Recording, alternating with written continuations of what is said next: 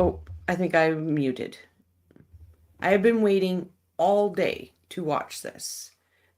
I have not seen 1 second of it. I promise you that. Hello, Hot Coffee.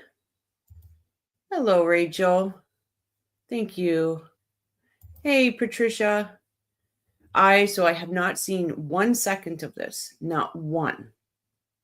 So you guys are in for a treat because I'm sure you've all seen it. So you're going to be reacting. You're going to see my reaction for the first time. Hot coffee, I will look. I haven't looked. Thank you. Thanks, Patricia. So this is going to be quite the show because usually I'm watching it with you guys from the start. And all you can say is wow. So somebody, one of the coffee crew, we'll throw them under the bus, sent me a text message. And all it said is, she did it. She threw Charlie under the bus. I have no other information. I'm like, what, in caps? And they did not tell me anything else. So I'm like, whoa, here we go. Oh my God. I can't. She really threw him under the bus. So I'm just going to get this started because I cannot wait. Hot coffee. I was at work all day. I could not listen to anything. I have no idea of what went on. I don't know who was in the audience. I know nothing. I haven't seen it either. I was at lunch for my granddaughter's birthday and then an hour in her hot tub. Ooh, nice. Happy birthday, granddaughter. Oh, daughter. Happy birthday, daughter. Jane, I haven't seen a thing. I swear on every single thing, I haven't seen a minute of this.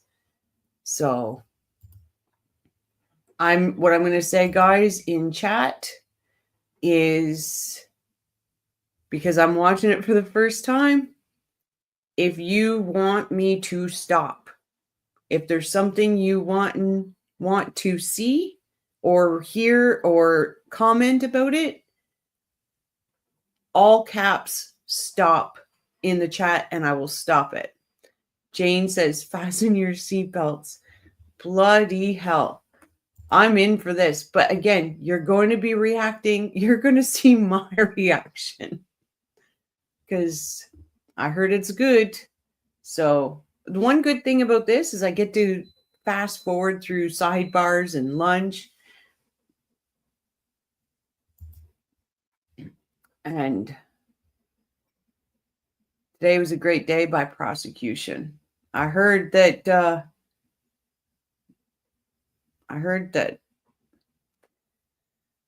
a serious roller coaster crew. Wow.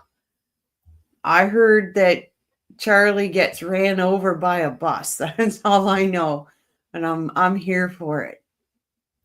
I am here for it. So you know what? If that's the case, then Charlie's in. Charlie's in to testify if that's the case. Yep. I love that part of it. All right, I'm just going to start it when it starts. I've got supper in the slow cooker. I've got my coffee. The only thing I don't have is my popcorn. Michael says, Rochelle, like Jane said, fasten your seatbelt. So relieved to be watching with you, Rochelle, Crime and Coffee Crew. I'm so glad you're here, Patricia.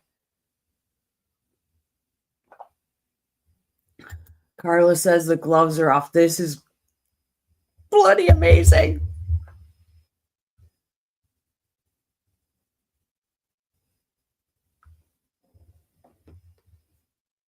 She's got makeup on. She's got makeup on. Oh, this this is going to be. Wendy was accused of wanting Dan Markel gone by Jackie Fulford.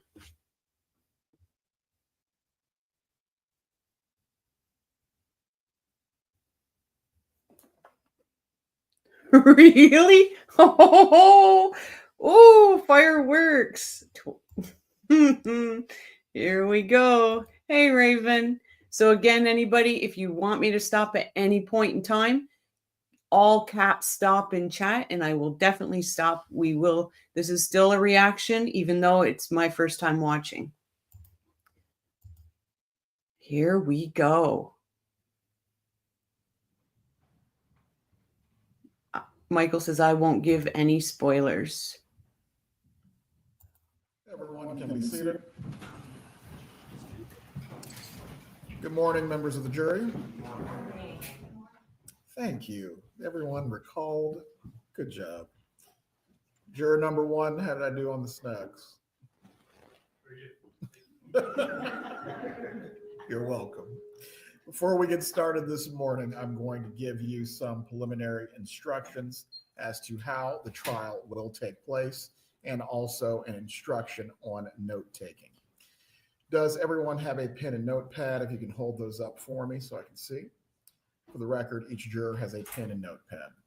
After I've given you these two instructions, at that point, the parties will have their opportunities to give their own person. We don't need to listen to the instructions. If he or she proceeds to search or make inquiries on your own, to remove your notepads from the courtroom. During any recess or break, you are to leave your notepads in your seats. Sarah opens. When the trial reconvenes, you will have access to your notepads once again. After you've completed your deliberations in this matter, my bailiff will deliver your notepads to me. From there, your notepads will be destroyed. So yeah, Michael says, Rochelle, maybe after opening statements by prosecution and defense, give us your take. I'm happy to watch again. Oh, I'm all in on this. I'm so excited. It's trial day. I swear to God, the clock at work stopped working. I swear, because I kept looking at my watch and everything, and I'm like, come on.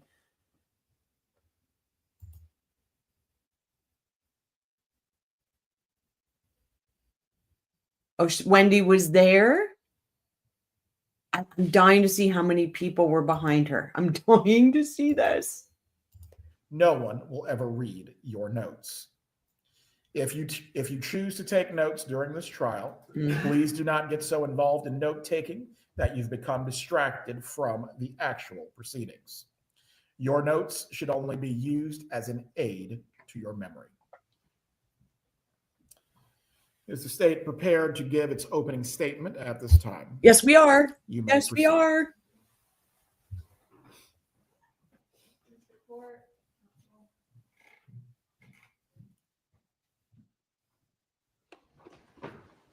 Good morning, everybody. Again, I'm Sarah Catherine Dugan. Georgia Kappelman and I are representing the state of Florida in this case. And this is the defendant, Donna Adelson. We see her here at the defense table, and this is how she appeared back in 2014 when this crime occurred 11 years ago. And the reason that we're here today is because this defendant, Donna Adelson, was part of a conspiracy to hire a hitman to kill her former son-in-law, Dan Markel. This murder was set into motion because back in 2014, this defendant's family had a big problem. And the big problem was Dan Markel. And the solution to that problem was the defendant's son, Charlie Adelson. Charlie Adelson was the solution because he had a girlfriend. Nice graphics. With connections to the type of people who were willing and capable of pointing a gun at a complete stranger and pulling the trigger. The victim in this case, Dan Markel, was known as Danny to his friends and family. He was a loving father to two little boys, and he was a highly respected law professor at Florida State University College of Law. Tragically, on July 18th of 2014, Dan Markel was shot in the head in broad daylight in the driveway of his home in the Benton Hills neighborhood here in Tallahassee. The last day of his life began like any other day of his that summer. He woke up, he took his 2 young sons to preschool, and then he went to the gym to work out. After finishing his workout, he returned home. He pulled into his driveway and he opened his garage. But little did he know that throughout his entire routine that morning, he was being followed by 2 hired hitmen who traveled all the way to Tallahassee from Miami for the sole purpose of taking his life. Warfare, I checked. Thank you for those pictures. Okay, because Jane kind of gave a little spoiler there. Does she know that her mother just threw her under the bus too? Okay. Patty took a pic of Wendy sitting in the corridor and looking right at her. And I see that her flying monkey is still with her. And like something out of a horror movie, when he pulled into his driveway, the killers pulled in right behind him. Moments later, Dan Markel's neighbor heard a gunshot, and he looked out the window and saw a light-colored Toyota Prius back quickly out of Dan Markel's driveway and speed away. The neighbor thought that was very unusual, very suspicious, so he waited a second to see if Dan Markel also backed out of his driveway or came out of his house. And when he didn't see him, the neighbor got, a very funny feeling. $1,500 an hour she pays Laurel? Oh, she must have one awesome OnlyFans site. Careful, one has FF's watermark. That's okay. I'll credit her. Feeling. And he went over to Dan Markel's open garage to see if there was anything wrong. And he found a gruesome scene. Dan Markel's car window, his driver's side window, was shattered. His glasses and his phone were on the ground next to his car. And Dan Markel was behind the wheel. He was unresponsive and moaning and terribly injured. The neighbor called 911 and law enforcement arrived to find Dan Markel with a gunshot wound to the head. He was taken to the hospital where he survived for about 14 hours before he was pronounced dead. Dan Markel was only 41 years old. And his little boys, who were deprived of their father after this murder, were just 3 and 4 years old. Bless you. Law enforcement began to investigate to try to figure out who did this, who shot Dan Markel.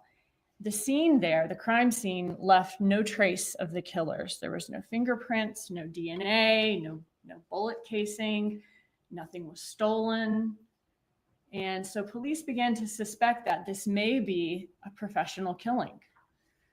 The little evidence that they do have sends them down 2 separate paths. One path is to track down that light-colored Prius that the neighbor saw fleeing from the scene. And the other is to identify who was inside that Prius. And the other path relates to motive. Who in Dan Markel's life would hate him enough to hire a professional killer to kill him? And after years of tireless investigation, both of these paths led directly to this defendant. So first, let's talk about the path involving motive. We'll go down both paths this morning. Police investigated Dan Markel's personal life to try to figure out a motive in this case, to see who might want him dead. And they learned that Dan Markel was entangled in a very nasty divorce with his ex-wife, who is the defendant's daughter. And his ex-wife is named Wendy Adelson. A review of the divorce case file reveals that Wendy Adelson had asked the court to allow her to relocate to Miami, where she was from and where her parents lived, with her children and Dan Markel's children.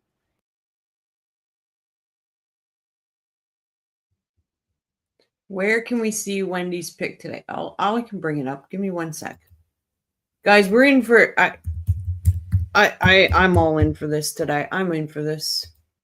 Let me just, because Warfare sent it to me, so let me just, I will share this picture. I'll make sure I share the one that doesn't have a, oh, I see. That's the one with the watermark. I'm going to share this screen for a minute.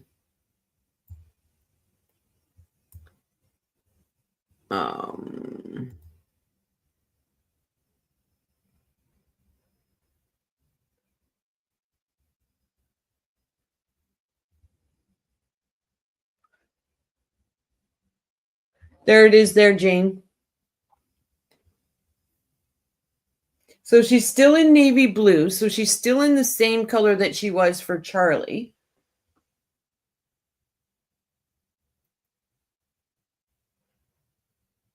Why is she holding Wendy's hand? Oh, okay. I'm going back to the trial, guys.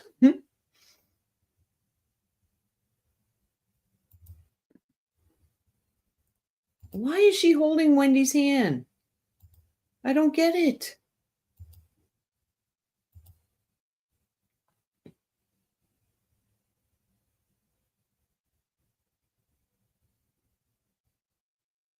It does look like she had a bottle of vodka there. In order to be closer to her mother, Donna Adelson, to her father, whose name is Harvey Adelson, and to her brother, whose name is Patty, you need to get a pea shooter and start spitballs. Start spitballing them. Harvey looks like a villain from, yeah. Hello, Paul. Hello, Kristen. With each trial, Wendy looks more like her mother. Yes, she does, Michael. Charlie Adelson. The victim, Dan Markel, as y'all can imagine, is adamantly opposed to this, to his children being relocated to Miami. He works here in Tallahassee. He's a law professor here in Tallahassee. This is where he lives. This is where his kids have been raised. He wants his children here with him. A review by law enforcement of Wendy Adelson's emails made it clear that her mother, the defendant, hated Dan Markel and was the relentless driving force behind Wendy's relocation efforts to South Florida. And, you know, being a caring and involved parent is great, but the defendant's participation in her children's lives went beyond mere involvement or even meddling. She was extremely controlling. She had very strong opinions about all the decisions in Wendy Adelson's life, whether it be about her career, her relationships, or even purchasing a home. And if Wendy Adelson would not do as the defendant wanted her to do, the defendant often then enlisted Charlie Adelson, her son, Wendy's brother, to solve the problem by getting him to kind of go to Wendy and persuade Wendy until Wendy ultimately agreed to do what the defendant wanted her to do. And while the defendant had always been controlling of her children's lives, oh, Phil, don't look happy. Emails uncovered by law enforcement showed that this defendant was desperate to find a way for Wendy and Dan Markel's children, her grandchildren, to be able to relocate to Miami. The defendant told Wendy that she deserved more than just a life teaching in Tallahassee without her family, and that Dan Markel was essentially holding her hostage in Tallahassee because of his job. During the divorce and custody battle, the defendant's email showed that she was heavily involved in Wendy's court case, even going so far as to draft and edit the documents that Wendy and her attorney were filing in court, and emailing Wendy instructions for her attorney on arguments her attorney should make and what her attorney should do.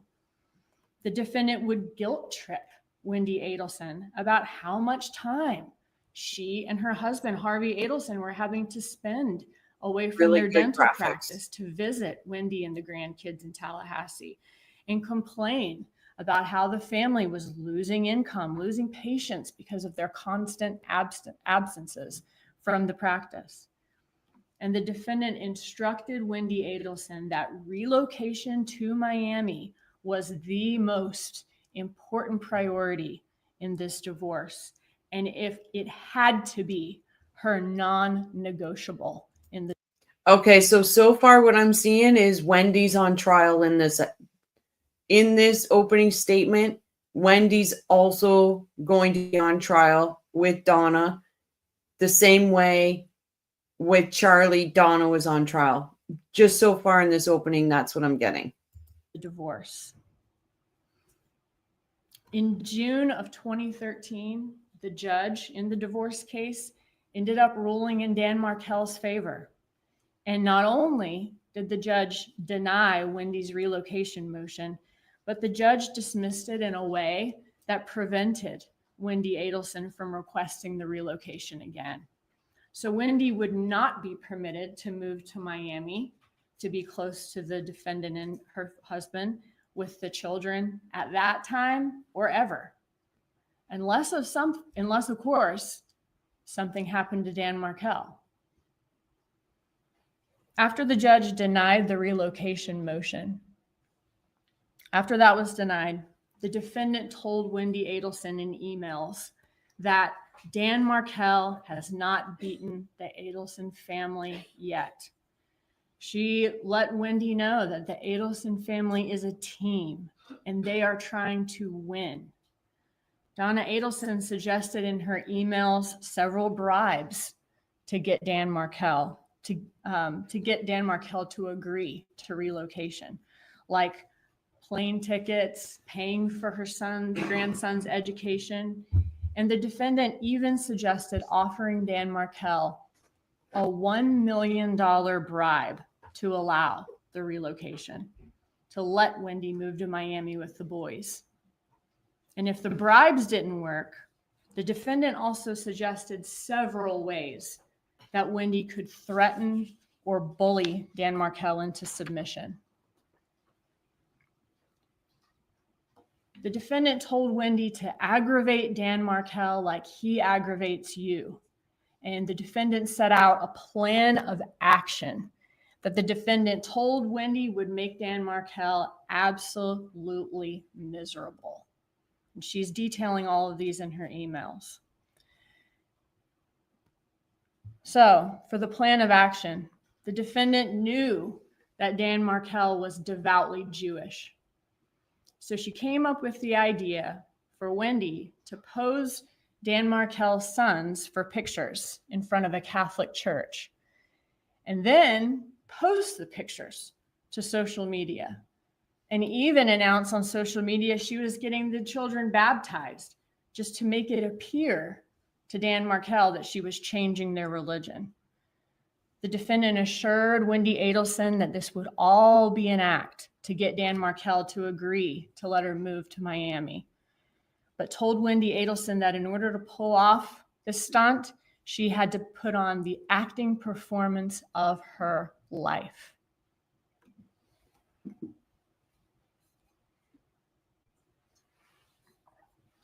The defendant said that it did not matter to her if Wendy had to dress her two little toddlers up in Nazi or SS uniforms, as long as she was able to get them to South Florida and show Dan Markel that he was not in control. The defendant repeatedly told Wendy Adelson that the rest of her life, meaning Wendy's life, as well as the defendant's life, Harvey Adelson's life, and Charlie Adelson's life depended on Wendy Adelson and the boys being able to relocate to Miami. And the defendant said that she would never, never, never give up and never stop fighting for Wendy and the boys to be relocated to Miami. And she never did. The evidence in this case will show you that this defendant's closest confidant was her son, Charlie Adelson. She and Charlie Adelson talk multiple times a day, every day. And he was the person with whom she would constantly vent and complain to about Wendy's situation here in Tallahassee, having to live in Tallahassee with her sons. And she would often, the defendant would use very dramatic life and death terms to describe it. The defendant portrayed Dan Markel to Charlie Adelson as a crazy person who was impossible to deal with and was causing an extreme amount of stress to Donna Adelson and her husband, Harvey Adelson. Sarah's doing a good job so far. And Charlie Adelson was also the person that Donna Adelson relied on to solve her problems. And her daughter and grandsons having to live 8 hours away in Tallahassee was a big, big problem for this defendant. And this defendant made it Charlie Adelson's problem to solve. And although the divorce between Wendy and Dan Markel was final a year before the murder, throughout that year, litigation is still ongoing, to say the least. Each side is continuing to routinely file violations of the custody agreement, violations of the settlement agreement, and that continued right up until Dan Markel's death in 2014. A few months before the murder in 2014, Dan Markel alleged that the defendant, Donna Adelson, was disparaging him to his children. He was very worried about her trying to alienate him from his children. She was doing this by calling him stupid in front of the boys and telling the boys that Dan Markel was trying to take them away from her. Dan Markel asked the court to prevent this defendant from having unsupervised contact with her grandchildren. And this motion was still pending in court when Dan Markel was killed. And the murder of Dan Markel ensured that not having access to her grandchildren. One of the most bravest women alive. This woman is a superhero. I don't know how she's done it. I don't know how she keeps going through it, but she does. And I tell you, what an amazing woman she is. Can you imagine this woman raised you? No wonder Dan was the person he was. Wow. Thank you, Ruth. Would never be a problem for this defendant. And what do you know? About 48 hours after Dan Markel was killed, after the shooting happened, Wendy Adelson and the little boys relocated to Miami, moved into the defendant's home with her, and the boys started school down the street. And just like that, their father was effectively erased from their lives, and the Adelsons' big problem had been solved. You'll hear during this trial that the Adelson family is a very tight-knit family. The defendant, her son Charlie Adelson, and her husband Harvey Adelson actually all worked together at their family's dental practice. The defendant, Harvey Adelson and Charlie Adelson are dentists there, and the defendant managed their account. Sarah, it's okay. It's a Freudian slip. We know he's going to be a defendant someday. It's okay. That's a Freudian slip right there. That's all that is. Oh, here we go. StreamYard is horrible. There we go. At the office. She was the details person. And this defendant, though, she managed much more than just the office for the Adelson family. She was the matriarch and a domineering one at that. She ran the office, the home, and the lives of the Adelson family members. After Dan Markel was killed, law enforcement interviewed Wendy Adelson. Wendy Adelson told police, and the police confirmed this, that she was at Just home checking on supper, guys. having her TV fixed at her home in Tallahassee, having her TV fixed at the time of Dan Markel's murder. And when police asked her, well, do you know anyone who would have a motive to kill Dan Markel? Wendy Adelson acknowledged that her family had a motive to want Dan Markel dead, and said that her parents had more reason to dislike Dan Markel than anybody else. At one point in the interview, police allowed Wendy Adelson to make a phone call to her parents to let them know that Dan Markel had been shot. And after she got off the phone with her mother, the defendant, Wendy Adelson said to police, well, they acted surprised, so that's a relief. And when asked by law enforcement if anyone could have killed Dan Markel on her behalf, she also told the police about her brother, Charlie Adelson. Wendy admitted to police that her brother, Charlie Adelson, had joked that he looked into hiring a hitman to kill Dan Markel as a divorce present, but decided to buy her a TV instead because it was cheaper. And what do you know? The same TV that Charlie Adelson bought his sister as a divorce gift would be Wendy Adelson's alibi the morning of the murder. An alibi, the TV repair appointment that was set up by her parents, Harvey Adelson and Donna Adelson, the defendant.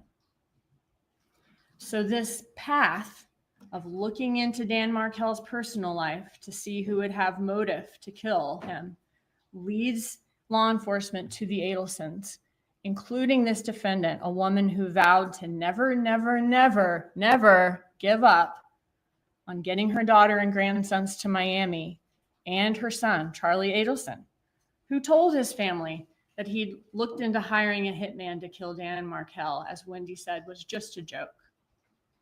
But if Charlie Adelson was just joking about hiring a hitman, that joke, that stopped being funny when Dan Markel was actually killed by a hitman.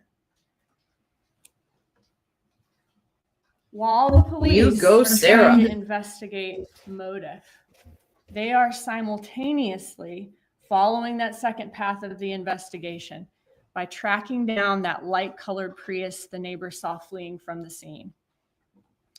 When law enforcement retraced Dan Markel's steps on the morning of his murder, they uncovered some very chilling surveillance video of that light-colored Prius fitting the description given by the neighbor, following Dan Markel into the Premier Gym parking lot and waiting for an hour while he was inside, and then following him home from Premier Gym back to Benton Hills. And these surveillance images, coupled with a massive amount of phone and SunPass records gathered in this case, help police track down the exact car used to commit this crime. But police still had to figure out, okay, we got the car, but who was in this car? And why did that person kill Dan Markel? So law enforcement did a painstaking review of digital evidence in this case. And when I say painstaking, finding this Prius and finding evidence in these phone records was not an easy task. And it took much longer than your average investigation of a shooting, as you'll hear. But law enforcement eventually found that needle in the haystack. They found a number that communicated with the cell tower that services Premier Gym at the exact time when the Prius was there. And it was a number with a Miami area code. And that number belonged to a man named Sigfredo Garcia. Law enforcement examined Garcia's call logs, and they saw that he was in frequent contact with another number that was present at Premier Gym that day.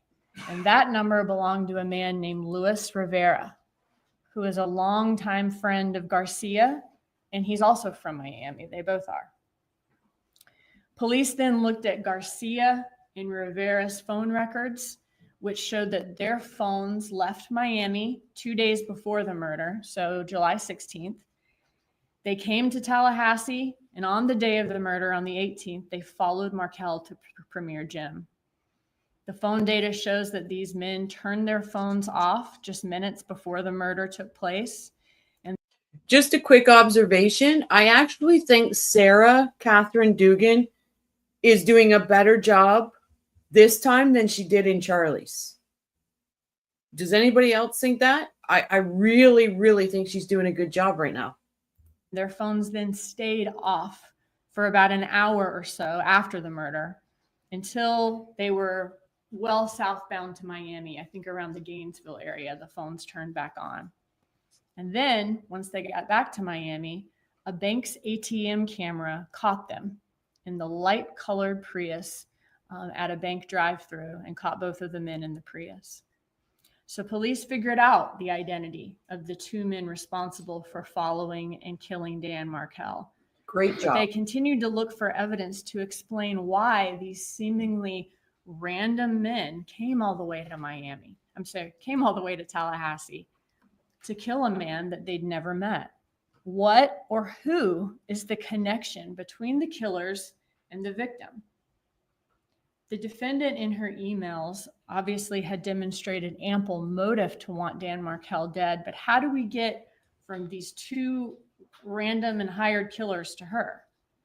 Well, those phone records that I talked about, they revealed that one of the shooter, Garcia's, most frequent contacts was a woman named Catherine Magbanua.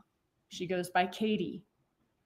The shooter and Magbanua have a long history of an on-again, off-again relationship, and they share two kids in common. This is Garcia and Magbanua.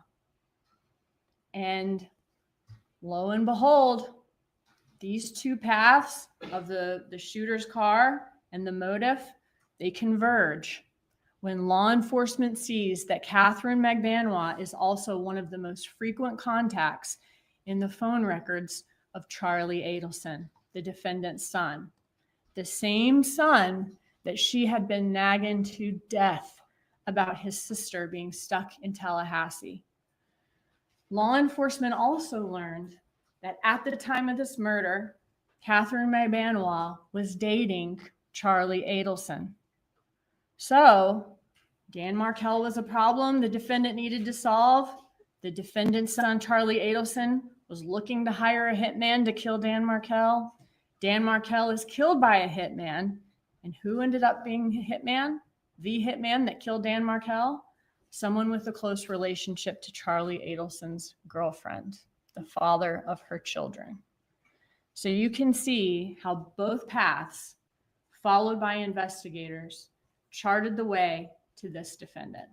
Not only by looking into the motive, led law enforcement to the defendant because of her hatred of Dan Markel and her son's apparent efforts to hire someone to kill him, but also looking into that car fleeing the scene led law enforcement to the defendant through her son's girlfriend at the time. So 2 investigations, 1 conclusion. Law enforcement also tried to follow the money in this case, and that was a 3rd way that the evidence in this case pointed to the defendant.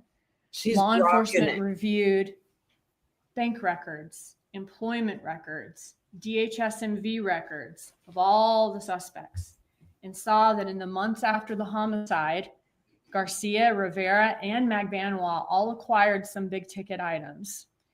Rivera and Garcia both bought motorcycles and cars. Magbanua got a breast augmentation surgery and later received a black Lexus sedan whose previous owner was Harvey Adelson. Catherine Magbanua's bank records were analyzed, and there was no check ever written or matching cash withdrawal for the car or the breast augmentation. Bank records also showed that Magbanua's account had a huge spike in cash deposits around the time of the murder. She deposited more money in her account in the 5 weeks after the murder than in the entire year before the murder. And this was during a time when there was no record of her being employed anywhere. And also, about 2 months after the murder, this defendant added pardon me, new content. Oh, I'm in for it. Catherine Magbanua to the payroll at the Adelson family's dental practice, the one that she kept the accounts for, the defendant kept the accounts for. And the defendant started issuing her regular checks from their business account every 2 weeks, despite the fact that she did not work there at the time. I saw that. Oh, hey, Donna Sue, where's all your friends?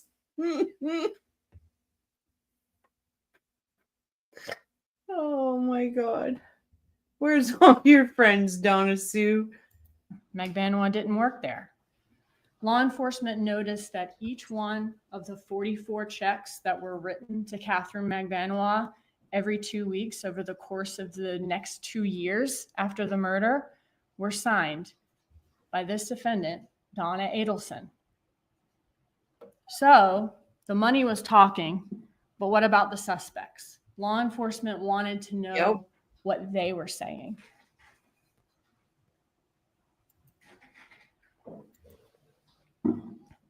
In examining the phone records in this case, law enforcement noticed a distinct pattern of communication surrounding important events or dates in this case. The phone calls always went from...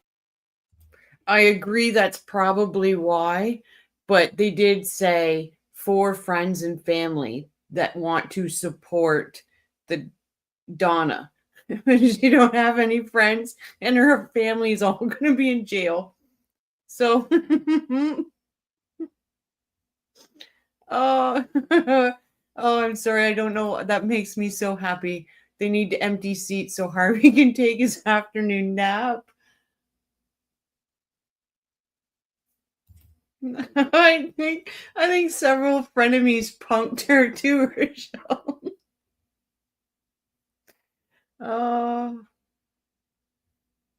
What can I say? I did. Oh. Yeah, I do agree that was the reason. I do. But Everett will open those seats up. He will. This defendant to her son, Charlie Adelson, and then from her son, Charlie Adelson, to his girlfriend, Catherine Magbanua, and then from his girlfriend, Catherine Magbanua, to the shooter, Garcia, and then back the other way, like train cars. They only seem to touch the car directly in front and directly behind them. The defendant never calls her son's girlfriend, Catherine Magbanua, or the shooter, or vice versa. Or pen pals. Or pen pals. Oh. Charlie Adelson never calls the shooter, or vice versa. So, if this is a murder for hire conspiracy, as law enforcement suspects, could it be that the defendant and Charlie Adelson are wisely insulating themselves from the actual shooters by having Magbanua act as the middleman? Law enforcement decided to launch an undercover operation designed to clarify who are the members of this conspiracy and how information was traveling within the conspiracy. Police applied for and received court authorization to listen in real time to the phone calls of Charlie Adelson and Catherine Magbanua, the people in the middle of this train car. I sure as hell hope so. I sure hope so. Oh, listen, I would have been there though. I would have, but I have to hold strong and not go down right now. It's called Operation Dumb Fucks.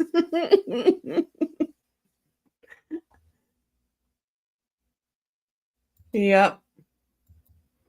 And this is what's known as a wiretap. By this point, though, it was April of 2016. It took about 2 years to do this investigation to find out who was in the car and to get this wiretap going.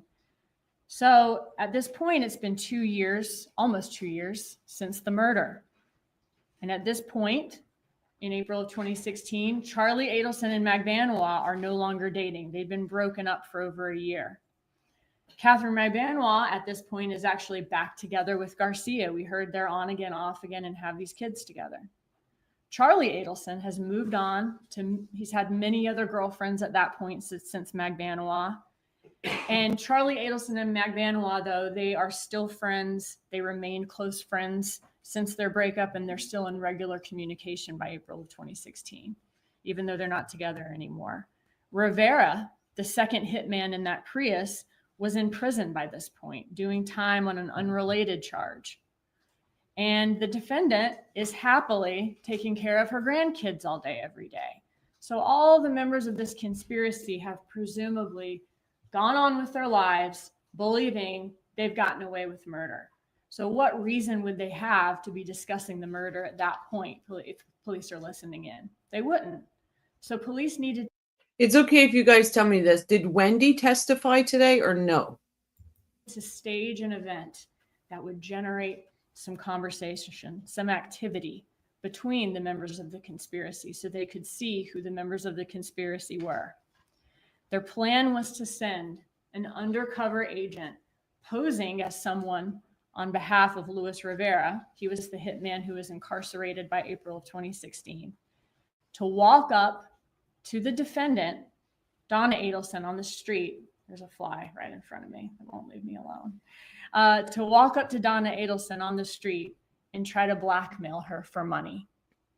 Law enforcement refers to this as a bump.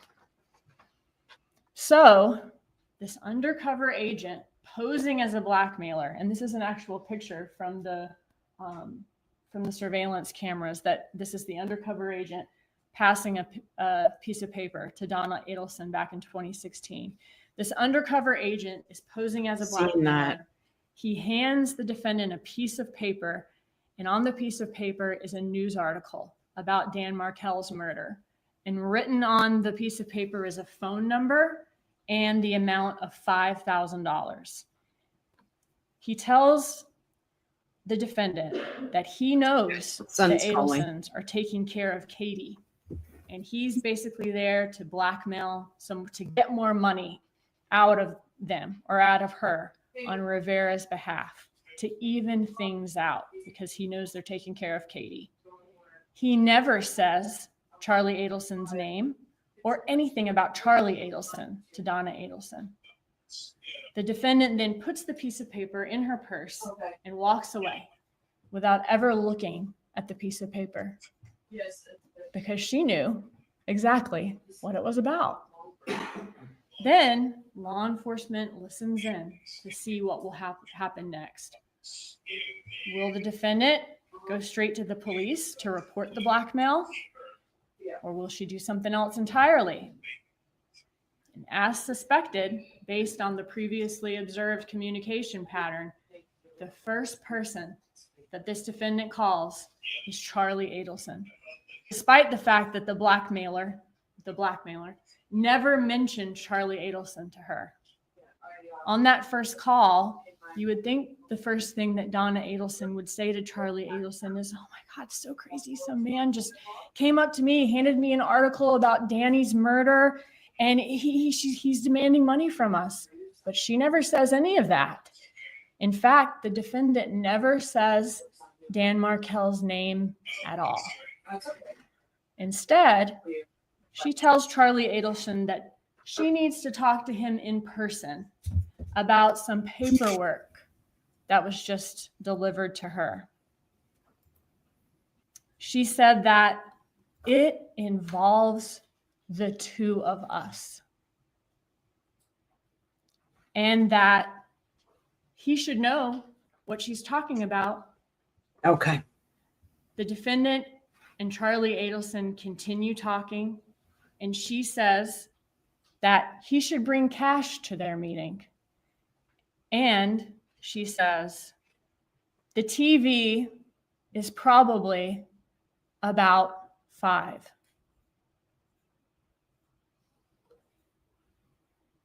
The defendant tells Charlie Adelson that the man who approached her mentioned an ex-girlfriend. The defendant never says which ex-girlfriend of Charlie Adelson. She never says Magbanwa's name to Charlie Adelson in that phone call. She only says that the blackmailer mentioned an ex-girlfriend. Charlie Adelson never asked his mom, my ex-girlfriend? Which ex-girlfriend? He's had a lot. He never asked that.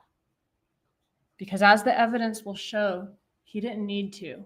He knew the TV is probably 5 meant that she was being blackmailed about Danny's murder, where the TV was the alibi. And Oh he my knew God. that the ex-girlfriend in question was the only ex-girlfriend that he had solicited to find a hitman for him, Catherine Magbanwa.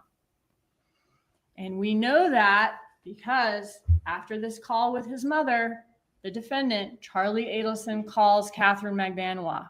He does not call his most recent ex-girlfriend or even the one before that. He calls Catherine Magbanwa. And his call to Catherine Magbanwa is the only call he makes to any ex-girlfriend after getting the information from his mother that the blackmailer mentioned an ex-girlfriend.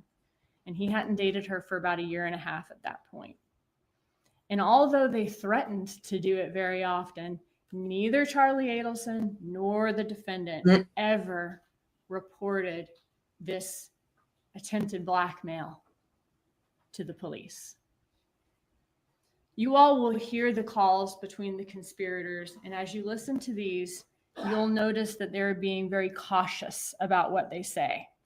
It's apparent that they're being very careful about the words they use because they are all immediately suspicious that law enforcement could be behind the bump. Law enforcement could be the person who came up to them on the street and gave her the paperwork. And law enforcement could also be listening to their conversations. After Charlie Adelson's first call to Catherine Magbanwa, Charlie Adelson then meets up in person with his mother, the defendant. And in person, she gives him the paperwork that this blackmailer gave to her and makes it Charlie Adelson's newest problem to solve. And naturally, what does Charlie Adelson do? He goes to the next train car, Catherine Magbanwa. Charlie Adelson and Catherine Magbanwa meet in person at a restaurant called Dolce Vita in Miami. And while they sit at their table in this busy, noisy restaurant, an undercover FBI agent is sitting at a table nearby with a camera hidden in a bag, recording the conversation. So this is an image from that video recording the conversation. And in the recording, we hear Charlie Adelson discussing whether the man who walked up to his mother could be an undercover police officer, or he could be someone trying to legitimately blackmail them. And if it's a blackmailer, is it somebody who just saw a way to make a quick buck? Or is it another situation entirely, which would be much worse for the Adelsons? Is it actually someone with inside information about Donna Adelson's role in the murder of Dan Markel? And that person could tell police what they know. Charlie Adelson reassures Catherine Magbanwa, that if it is the police, that is a good thing. Charlie Adelson thinks that, hey, if it's the police, that means the police don't have enough evidence to charge anybody. You know, they're just fishing for information. And in fact, Charlie Adelson tells her, hey, if they had any evidence, we would have already gone to the airport.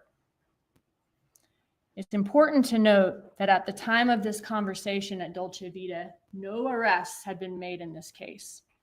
And the only thing that police had released to the public at that point was a photo of the light-colored Prius that fled the scene. Police knew at that point that it was Garcia and Rivera who were in the Prius, but the public didn't know that yet. So That fact is interesting in light of some of the things that Charlie Adelson started saying to Magbanua. He starts giving her several analogies involving rental cars being used to commit crimes. He reassures her that the police can't prove a person committed a crime just from someone's DNA being in a car that was used in a crime. In order to prove someone committed a crime, you have to be able to put the person at the scene of the crime at the time it was committed. So he's trying to reassure her that even if they identify who rented that car that fled the scene, they still would not have enough evidence to hold anybody responsible for this murder. Charlie Adelson also says that crimes are tough to prove unless someone actually witnessed the suspect commit the crime. I'm still here, guys. I'm just or a bite to eat. the suspect confesses to the crime, or a suspect is caught on a wire talking about the crime. So he's trying to reassure her about the lack of evidence in this case, about no witnesses, and trying to let her know that, hey, as long as we all stay quiet and nobody confesses or gets caught talking on a wire, then we don't have anything to worry about. And he begins educating Catherine Magbanua about how blackmail works. He tells her that, hey, if this is a guy who knows information, there's two ways of dealing with this guy. You know, we could call the police, but then the guy blackmailing us could be charged, and then that blackmailer is going to start talking, and the police are going to be asking questions about what happened. The other option is to pay the blackmailer, but let him know that this is just a one-time thing. And we'll try to scare him off by saying, if you come around again, we'll go to the police. Charlie Adelson gives Magbanua very precise instructions on how to deal with the blackmailer. He tells her to call the blackmailer and tell her that my friends, meaning the Adelson family, have no idea what you're talking about. And I'm just going to give you this money as charity, but don't contact these people again or they'll go to the police. Oh, wow. And Charlie Adelson said he would give Magbanua the $5,000 to pay off the blackmailer who approached his mother, except that he's concerned that this guy won't go away. He'll get that $5,000 and then he'll just keep coming back for more money. We'll see him as an easy target. And so Charlie Adelson then offers that the best solution might be to have the blackmailer killed, and that he's willing to pay whatever it takes. He says, so help me God, if they F with my family, it's going to be Nazi shit, because this will be done. I mean, Katie, I don't care what I spend. And after hearing that Charlie Adelson wants someone killed and is willing to pay whatever it takes to get it done, She's done. Magbanua then asked Charlie Adelson to help her out. And Charlie Adelson reassures her she'll be taken care of and reminds her she's on salary at the parents' dental practice. After Charlie Adelson finishes this meeting where he's getting Magbanua to then solve the problem of the blackmailer, he gives her they say goodbye. He gives her a big hug that's captured on camera. Oh, wow. Outside by the FBI. And then Charlie Adelson immediately calls the defendant to let her know everything's fine and he has handled the situation. He does this using some pretty obvious code words that you'll often hear these conspirators use to mask the meaning of what they're talking about in case law enforcement's listening. Magbanua then, also using code words, calls Garcia, and she tasks him with calling the number on their paperwork and finding the identity of the blackmailer. And in the series of recorded calls that y'all are going to hear later this week, you'll hear these conspirators talking and using words like TV, relationship advice, false leads, listings, patients, property. She definitely lightened her hair. We didn't see when they were in the restaurant talking, we didn't see her, right? We couldn't see her. But those pictures, she definitely had lightened her hair. properties, clients, rap songs, CDs, pigs, all these terms that are obviously normal words, but they're used in context that if you're listening to the conversation don't make sense.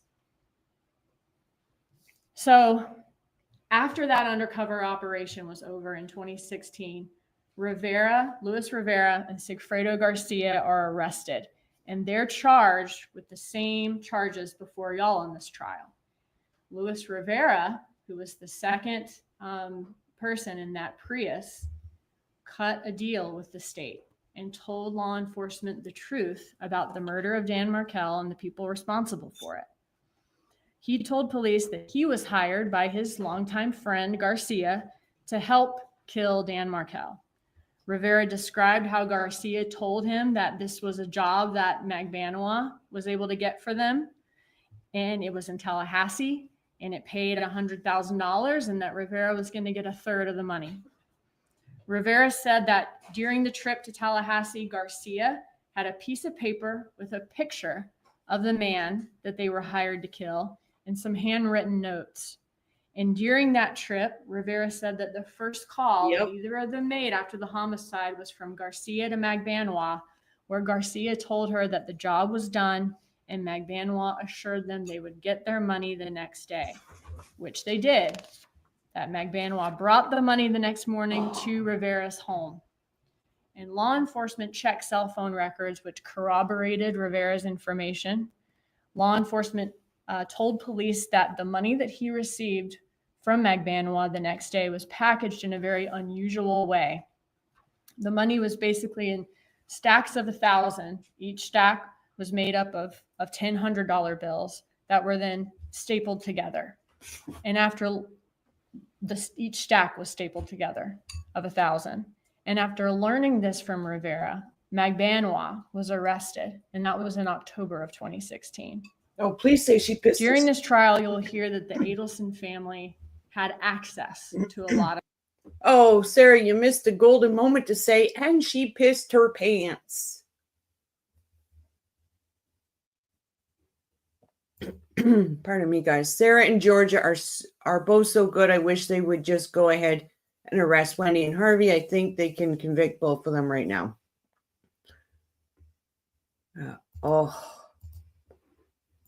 Cash, because their family gave cash discounts at their dental practice. Like if you paid in cash, you would have to pay less than if you paid on a card or check. And they kept the cash that they received in stacks, and they stored it in a safe. Law enforcement also learned from Charlie Adelson's friends that Charlie Adelson had a very unusual practice of keeping his money in these $1,000 stacks that were stapled together, just like the money Rivera received. And over the last few years, since the 2016 arrests of Garcia and Rivera in May, and then of Magbanua in October 2016, law enforcement has not stopped working on this case. 3 years after Garcia's arrest in 2019, he was convicted at his trial. Law enforcement continued, though, to gather evidence. They continued to interview people who may possibly have information. I know who Harvey looks like. Do you all know Jeff Dunham, the puppet guy, ventriloquist? What is the old man dummy that Jeff Dunham uses? That's who Harvey looks like. I can't think of his name off the hand. And to clarify all of these. Walter for the win. Walter for the win. Recordings the FBI did that couldn't be clearly heard. And thanks to their tireless efforts, in March of 2022, Charlie Adelson was indicted. 2 months later, in May of 2022, Catherine Magbanua's case went to trial, and she was convicted. During Magbanua's trial, Catherine Magbanua took the stand, and she insisted, this is back in May of 22, she insisted she had no knowledge of the murder. The Adelsons must have just gone around her to hire the hitman directly. That's what she testified to. Her defense team insisted that the state's theory was correct about every co-conspirator except for her, for Catherine Magbanua. That Catherine Magbanua was just this victim of bloodthirsty and desperate prosecutors and investigators, and just a victim of this set of circumstances that appeared to prove one thing, but was actually, the truth was something else entirely. However, after being convicted at trial and sentenced, Magbanua finally decided to testify about the plot to kill Dan Markel and admitted that she was the connection between the Adelson family and the killers hired to kill Dan Markel. Magbanua testified in Charlie Adelson's trial in October of 2023 and said that Charlie Adelson wanted to hire someone to kill his sister's ex because his mom was stressed out over all of the problems his sister was having with her ex-husband. Magbanua said Charlie painted a picture that Wendy's ex was this terrible man causing his mom so much stress that she couldn't sleep or eat. Magbanua agreed to help him and ended up recruiting her children's father, Garcia, and also Rivera to kill Dan Markel. She says that the night of the murder, she went to Charlie Adelson's house to pick up the payment for the murder. And when she arrived, Charlie Adelson said that his parents had just been at the house and that Charlie Adelson had the money for her there. Law enforcement was able to corroborate this claim with phone evidence showing that Donna Adelson went to Charlie Adelson's house the night of the murder.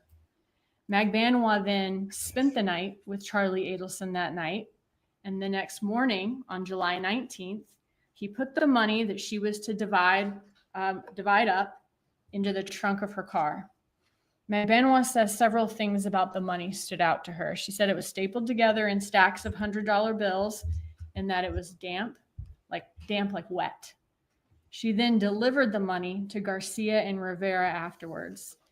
When Catherine Magbanua said that when she asked Charlie Adelson about the money being damp, he said that his mother the defendant had actually washed the money, and that she and Charlie Adelson kind of laughed about the fact that the defendant had literally washed the money so it couldn't be traced. In Charlie Adelson's trial, Charlie Adelson took the stand, and he testified that Magbanua, Garcia, and Rivera were all in on this crime together, but that the Adelsons had nothing to do with it. They were the innocent ones. He crafted an elaborate story in which Garcia and Rivera came to Tallahassee on their own, killed Dan Markel without his knowledge or his family's knowledge, and then these killers colluded with Magbanua to play he and his mother for fools and extort money out of them. And for many reasons, which will be revealed to y'all in this trial, Charlie's interpretation of the facts was not reasonable to believe, and he was convicted. Charlie Adelson was convicted in November of 2023. And within hours of his guilty verdict, this defendant began to plan to flee the United States to a country that she could not be extradited from in order to avoid being arrested for Dan Markel's murder. The defendant on her phone researched countries that did not have extradition treaties with the United States, and she applied for an emergency visa to Vietnam. She was overheard planning to put her money in trust for her grandchildren, and she and her husband purchased one-way tickets with a fast-track emergency visa to Vietnam. Yes, she did. And Vietnam does not have an extradition treaty with the U.S., as she would have learned from her searches. And just days later, she was stopped by law enforcement on the jetway in Miami International Airport, where she was boarding her one-way flight to Vietnam, and she was then charged for her participation in the murder of Dan Markel.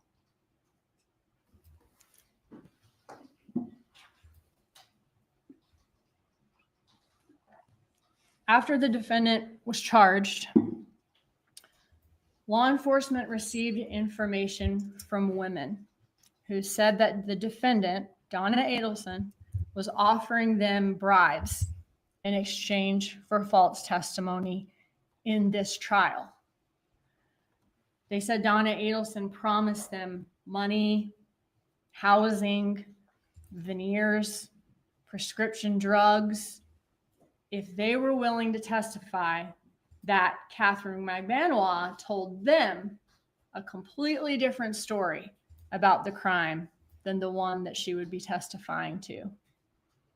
One informant was even able to show law enforcement a script, a question and answer session for a direct examination and trial that Donna Adelson herself wrote, and that Donna Adelson wanted this informant to memorize and come into court and perjure herself by reciting it to you here in trial. Please listen to all of the evidence that y'all are going to see and hear in this trial. I know it's been a long week already, and we have a lot of evidence for you in this case. But when you do, you will see that this defendant conspired with her son, Charlie Adelson, who solicited his girlfriend, Catherine Magbanua, to get this murder done. And then this defendant paid her with cash, with checks for the job once it was completed. The defendant acted in furtherance of this murder plot that went beyond just thinking about it or just talking about it. And these acts make her guilty as a principal to first-degree murder, just as if she was the one pulling the trigger in the garage herself. And while the defendant's choices helped solve a problem within her family, they came at a very high price. She took the life of a loving father of 2 little boys and caused a lifetime of grief for Dan Markel's loved ones. And at the conclusion of the evidence in this case, you will be convinced beyond any reasonable doubt that this defendant is guilty. And at that point, we'll ask you for the only verdict that does justice in this case, which is a verdict that this defendant is guilty as charged. Thank you. All right, briefly approach. Bravo. Good job, Sarah. I got to share something with you guys. I have to share it. I was doing this here. I'm going to share this screen.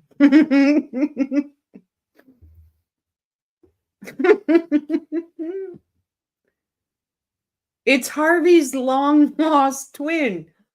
I'm telling you, he looks like Walter.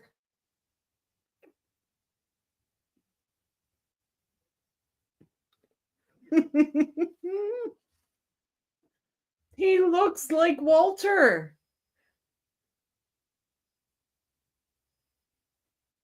Sarah, you did an amazing job. But it is Walter. I've been thinking, I'm like,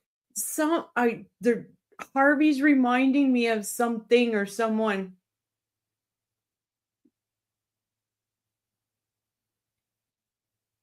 I'm going to grab an image later of him today because that is freaking Walter. Oh my God. Oh, that is hilarious. Sarah did an amazing job.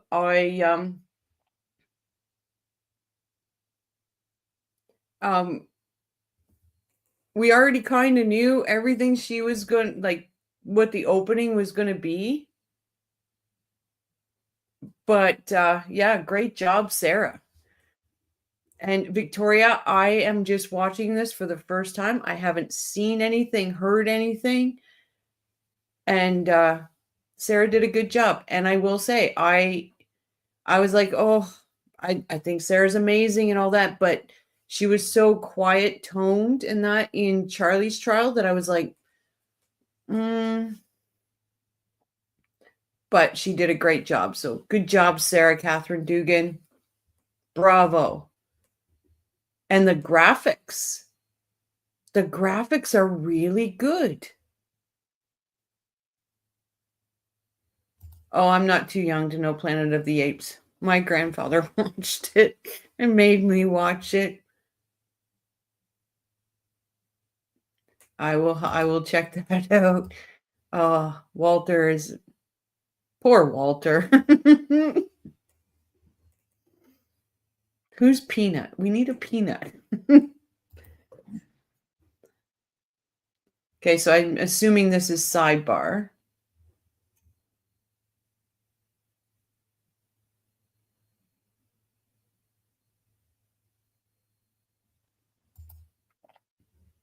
Okay, now they're going back.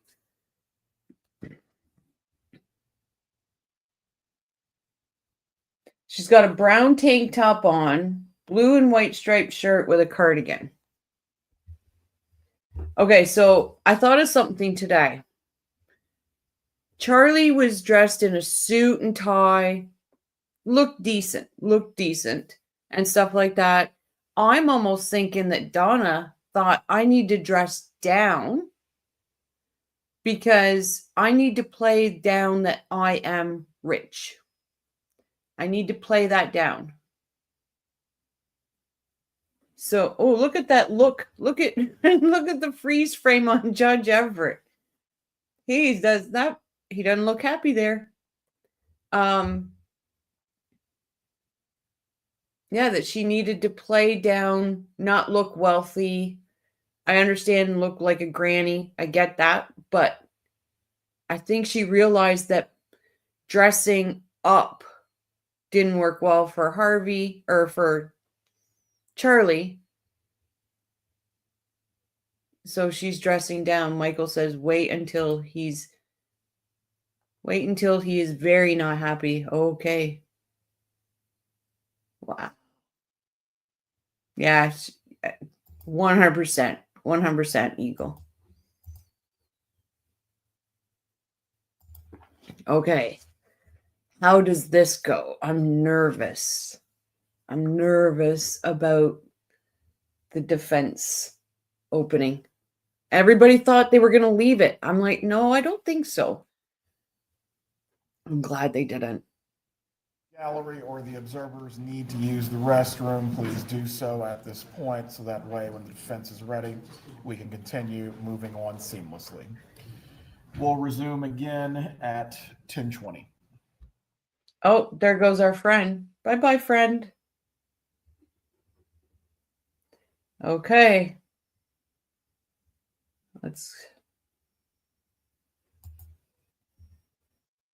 Oh, I'm nervous about their opening.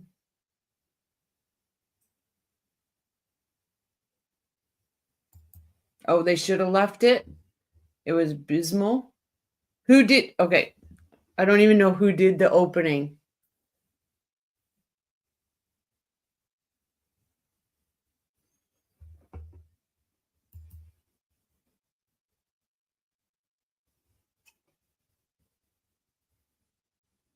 I'm glad they didn't too. Okay. I'm going to say, I don't know who did the opening. And I don't know much about the lawyers to know. Wrangling the bathroom will be a thing throughout the trial.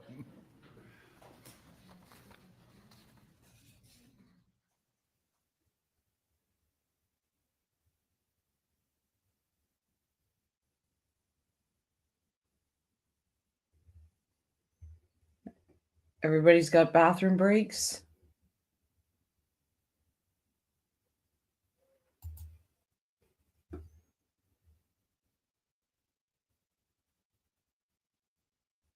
Oh.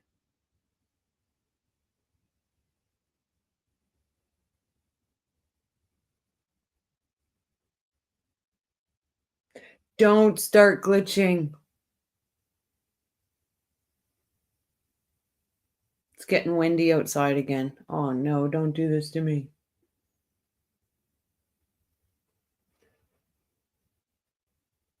The defense opening was great for the prosecution. Okay.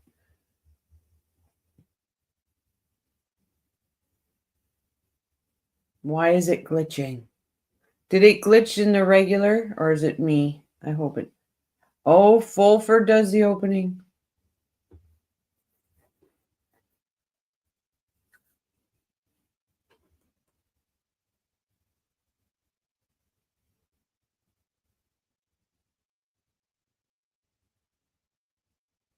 Who's she looking for?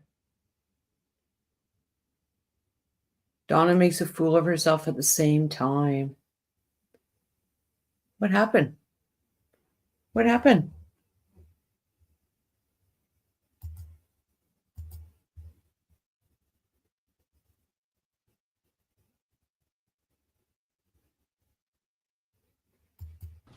She could never raise it again. Nobody was fighting anymore about what was reloaded with these little cats. Or to use it.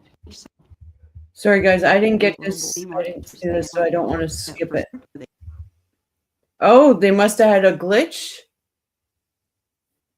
They must have glitched. One second, I let my dog in.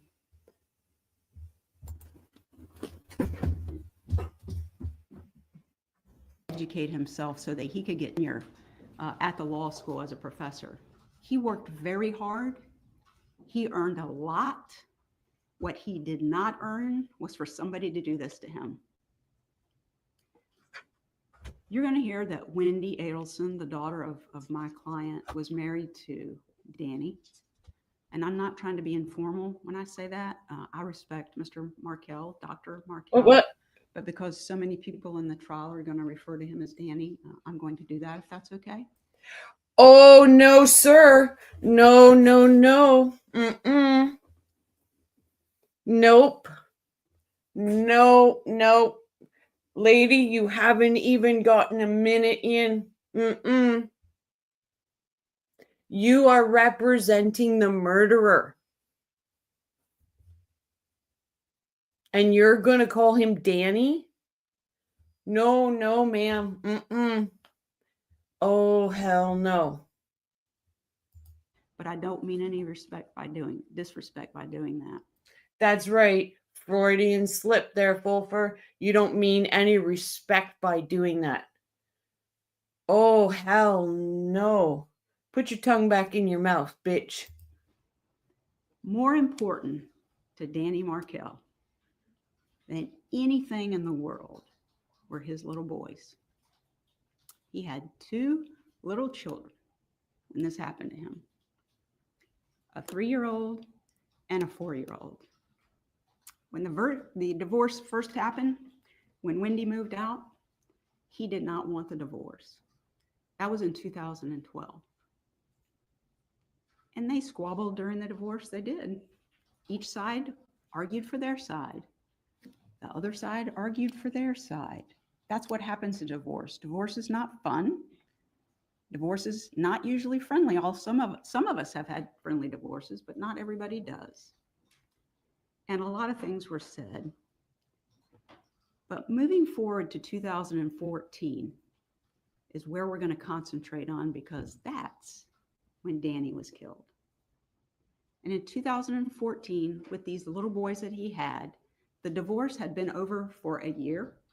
Relocation, the opportunity, even discussion about it, ended.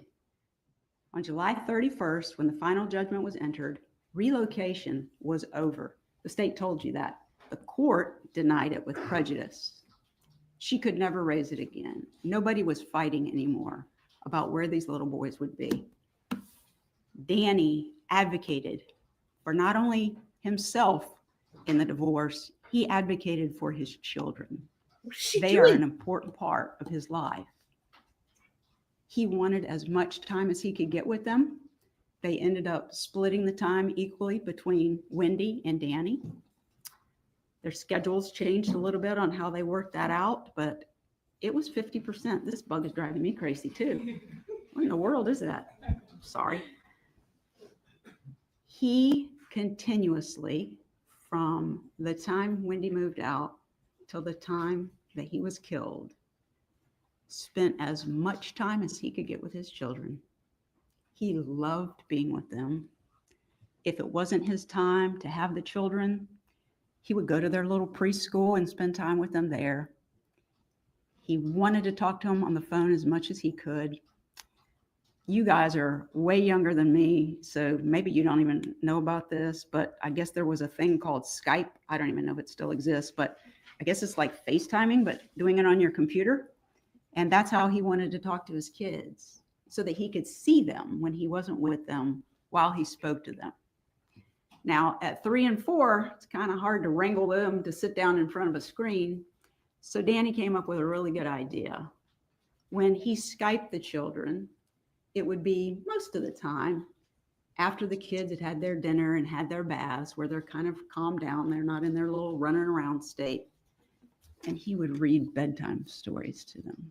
I do too. And he didn't have his little kids. He still wanted to know. No.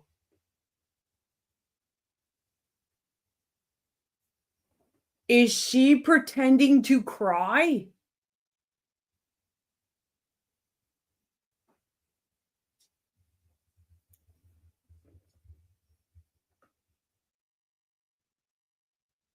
Is she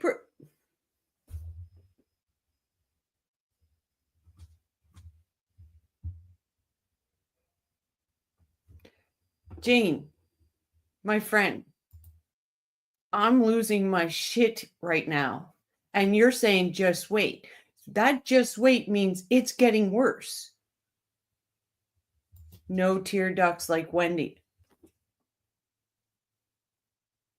She's pretending to cry. The defense is literally saying how good of a guy Danny was.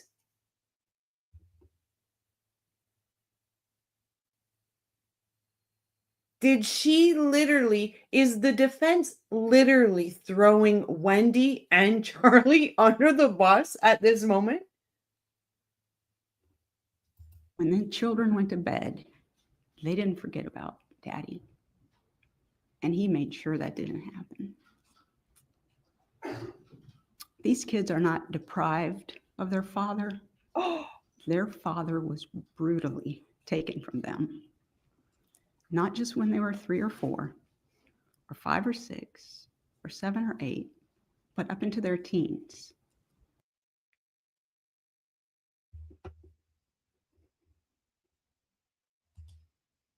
Holy shit. I expected this to be a trial.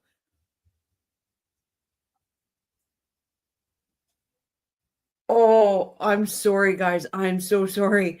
I know you guys have watched this already and I'm delaying it, but how many of you were yelling at your TV screens or your phones or your computers during this? The best is yet to come. My God. And I don't have any popcorn. They lost the opportunity because someone took it from them to grow up with a father, to have his involvement and influence in their lives, to talk about what he did as a kid and share his experiences. All of that was stolen from him. That's very important. This Skyping that he did with his kids, Mrs. Adelson, when she had the little boys, actually arranged so she could do that with him. And she would keep the kids in front of the screen while he talked to his children. You've heard a lot about how she hated him. She said some ugly things during the divorce. Pretty foul things, actually. But you're going to learn through the evidence why that was occurring and how she was actually interacting with Danny. They're two very different things. I want to talk to you now about my client, Donna Adelson. She is a normal person, just like all of us. At the time that this happened, she was 64 years old, married to her husband, Dr. Adelson, a dentist. Now they've been married 54 years. It was somewhere in the 40-year range when this happened 11 years ago. And she got up in the morning and went to work, not at her and Harvey's business, like you were just told. She went to the business owned by her son. Oh, please. Every morning they got up and they went to work. She did the book. They don't have money. Her son had money. They worked for their son. Oh, please. She kept the book. She greeted patients. She got charts out at 7:30 every morning. She was there and organized and had everybody ready to go because they had a little staff meeting. So everybody could know what to expect, what patients they were going to see, what they were going to take care of. She was there working, sometimes late into the evening, just like all of us. She's a normal person. People who know Donna will tell you that she is not the person that the state is portraying her to be. Hey, Fulfer, newsflash.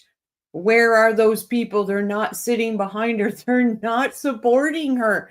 And you're trying to tell this jury that people that know her know she's a good person. Then why aren't they in the court supporting her?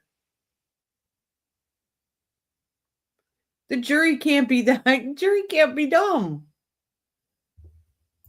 She's kind, caring, loving. She cares more about people than she does about herself. Oh my God. I don't have a shovel to dig myself out of this shit that's piling up. Oh my God.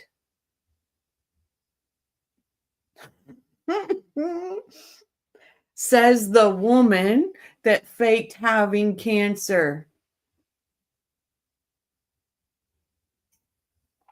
Rob Adelson is absolutely testifying after this opening. Guaranteed. Charlie will be having to testify after this opening. Guaranteed. And I hope, I pray that somebody lets him know that his mom just used him as a speed bump. This is a woman that faked having cancer. Oh my God.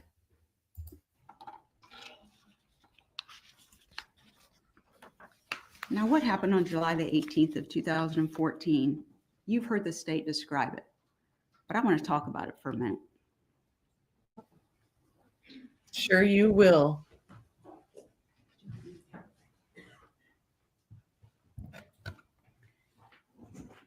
The state is going to be able to prove to you some of the things they were talking about.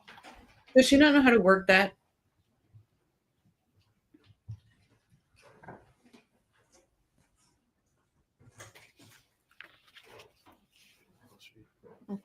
Can everybody see it okay?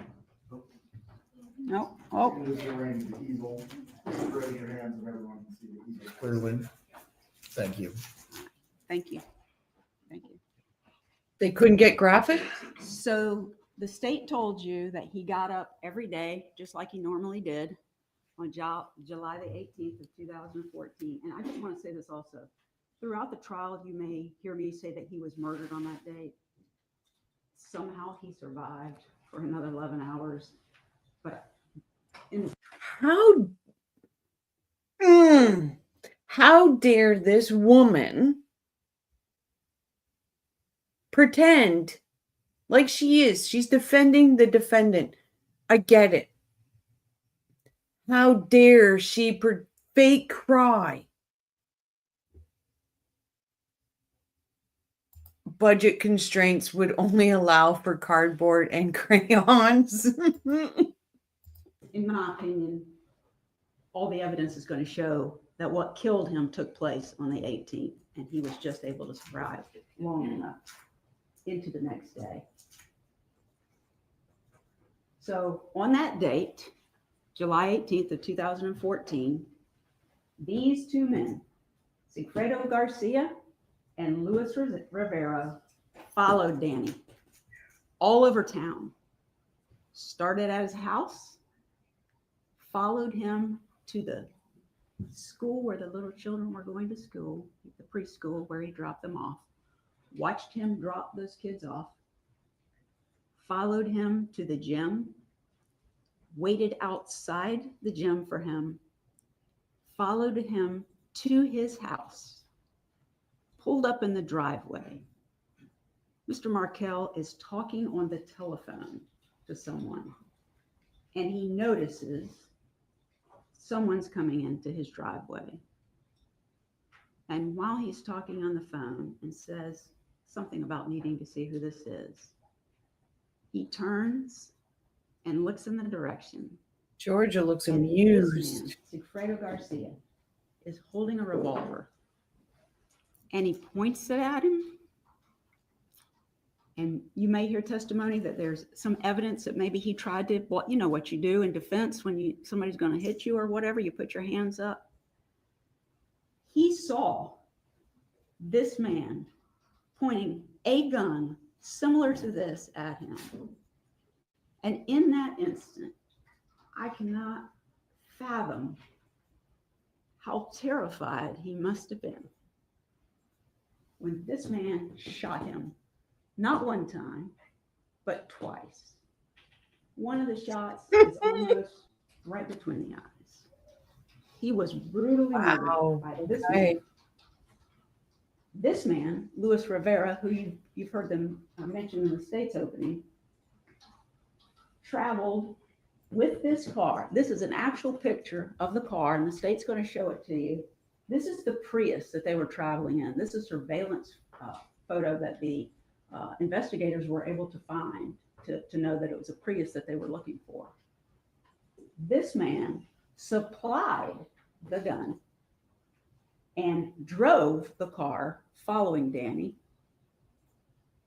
drove it up into the driveway less than 3 feet away from Mr. Markel, whose engine is still running, and he's on the phone, and he waits while this man kills him. He hears the shots. This guy, Mr. Garcia, runs back to the car where Mr. Rivera is in the driver's seat, and he's the getaway driver. Supplies the gun, knows what they're going there to do, kill him, and drive off. They drive off. The state can prove that about Sigfredo Garcia and Luis Rivera. But they're not on trial here, right? You heard they've already been on trial. Then you're going to hear, as the state said, that they can prove that, everybody can see okay? They can prove that Katie Magbanawah, her name's Catherine, some people call her Katie, they can prove that she's the one who set it up. This is the father of Katie's children. Where's she going with this? This is his buddy that was recruited to go along on this trip to kill Danny. They can prove that she arranged these guys to do it and that she's the one who paid them the money that was in stacks. Where's Charlie's picture on this board? $100 bills, all $100. Well, there may have been something other than $100 bills, but each stack was $1,000 stapled together. And you're going to hear testimony that that's exactly what he did with his money. He kept it and saved it for a long time. And you're probably going to hear testimony that this happens on July 18th. And on July the 19th, Mr. Adelson, Charlie Adelson, which is her son, gave approximately between $130,000 and $138,000 that he had in his safe that he collected and stapled together. His money went to her, not Miss Adelson. Oh, shit. Oh, my God. Right in the open. Oh, my God. She threw Charlie under the bus in the opening. His money that he stapled, that came out of his safe, he gave it to her.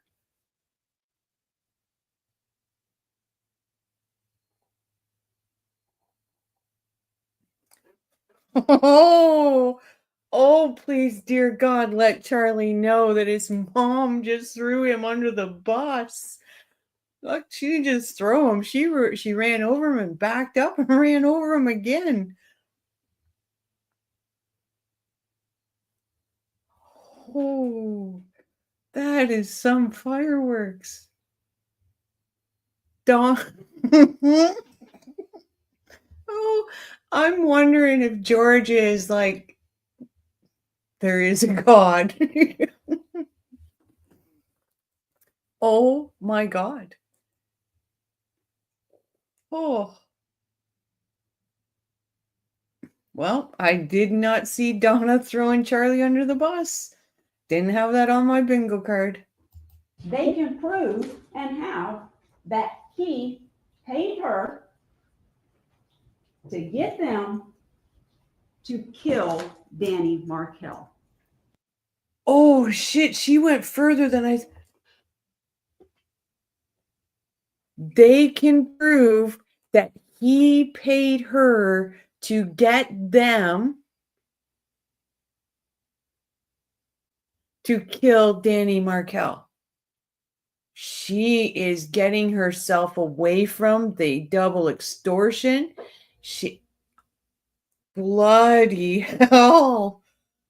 How would you like a mother like that? They have to get themselves away from the double extortion. They have to make it that Charlie manipulated his mother into doing all these things. Holy shit. What a defense.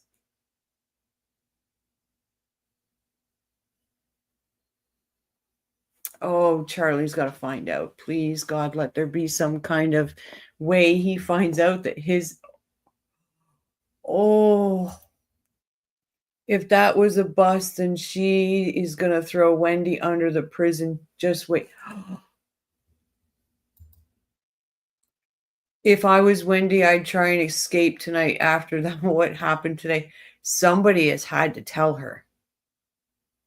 Holy shit. Wolford literally just said he paid her to get them to kill Danny Markel. She literally just. Oh, I'm sorry, guys. I'm sorry it's paused. I'm still trying to comprehend in my head what the hell just happened.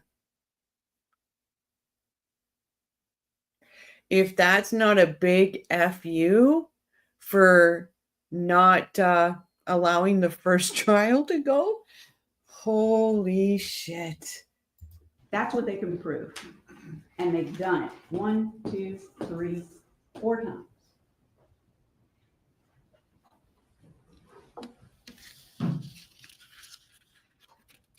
This case is really a lot about theory and motive and not evidence.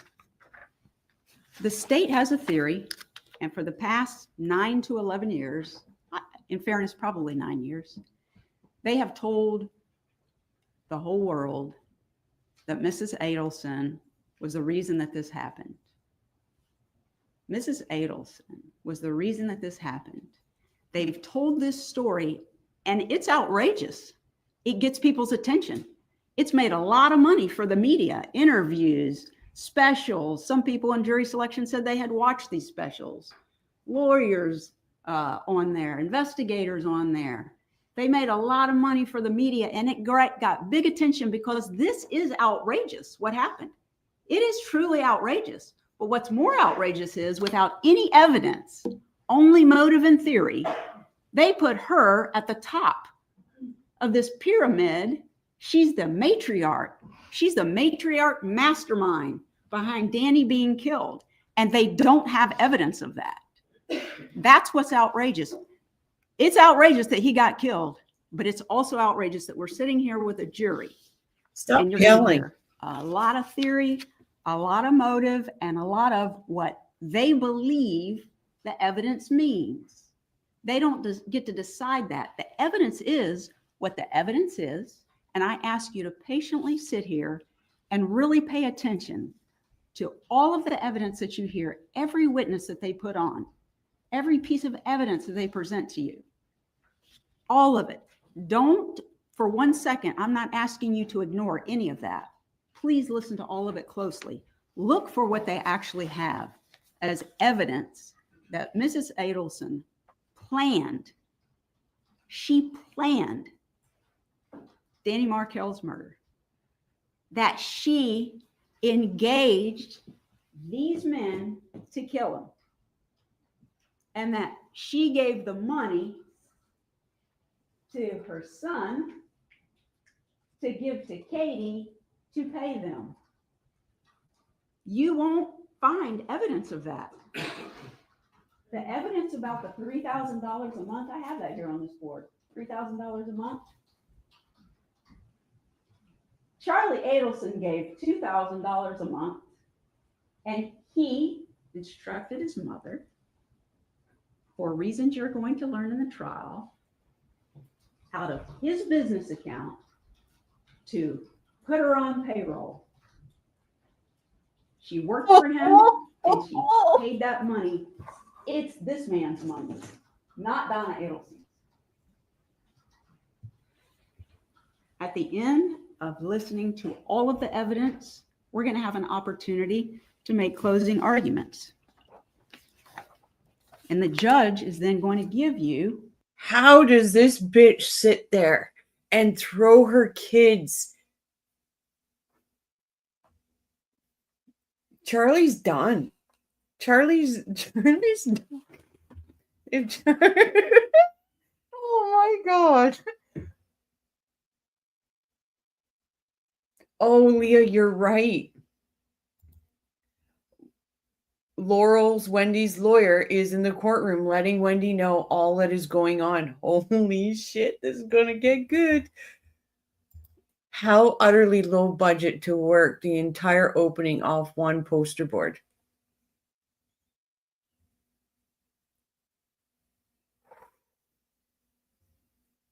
Whew. I'll always be here for you, Charlie. I'm sorry, guys. I'm sorry. I am so sorry. Like I said, this is going to be a weird one because I have not seen it yet. Oh my God. Well, he's going to give it before. He's going to give you all of the instructions on what it is that you have to decide. Did the state charge and then prove that Mrs. Adelson committed a conspiracy? Not one of the elements, all of the elements. Wow. Proven by evidence, not theory, not motive. For each count, then solicitation, all the elements. So while you're listening to the evidence, you don't know what those elements are, but think about what each thing it is that the state has alleged. She planned it. She got people to do it. No, she got her son to intended do it. that he die.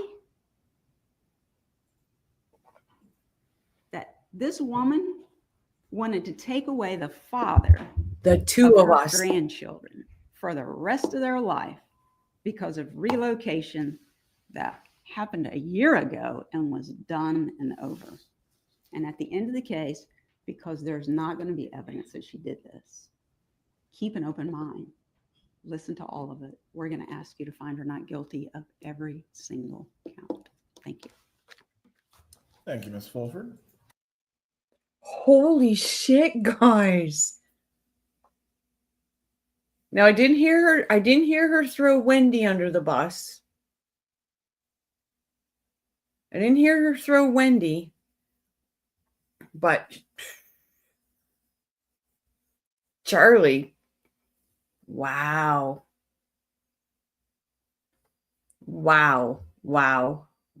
I did not.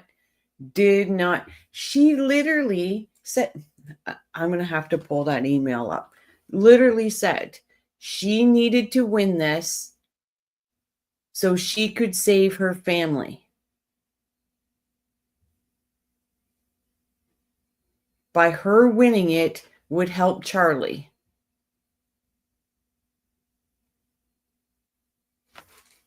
She had to get away from the double extortion, so now she's going to play the card that Charlie manipulated her. Charlie lied to her. Oh, wow. I can't imagine anything getting better than that. I watched all day, Rochelle, but I'm on painkillers from surgery, and my recall is not chronological, but I know what happened. Oh, I trust you, Jane. I trust you. Carla says, oh, Jesus, Murphy, this is good. Okay, so what does Laurel do? Does Laurel go out and say, game plans changed? You need to run. Gentlemen, if you could take down the easels at this time. Is the state prepared to call its first witness? Yes, Your Honor. The state calls James Geiger. Mr. Geiger, first witness. Okay.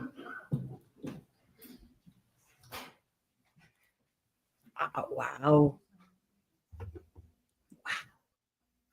There's not much more to say.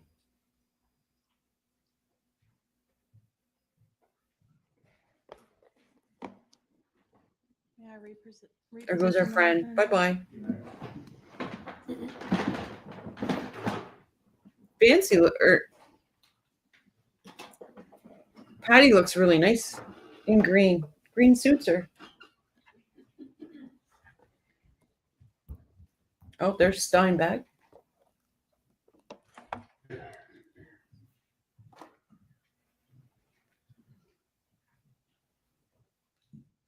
The hero of it right here, Mr. Geiger. Geiger, please raise your right hand to be sworn, sir. Do you swear or affirm the testimony you're about to give will be the truth? Yes. You may take your seat. Please speak loudly and clearly for the jurors. You may examine the record.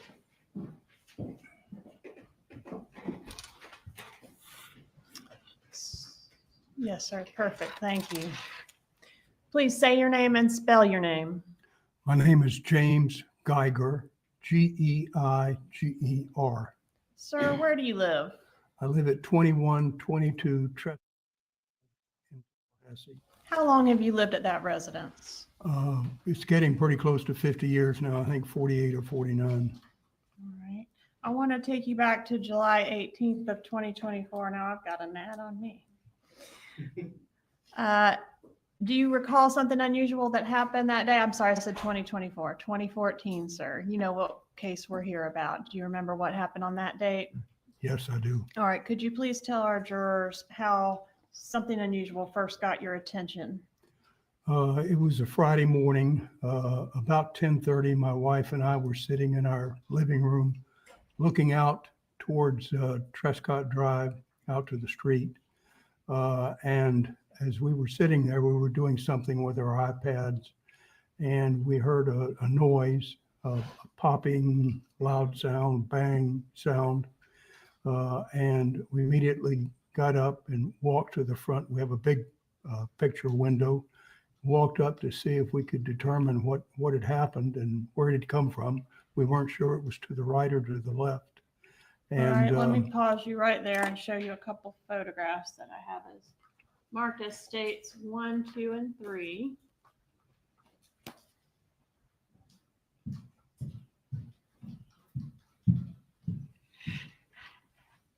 okay. Okay. Do you recognize these photographs, sir? Yes, I do. Are these fair and accurate photographs of your residence at that time, as well as the view from the window you've described? Yes, it's true. Judge, at this time, I ask to admit 1 through 3 and publish. Any objection? No objection, Your Honor. States 1 through 3 are admitted.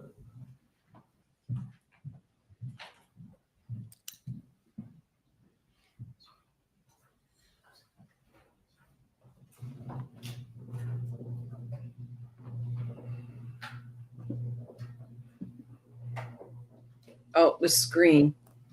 If we could publish states 1, please.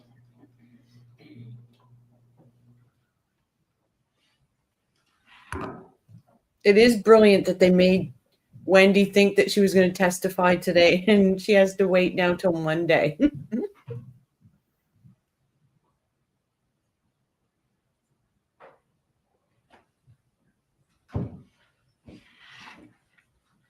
All right, sir. So if you could just explain, give me that pointer, please. What we're looking at in this photo, and I've got a pointer here. If that's even assistance to you. Push the middle button, you get a red dot.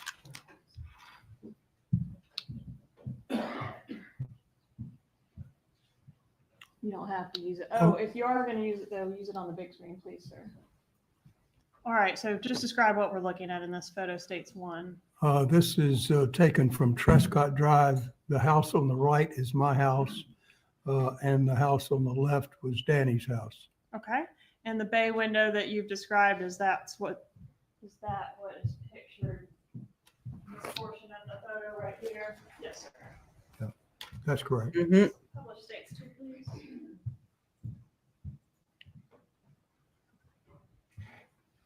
Sir, is this the view from that window? Yes, All this right.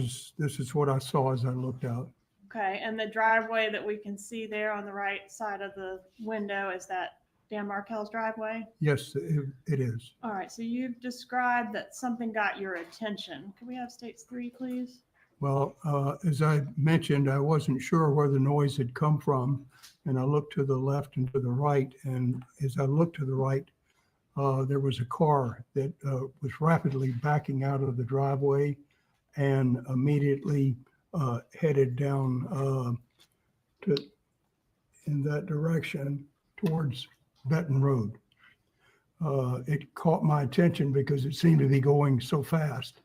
And I noticed what it looked like, and that caught my attention, although quite frankly, it was out of the corner of my eye. It appeared to be a Prius, a light-colored Prius, maybe silver or white. Okay, so something got your attention. What was that? Well, that was what got my attention. And then Was the Right. vehicle itself?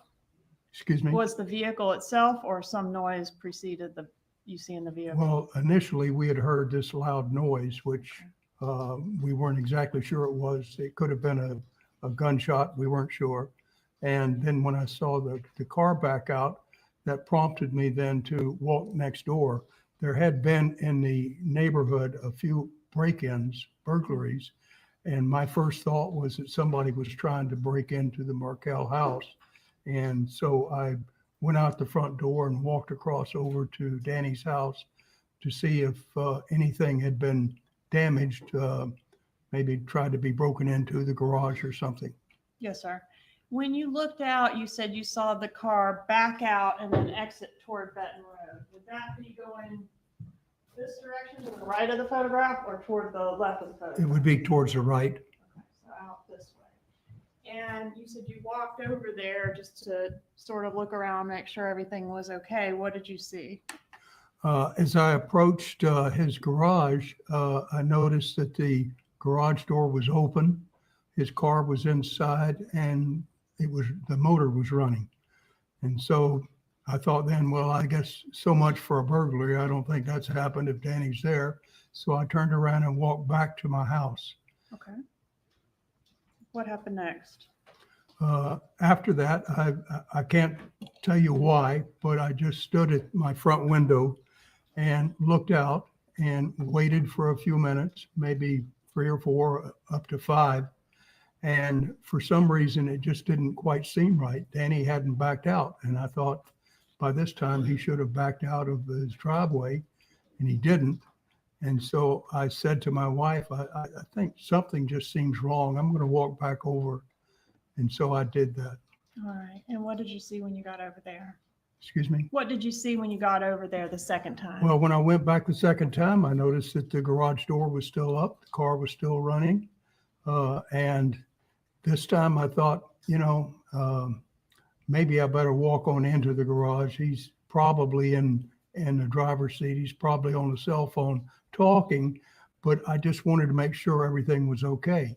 Yes, And sir. so I walked into the actual driveway then, and I saw that the window, the driver's side window, had been shattered, and I stepped on glass at that same time. As I looked inside, I saw a bloody head, and the head was slowly moving back and forth, rolling back and forth, left to right. And I hollered immediately, "Danny, what happened?" and I didn't get any response other than the head rolling. And so I hollered again, Danny, what's happened? Still nothing. And at that point, I knew that I had to get the emergency medical team there as quickly as I could. I reached into my pocket to pull out my cell phone, which is where I normally keep it, and it wasn't there. And I thought, gee, I've left it back on the couch at the house. So I quickly dashed back to the house, got the phone, and called 911. How many minutes do you estimate elapsed between the time you saw the Prius backing out, or really I should say the time you heard the loud bang, to the time that you were able to Thoughts reach and prayers 911? quote to you, Shelley. Less than 10 minutes, more than 5 minutes, somewhere in there, I would say.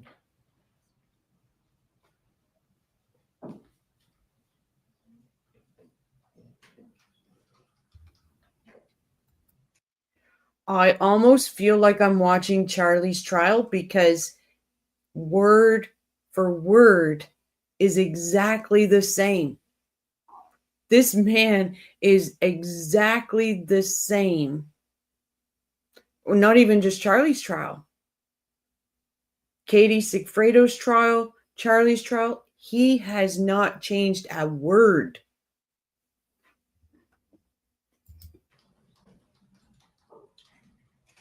I'm going to approach and show you what I've marked as State's Exhibits 4, and then I also have 6 and 7.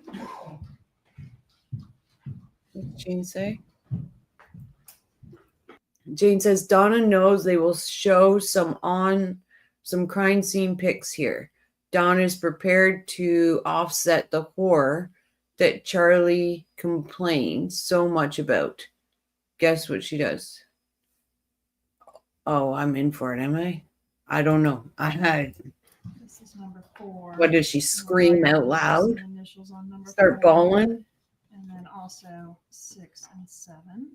Mm-hmm. Do you recognize these photos? Yes, I do. All right, Judge, at this time, I'd ask to move into evidence 6 and 7. Any objection? No objection.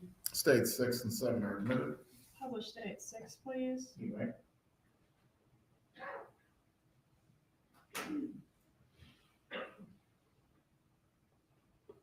Sir, is this how the vehicle was positioned when you went over there and found Mr. Markel so badly injured? Yes, that looks correct. Publish State 7, please. Was the doors to the vehicle are open in this photograph? Were they open or closed when you went over? No, they were all closed. Okay, closed, and the only window that was damaged was that the driver's side window? That's the only one I saw. That's if there were some others, I didn't look at any other windows. I just simply saw the driver's side that was completely shattered. All right, yes, sir. And State's Exhibit 4, is this consistent with the type of vehicle that you observed in the driveway backing out that day? Yes, it was, although I didn't quite see that angle. Okay. Judge, at this time, I'd ask to introduce States 4. Objection to States 4. No objection. Admitted at this time.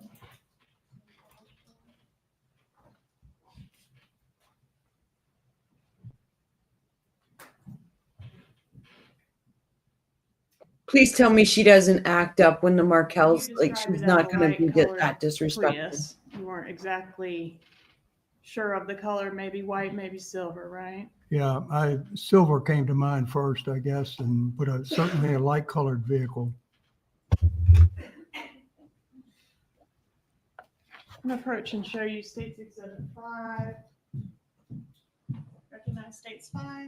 Yes, Is that Mr. Markel? yes, it is. May I introduce States 5? Your No objection. States 5 is admitted. Publishing States 5. What did you know about Mr. Markel? Well, this occurred in 2014, and Danny and Wendy were newlyweds and had moved in about 5 years earlier than that. They moved next door. We were not particularly close to either one. We would see them occasionally out on the street. The memorable thing, and the other neighbors would tell you, is that when they first moved in, they had a housewarming event and they invited all the neighbors in, and we attended it. That was our first time to see them and visit them. They seemed like a nice young couple, and but after that, we weren't particularly close. Did they have a couple little children living there? Well, when they first moved there, they didn't, but after a year or two, they had a first child and then later a second child. All right. And at the time that Mr. Markel was shot, had his wife, Wendy, moved out? Had they separated? Yeah, we had understood that they were going through a divorce, and Wendy had left. And after that, we rarely saw Danny. And I don't think we ever saw the kids either, but Were you familiar with Mr. Markel's profession? yes, I knew that he was an attorney. Both of them were, and they were connected with the FSU Law School, I believe, but I didn't know their exact positions there. Yes, sir. Publish 4 again, please. Are you able to tell the jurors anything about the occupants of this vehicle on that day? No, I only saw it just briefly, and to notice what kind of car it was. I couldn't tell you who was inside. The windows were dark as far as I could see. I didn't even know if it was 2-door or 4-door. I just didn't see anything like that. During the time that you were present at the scene of the shooting, did Mr. Markel ever regain consciousness or ever say anything that you heard? No, I never heard him say anything. The only notion was that his head kept rolling back and forth during the 911 call, which it took forever to try to get the emergency vehicle there, the emergency medical team. They would occasionally ask if he was still breathing. And I would walk back up into the garage and his head was moving still. And I said, well, his head's moving. So I assume he's still breathing. Yes, sir. Have you had an opportunity to review that recorded call that you made to 911 that day? Yes, I have. All right. And was it a fair and accurate recording of that call? Yes. All right, Judge, at this time I'd ask to move into evidence states 88. Any objection? Objection. States 88 is admitted. May I publish? Go ahead.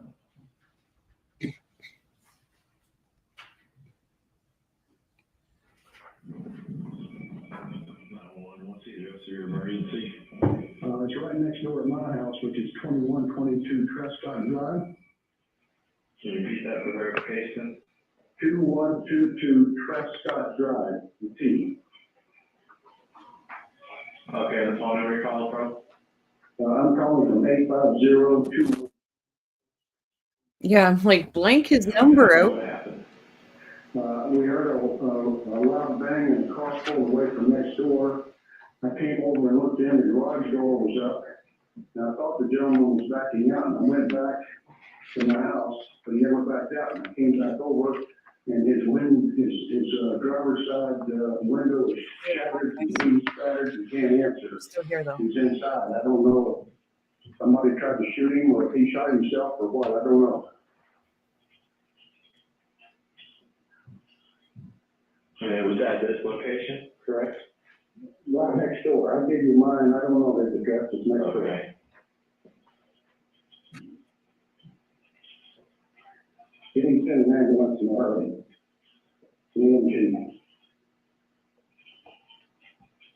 He's still alive. He's moving.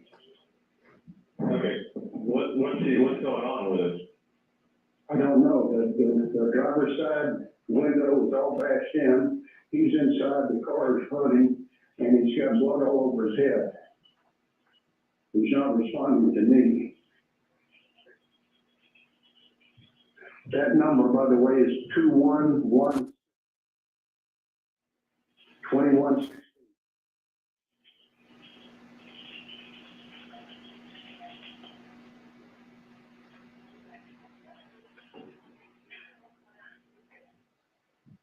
All right, that's the first few minutes of a 14-minute call. Is that how long it took them to get somebody to you? Seemed to me a lot longer, Seemed like 14 hours, didn't it?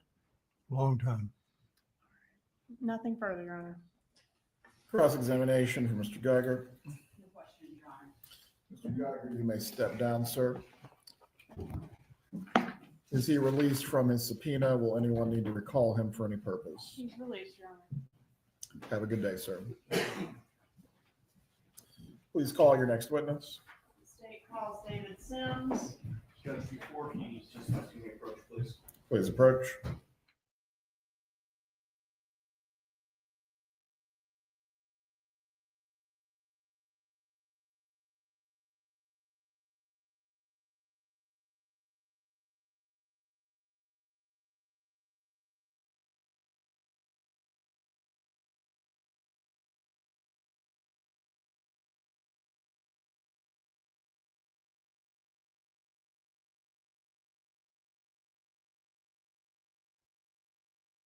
Sorry, guys, I had to grab a sweater. I'm getting chilly.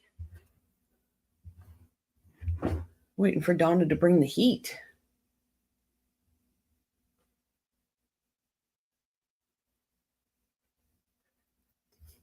Could deal with some of those meals Donna's on, yes. Yes, thank God.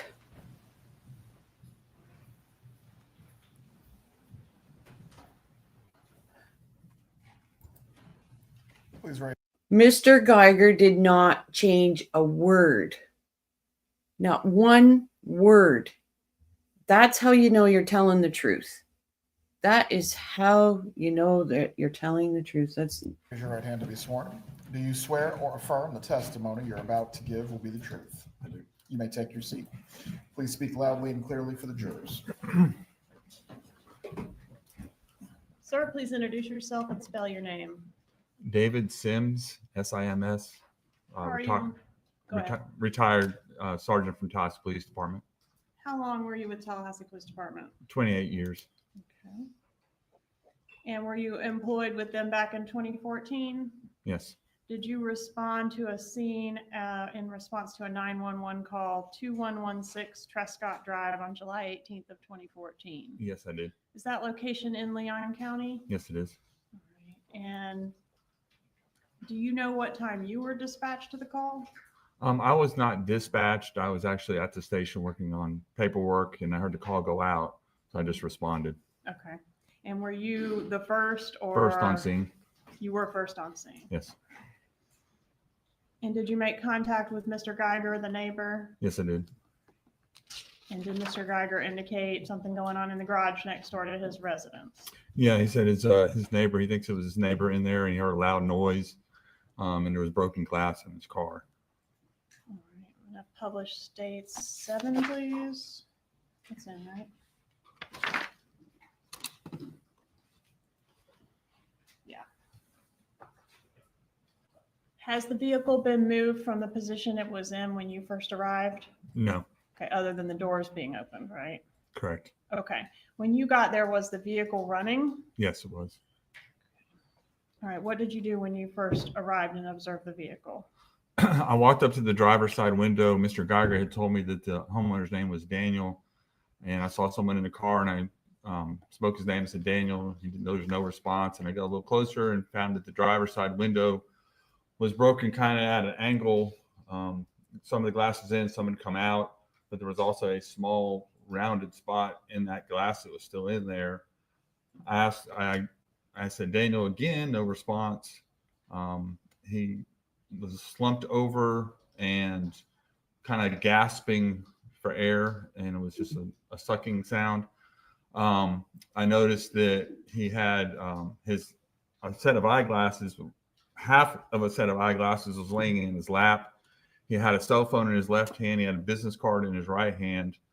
I walked around to the other side of the car. Well, first I reached in and unlocked the door, and I went around to the other side, and I opened the door and reached in and shut off the car, so the car wasn't still running. And then I noticed the other half of the eyeglasses laying on the floorboard of the car. I Let me removed pause you there and approach and show you what I marked as states 8 through 10. I hate that the Markels have to keep hearing this Yes. over and over and over These again. photographs fair and accurate representations of how the vehicle appeared that day. Yes. Judge, I'd asked to introduce states 8 through 10. No objection. States 8 through 10. Publish 8, please. All right, can you got a pointer. Show us what you're talking about as far as the way the window was. Part of it had broken out, part of it was still intact, but right there looked like a little rounded area. All right, And was this void, large void that we see in the window there before the door was opened? Yes, yes. Okay, so you said you were able to reach in and unlock. Yeah, I The reached car. in, the door was closed. I reached in through that broken area, unlocked the car, and then ran around and went entered from the other side to pull out, turn off the car and pull out the keys.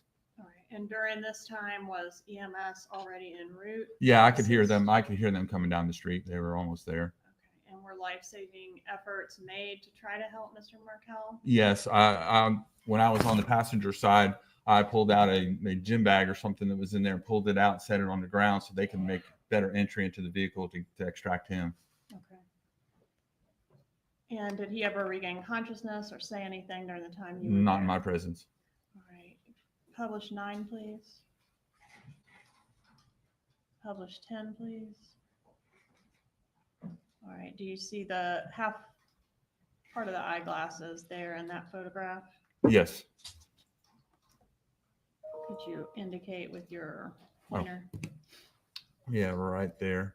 And is that where you observed them, or had they fallen out? They had fallen out. One was in his lap and then one was on the floorboard on the driver's side. All right. And what about the cell phone that we see pictured to the left of the That eyeglasses? was in his left hand.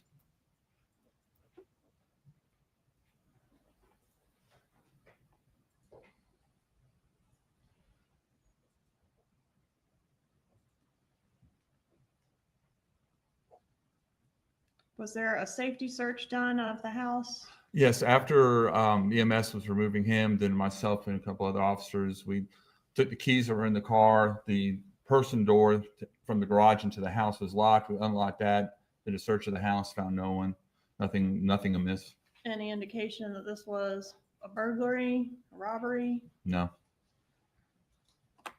Any obvious signs of a struggle? no. No further questions. Cross-examination for Mr. Sims. You may step down, Mr. Sims. This Yes. witness is released, Your Honor. Thank you.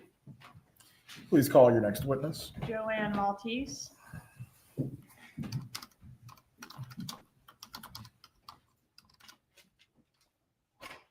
I should have printed off the witness list and crossed them off.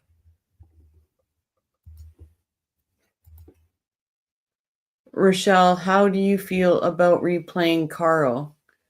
Is that kosher style? His observation, insights, and comments were priceless. We can do that tomorrow. Since there's no court tomorrow, we could do that. I've reviewed Carl before, and they gave me permission to do that. So yeah, we could do that tomorrow.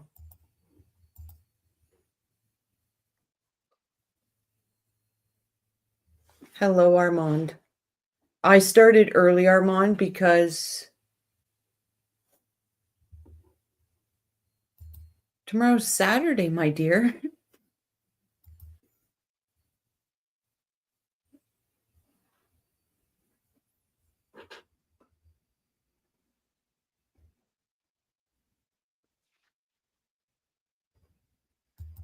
Carl out Carl's himself. Oh, that's brilliant.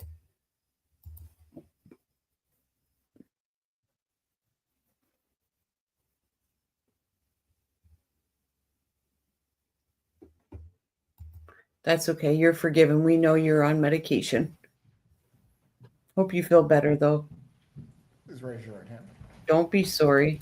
Do you swear or affirm the testimony you're about to give will be the truth? Yes, I do. You may take your seat. Please speak loudly and clearly for the jurors.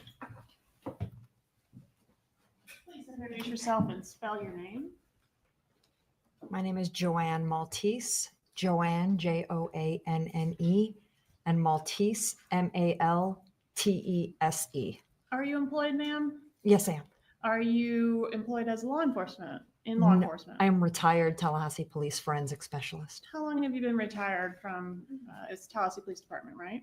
Yes, a little over 8 years. What were your duties when you were employed there? Duties as a forensic specialist is the documentation, collection, and preservation of evidence at a crime scene. How long did you do that type of work? done that work for probably 15 years. Okay. And were you doing it back on July 18th of 2014? Yes. As part of your job, Mhm. did you respond to 2116 Trescott Drive on that date? Yes, I did. Right. And what was your job once you arrived at that particular scene? That particular day, I was called to document and collect evidence at a crime scene. Publish 10, please.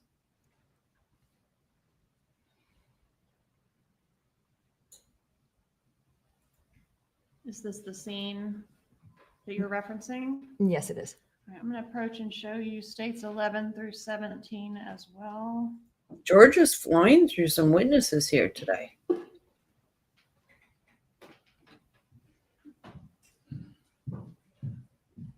Just have you look through those and tell me if you recognize them.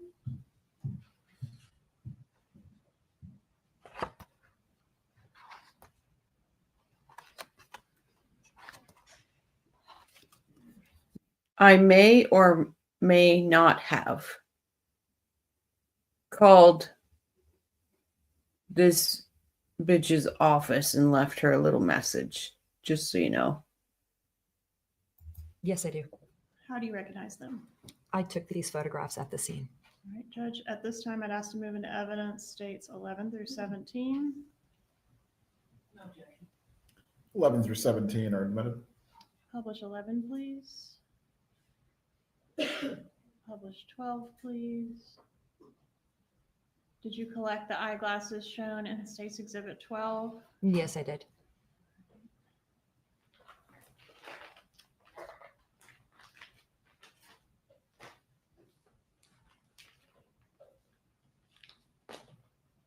That appears to be half of a pair of eyeglasses. Did you collect both halves? Yes, I did. I'll show you what I've marked as states 121 and 122. Do you recognize those? Yes, I do. Are those the two halves of eyeglasses collected from this crime scene? Yes, they are. Judge, at this time, I'd ask to move in evidence states 122 and 123. Any objection? There you are. States 122 and 123 are admitted.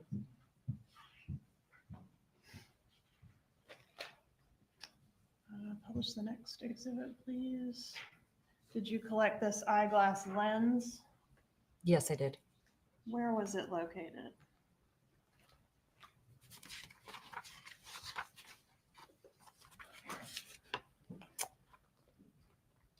I believe that one was the floorboard of the driver's area. Was there another piece of eyeglass lens also collected by Yes, you there that was. day? Yes, there was. Okay, and where was that piece found? That was the other optical was on the driveway, or I'm sorry, the garage floor right below the driver's area. Showing you 123 and 124. Are these the two pieces of lens that you collected that day?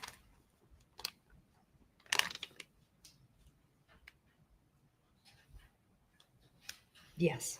Move into evidence 123 and 124. Any objection? No, Your Honor. States 123 and 124. Really? Did you take any swabs or attempt Yep. to get any fingerprints from the scene? Yes, I did. And what efforts were made on those fronts? I processed the entire exterior of the vehicle for fingerprints. There was an area that was lifted, but it did not have fingerprints of value to compare. So far. As far as the swabbing, all of the exterior and interior door handles, as well as a phone that was collected, and the doorknob from the garage to the interior of the house. What were the results of those efforts? Those I would not know. It'd be sent to FDLE lab for analysis. Did you find any fingerprints of value to send to FDLE lab? No, I did not.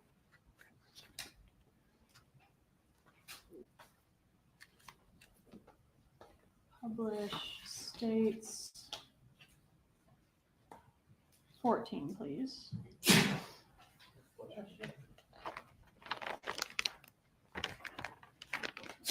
Approaching with states 125. Do you recognize 125? Yes, I do. What is this item? This is going to be a brown wallet with its contents that were found in the glove box of the vehicle. Lord have mercy, everything's still Wallet in it. contained Dan Markel's driver's license. Yes, it did. And in the exhibit, there's no cash, but there's some cash pictured in the photograph. Yes. Was there cash that was seized as well? Yes, there was. All right, so based on this, it didn't appear there was any effort to take Mr. Markel's belongings. Correct. Okay, any evidence that the house was broken into or anything was taken from the house? Not that I could determine. Published state 16, please. Malia, what do you mean whose office? And 17. And then back to 16, if you would. What efforts were made to document this? What is it that we're looking at? We're looking at the front driver's door window that was shattered with a hole in it. Okay. And what did you do to try to document this? The glass was very fragile because it was broken. So prior to doing anything to it, besides fingerprinting, I would have put clear tape on both sides, the interior and the exterior, just to hold it in place for transportation and collection. I'm approaching with what I've marked as states 126. Is this the glass that you were able to remove from the vehicle? Yes. Is it in the same or substantially the same condition as when you seized it? Yes. Move into evidence states 126. Any objection? No, Your Honor. States 126 is admitted. I publish.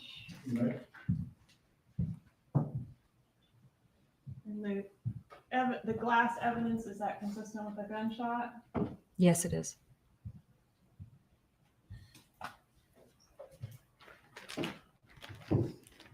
All right, did you, as part of your job, have an occasion to photograph Wendy Adelson's vehicle? Yes, I did. Was that done the same day that you collected this other evidence? Yes, it was. Where did you photograph her vehicle? Her vehicle was towed to the Tallahassee Police Department. I'm going to approach and show you what I've marked as states exhibits 18 through 21.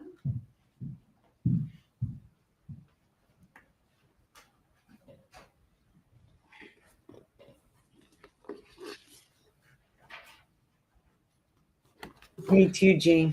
Do you recognize 18 through 21? Yes, I do. Are those the photos you took of Ms. Adelson's vehicle? Yes. Move into evidence 18 through 21. Any objection? No, Your Honor. States 18 through 21 is admitted. Published states 18, please.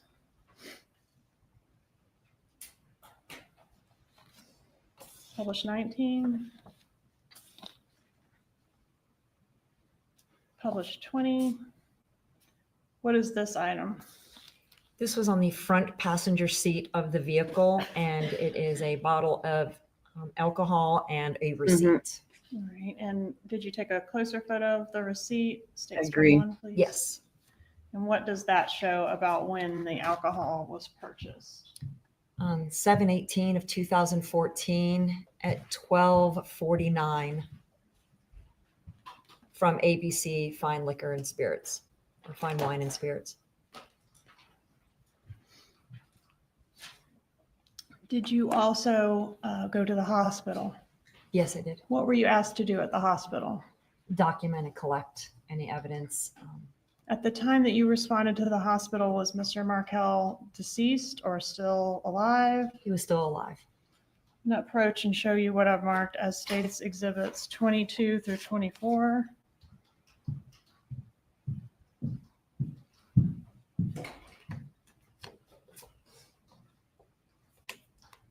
Do you recognize these exhibits? Yes, I do.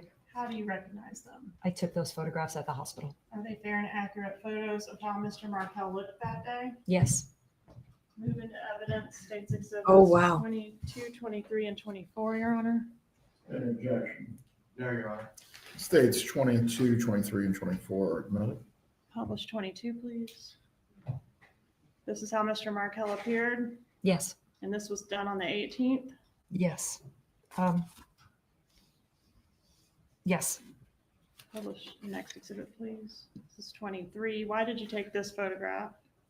for the darkened area on his forearm. Why was that of significance? That is consistent with stippling.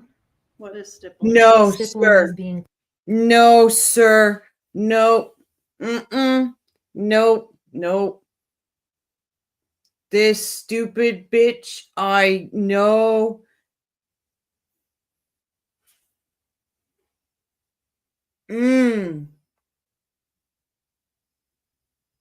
She didn't even have the decency not to fucking do this when his mom, his dad, and his sister are this fucking evil fucking witch of a I'm sorry, guys. No, sir.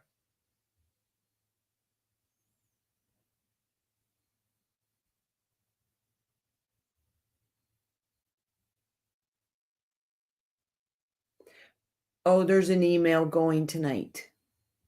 There's an email going tonight. I wasn't going to, but you have to, it's called you buy stamps. And I have a few stamps left to send an email. An email's going tonight. close contact to a firearm that was discharged, and it's going to be the unburnt gunpowder and gases that leave the barrel of a gun at a high velocity, and it will tattoo or stain the skin. State's Exhibit 24, please. Is this another effort to capture that stippling that you observed? Yes. No further questions. Cross-examination. No questions, Your Honor. Very well. Ms. Maltese, you may step down. This witness is excused, Your Honor.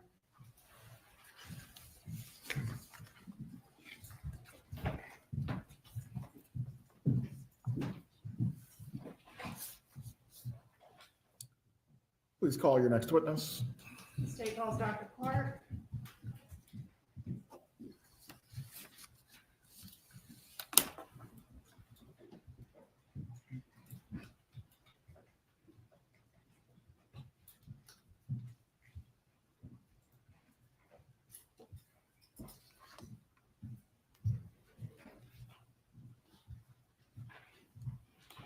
They should have showed Harvey. Look, no emotion. None. Dr. Clark, please raise your right hand, sir. Do you swear or affirm the testimony you're about to provide will be the truth? Yes, I do. You may take your seat. Thank you. Please speak loudly and clearly.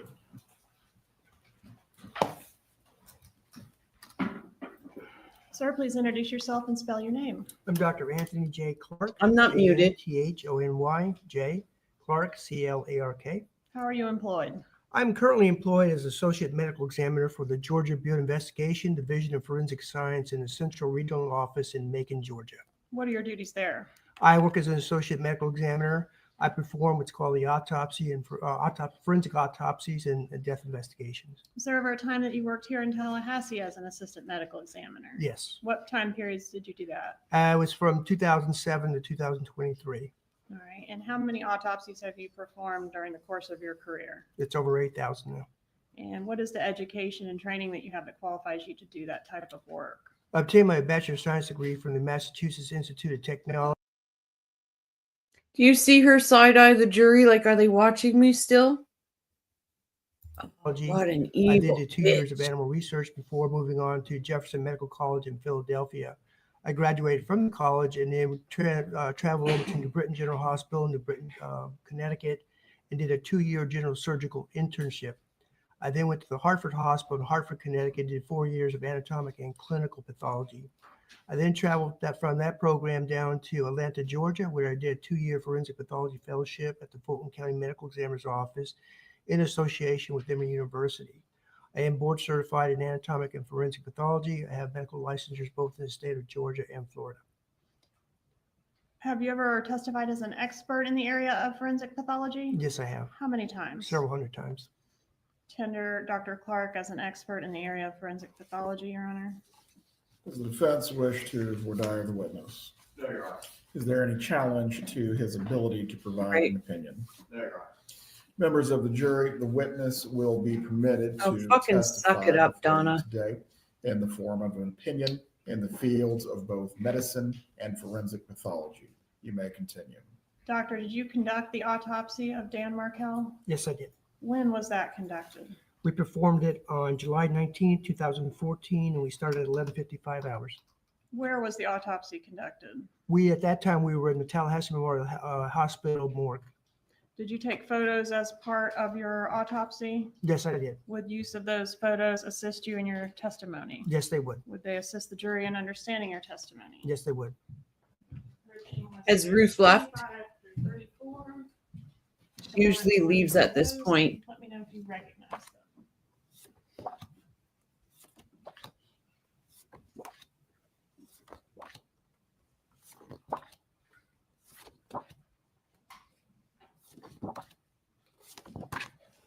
Yes, ma'am. Are they fair and accurate? What, the one that I'm gonna send? Yeah, I can do that. Photographs that were taken during the autopsy of Mr. Markel. Yes, they are.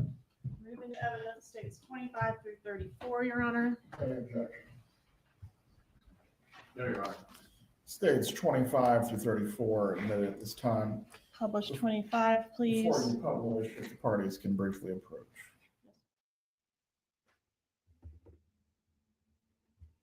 Yeah, I was gonna say, usually she leaves before the pictures start being shown.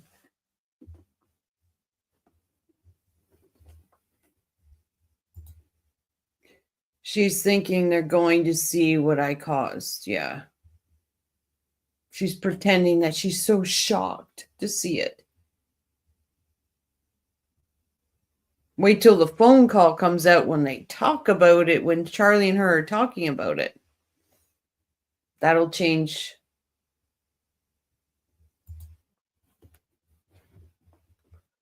Oh, sorry.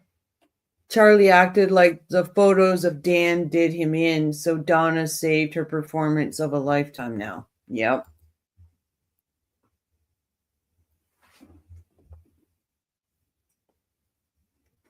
Yeah, to distract.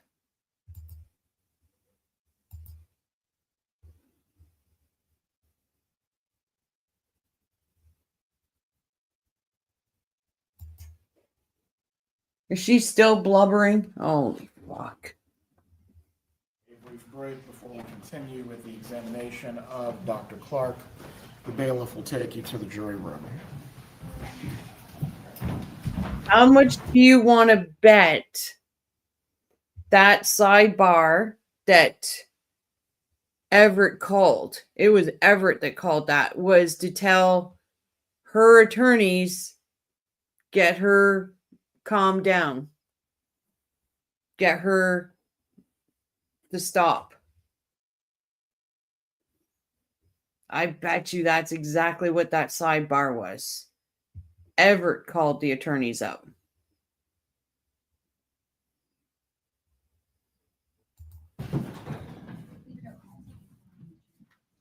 Because her lawyers go right over to her. I hope she remembers that prison will be covered in shit, blood, piss, and vomit.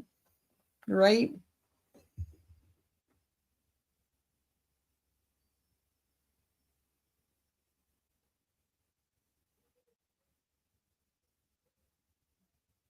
Oh, now she has a hard time standing up. Mr. Zellman, Ms. Fulford, if your client needs to use the restroom, this would be a good time to do so.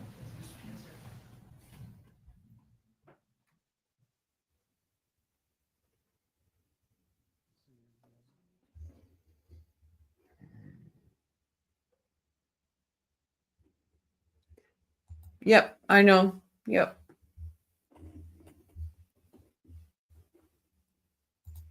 Donna, or don't make me stand up, right? I can't stand. Oh, I'm so shook. I'm so shook from what they made me look at.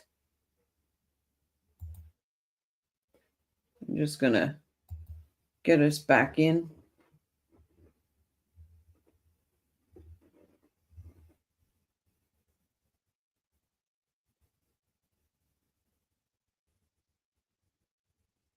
I just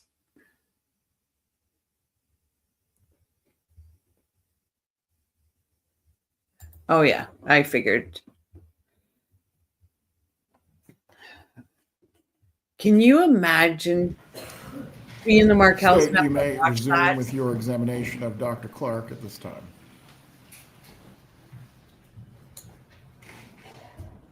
I need a coffee, guys. One sec. I'm still listening and still here. Publishing 25.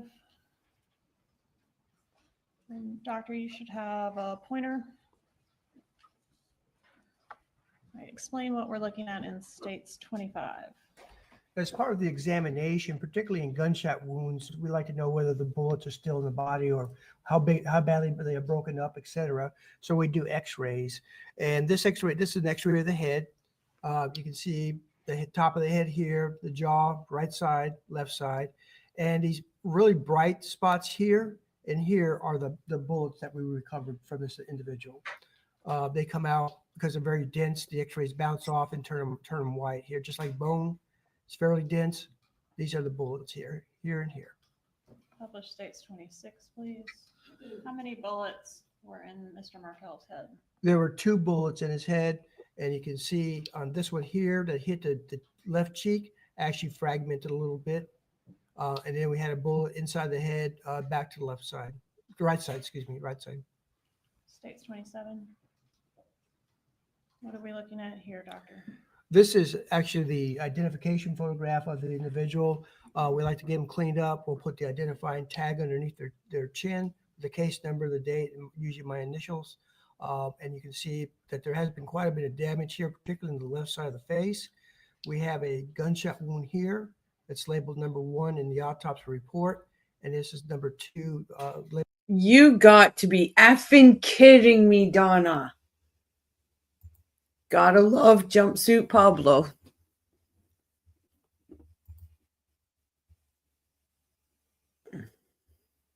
How effing disrespectful. I'm sorry, guys. I gotta watch my language. I know. I apologize, but you caused this, you fucking bitch. You did this. Open your goddamn eyes and look at those pictures. Number 2 in the autopsy report. By labeling them 1 and 2 respectively, are you opining that that's the order in which those shots were fired? No, the numbering system in the autopsy report is just for me to discuss during the trial. Publish 28, please. What does 28 show? So this is what I call gunshot wound number 2. And you can see it's quite irregular. It's not a nice round hole you like to see. But the way it hit the bone, it caused a lot of damage and tearing in this area here. You can see that there's some what we call raccoon eyes or hemorrhage around the eyes. There's quite a bit of swelling going on here. Also in this area here, you see a lot of minor superficial abrasions that vary in size. Some are much bigger and some are smaller. You can see it's all over the cheek here, so and the ear and in the side of the neck here. This is what we call pseudo stippling, and this usually happens after the bullet goes through a door or a window or hits concrete and causes those items, the glass or the wood or the concrete, to splinter and cause small particles to to shoot out and hit the individual's skin. So this isn't true stippling, which is due to gunpowder. We'll see an example of that in a minute. You fucking But coward. some large areas of pseudo stippling around the left side of the face, the left side of the neck and ear. So each of those small red injuries represents a piece of glass striking. Piece of glass, yes, ma'am, or part of the bullet that. Okay, so now I'm kind of glad I'm not there, guys. I am kind of glad I'm not there because of this right here. I most likely probably would have been kicked out of the courtroom because I would have said something. Suck it up, fucking buttercup. You caused this. That's probably what would have came out of my mouth. Fragmented off the main part of the bullet. States 29, please. What does this one show? Again, we're looking at the left side of the neck here. Here's the left ear. You can see that this pseudo stippling is quite extensive. Also, you'll see that there's kind of a purplish discoloration here because of where the bullet track went to. It caused a large amount of bleeding into the left side of the face, where you saw that huge distortion of the left side of the face and then drain down into the neck. States 30. Okay, this is going to be gunshot wound number 1. It's right between the eyebrows, closer to the left eyebrow. Again, it is distorted. It's not a nice little round hole because of the shelf of bone that's there. It's called a glabella. So it causes an irregular entry wound. And now we're seeing a much finer area of stippling across the forehead here. This is much different from what we're seeing on the left side of the face. This is true stippling or gunpowder stippling from the barrel of the gun directly. How does firing a gun Right. cause the pseudo-stippling? The stippling. Sorry, stippling. Okay, when the firearm is discharged, out of the barrel comes the bullet, of course, hot gases, soot, burning and unburned gunpowder. What causes the stippling is the burning and unburned gunpowder. It actually it's a particulate that strikes the skin and abrades it. It doesn't burn it, but it hits it and abrades it, or scrapes it. So that usually with a handgun, we could see the stippling out to about 18 to 24 inches. This to me looks a lot closer than that, but all we're seeing is the stippling here.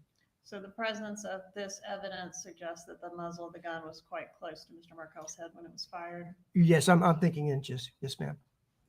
States 31, please. What does this show? Okay, this is giving you a perspective of the 2 gunshot wounds here.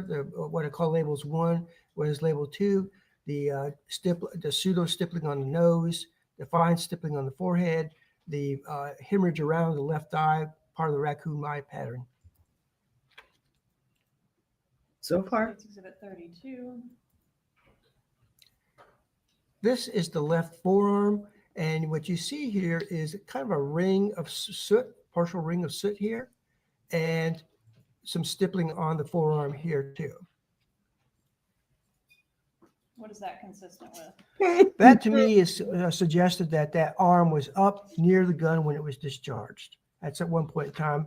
And most likely the one gunshot wound that went to the center of the head here, that arm was. It was a discounted offer. You know, if you buy so many services, you get a massage service for free. It's like going to a casino, right? If you're a big time, what do they call them? Sharks or whatever they call them. You know, you can get a massage right at the table. Jumpsuit Pablo. Up in a defensive type thing or a reaction type thing. And the soot and stippling is actually not from the barrel, but when you're talking about a revolver, you have a cylinder where the bullets are. You have a space between the cylinder and the barrel. It's called a cylinder gap. And soot and gunpowder can come out of the cylinder gap and cause this kind of pattern. So again, consistent with the firearm being very close to the victim? That's correct.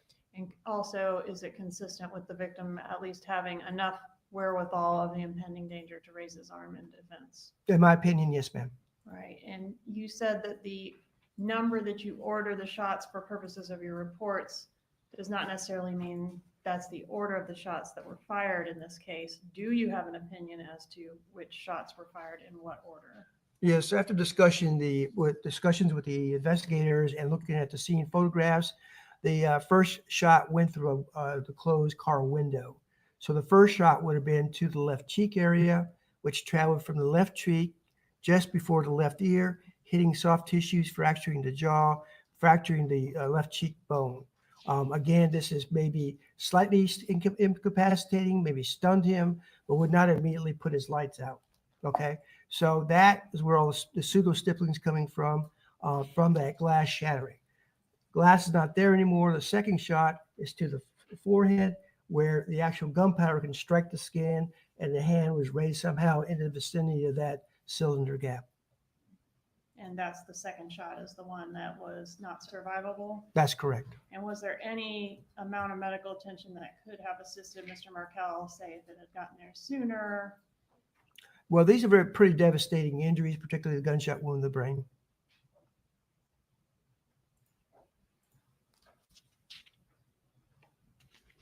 Did you collect the projectiles from Mr. Markel's head? Yes, I did. I'm going to show you States Exhibit 127 and 128. Publish 30. She's not even looking at the friggin' pictures now. Ask if you recognize 127 and 128.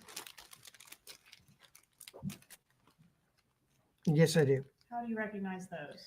These are the envelopes that we place these bullets in with the identifying marker labels and where they were from. Both one's from gunshot wound number 1 and one's from gunshot wound number 2.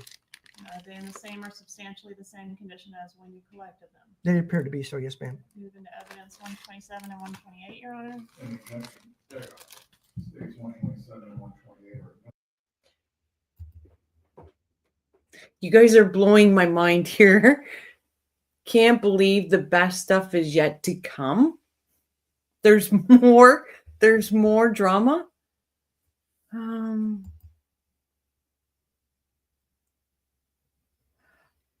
I feel so bad for Ruth, Shelley, and Phil. A, that they're going through this yet again. But B, they gotta listen. They've got to watch this. They got to watch this. Oh. And is this a photograph of one of these projectiles removed from Mr. Markel's head? Yes, ma'am. This is the one from gunshot wound number 2 to the left cheek area. If you remember on the x-ray, it had kind of a barrel shape to it. I don't remember, but you see the barrel shape here. And for the record, that was 33, now publishing 34. What does this show? This Would is you be able to turn it? Upper left, maybe? Again. Thank you. this is the bullet that we pulled from the right side of the brain. And the x-ray is getting a little pretty deformed. You can see that we take one picture, or one aspect of it here. Here's the identifying label. What is meant by the term cause of death? That is how that person died. All right, and is it part of your job as assistant medical examiner to determine a cause of death? Yes, ma'am. And were you able to do that in this case? Yes, ma'am. What was the cause of death? Got gunshot wounds of the face and head. And what about manner of death? What's meant by that term? Manner of death is how what were the circumstances that eventually led to the death. And do you have an opinion as to the manner of death? Yes, I do. What is it? Homicide. No further questions. Cross-examination, Dr. Clark. No, Your Honor. Judge, this witness can be excused, and this might be a good time to take our lunch recess. Very well. Dr. Clark, you may step down, sir. Wow, she's flying through. Members of the jury, we are going to take our lunch break at this point. As you have been previously instructed, I'm just going to remind you again, you are not to discuss this case with each other or any other person. During your lunch break, you may eat together if you choose to. Again, There's no you may fucking tears, converse on Donna. Any manner of things, but this case. Does everyone understand this? Oh, there's no tears. Ellen, I'm imagining the defense lawyers cross-examining Wendy now. If Donna's throwing her kids under the bus, it should be interesting. It's getting there. John says, this is the 4th time Phil and Ruth have had to endure this. Yeah, but they've never had the theatrics that are happening right now. Oh, man. Instruction, please raise your hands. And for the record, the jurors have raised their hands. Please return at 1:15. Enjoy your lunch break.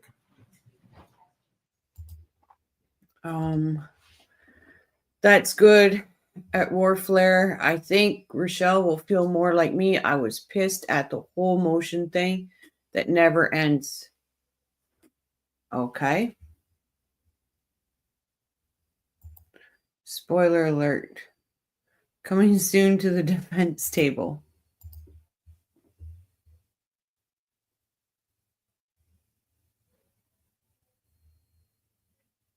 How dare she?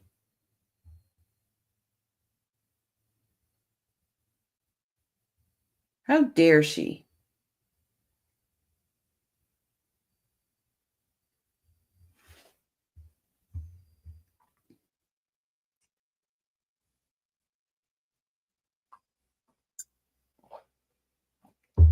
Before we go on the recess break this afternoon, I do believe this merits a small bit of discussion on the topic.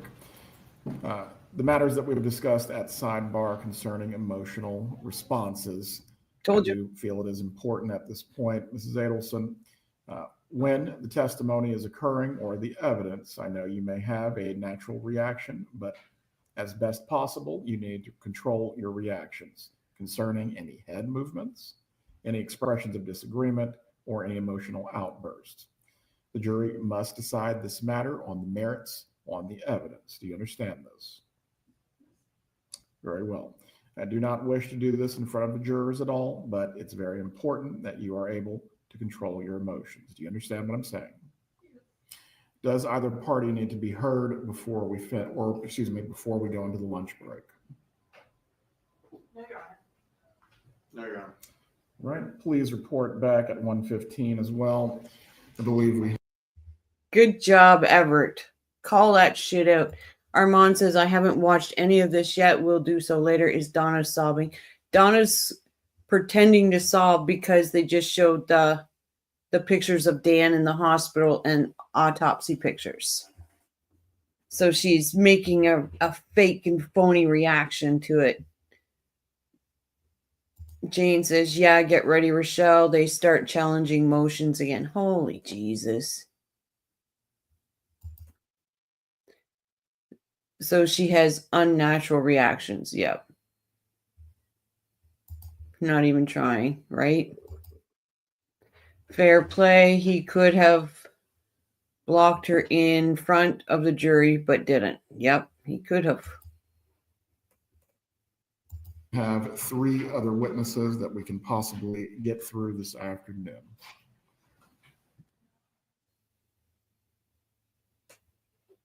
Okay, so they're going to lunch.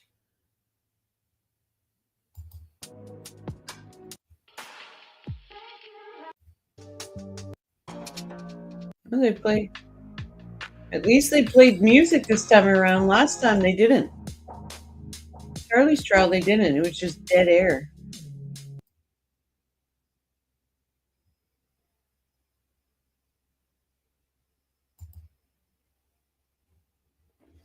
Look, that was a quick lunch.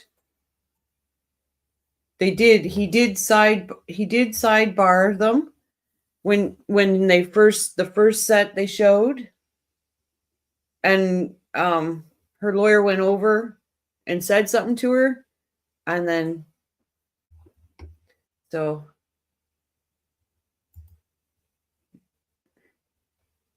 yeah, I think that'd be like, yeah, I'm kind of glad the jury wasn't there, because then it can't be used later down the road.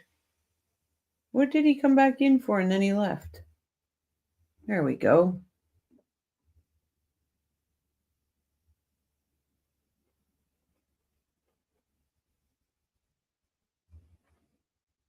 That's right.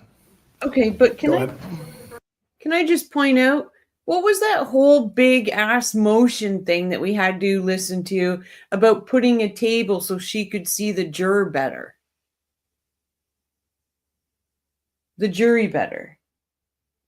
And that they could see her. They didn't move no table.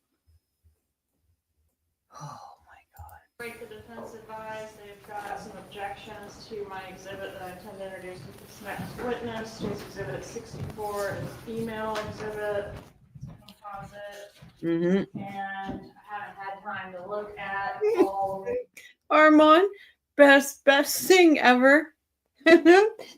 Look at all these signs. Reserved. Reserved. Reserved. Reserved. And Harvey sits alone. They were rearranging chairs on the Titanic. Ones they're objecting to, but I know the first one is marked as State's Exhibit 64A. You may. This is an email initially from Donna Adelson and to Wendy Adelson, and Wendy replied March 28, 2011. It includes content and paragraph 3. Which is a discussion of. Yeah, we all probably should have kept our mouth shut about that, because that would have been brilliant. Dan and his parents attempting to spend time with the kids and how annoying that is to Mrs. Adelson. You can read what it says. Defense is objecting to that item. Why didn't they bring this up in pretrial? Relevance is that Mrs. Adelson hated the victim and that hatred extended to his parents as well. Ms. Fulford? This is while they're still together, Judge. This is 2011. It has nothing to do with Danny. It was a derogatory comment made by my client regarding Danny's parents. Wendy made comments and Mrs. Adelson made comments, and they're not relevant to this case. This is while Danny and Wendy are still together. As to whether your client had any animus towards the deceased, is there a time period where it has to be within the divorce? It's not animus towards the deceased. I'm talking about the comments towards his parents. She wants a better view of her two kids who won't come to testify for her, and the one coming to nail her. Yep. You think like Judge Everett, he's going to kick off big time eventually. As it relates to the comments going towards the parents. I think it's relevant, Judge. Goes toward motive. She did not want these children to be with the father and with the father's family. She wanted them with her and her family. And that's what happened. That's not what this email says. Right. That's not what the email said. It's not a confession to murder.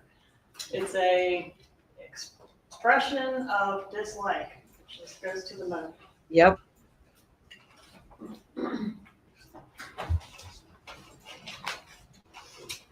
Come on, Everett, let it in. Let it in.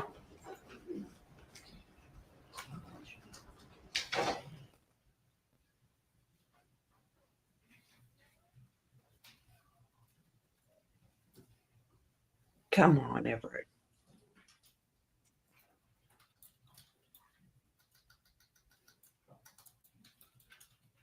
Why wasn't this already taken up? Come on, Everett.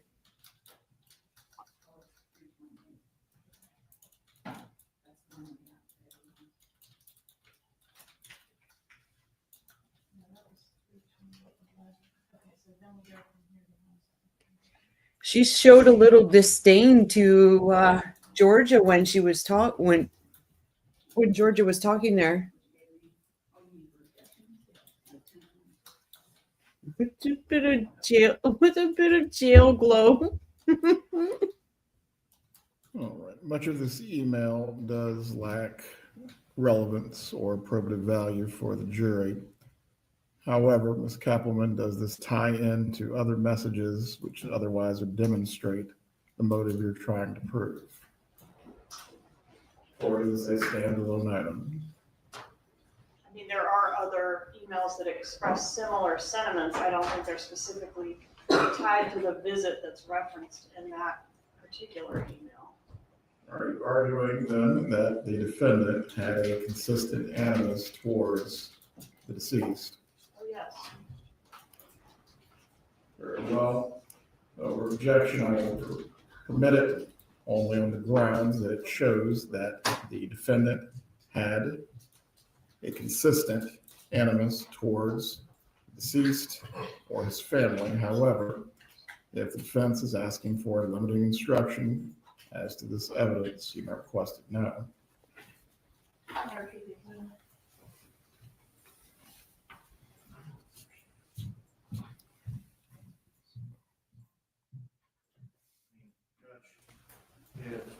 We're asking, yes, we would ask for a limiting instruction. This is not directed towards Danny Markel.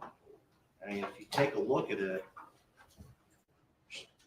Mrs. Adelson is complaining that Danny and Wendy have to schlep the boys down to see his parents instead of them driving up to see the boys. It has nothing to do with trying to keep the boys from the family. So I'm not sure what limiting instruction would be effective, but this is as to,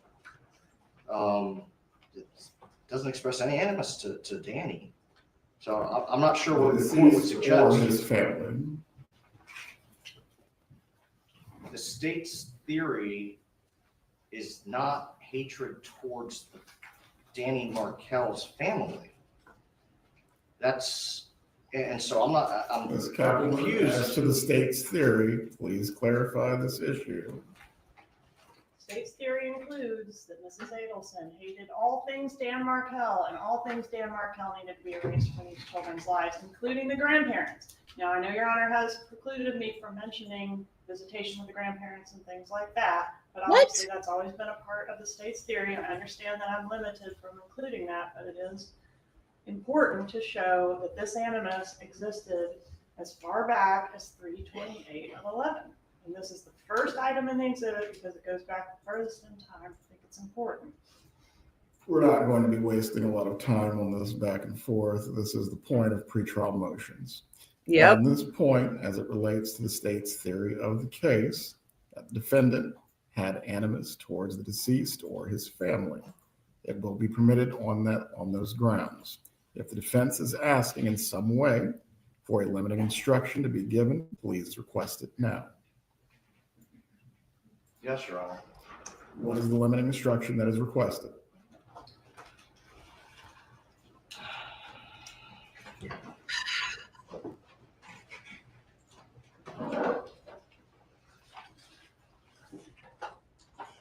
Your Honor, I'm at a loss.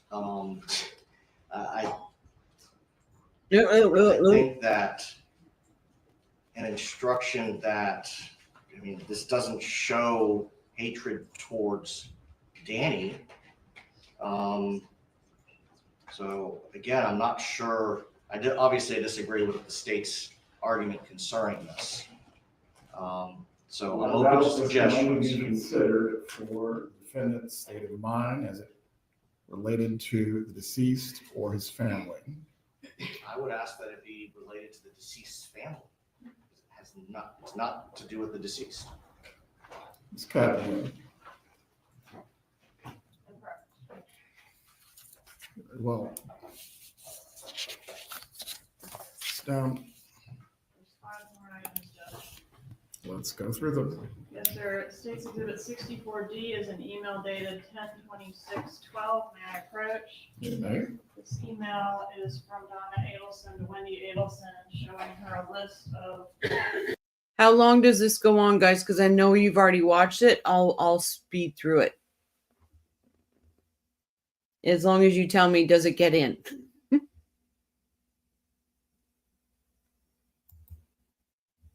She's living with her daughter have anything to do with something the state has to prove here? Nothing. I believe this once again goes to the issue of motive. I understand the defense's position that you disagree. Okay, Warfare. As to this motion, or excuse me, as to this item, this is you said 64I.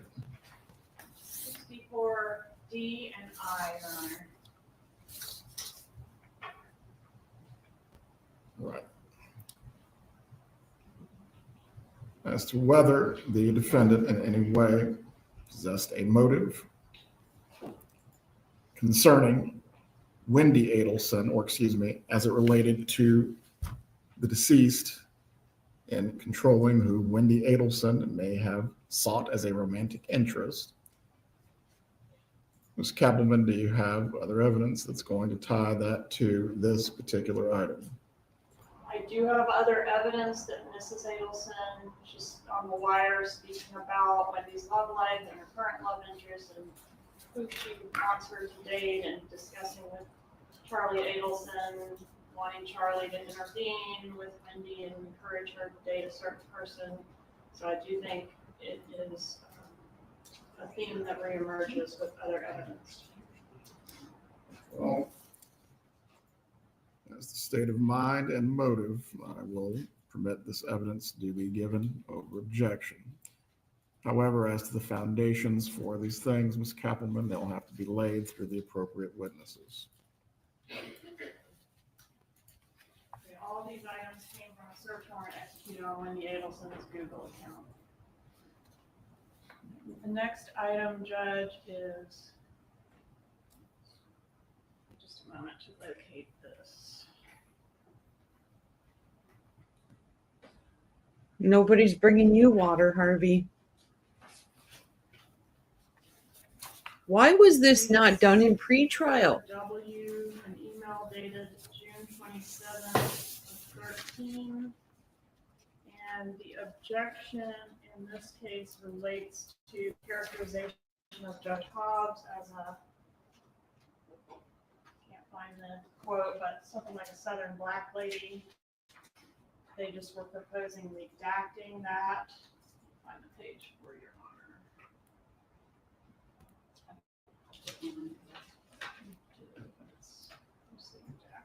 Now we understand. Now I understand why Wendy didn't testify today.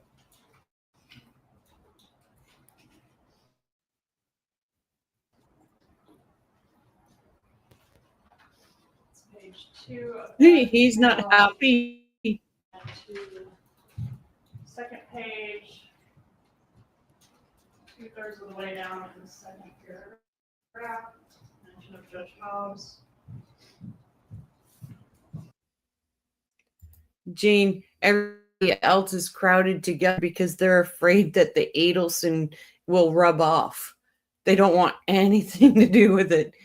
It was now they have brought it up again. This judge gets pissed in a few minutes at the defense. Oh, nice. There's no particular relevance to that characterization of Judge Hobbs. So Close your mouth, Jackie. I just think it's prejudicial, so I don't know why we're redacting. Whatever your honor thinks on that one, Judge. Folks, I believe the jury could take that as in a very derogatory way. It has absolutely nothing to do with this case, that comment. Nothing. Unless there's another motive I don't know about.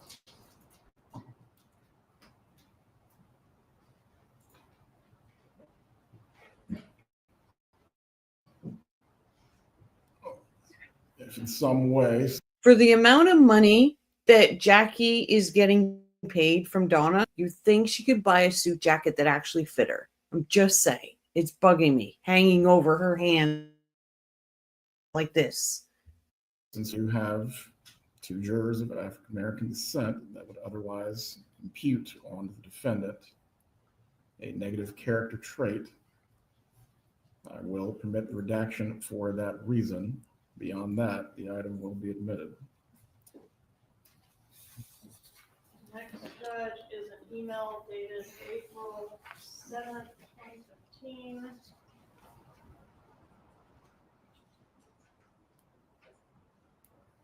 How come these emails were allowed in Charlie's but not allowed in Donna's when she's the one that wrote the damn emails? What's referenced here is 64HH.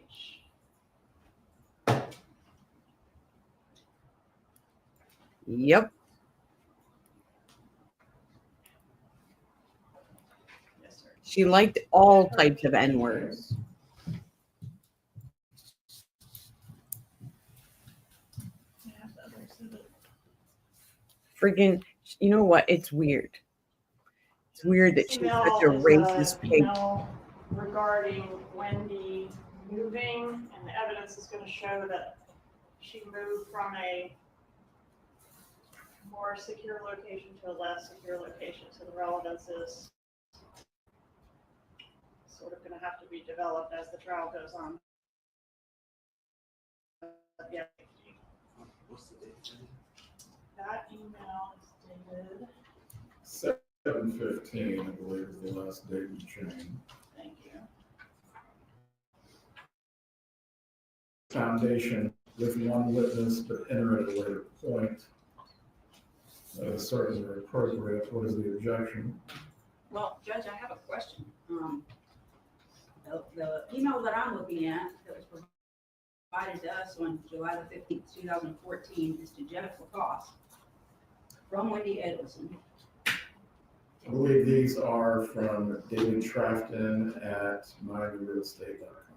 That's not what we're given. Can I show the exhibit to defense? Please do.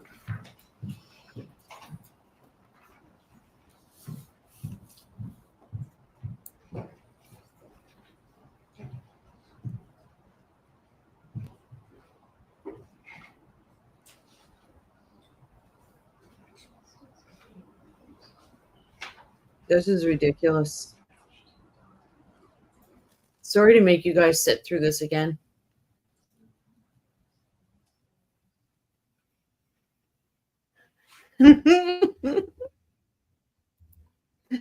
They won't get new houses blowing all the money on CGI. George is mad. Her face is red.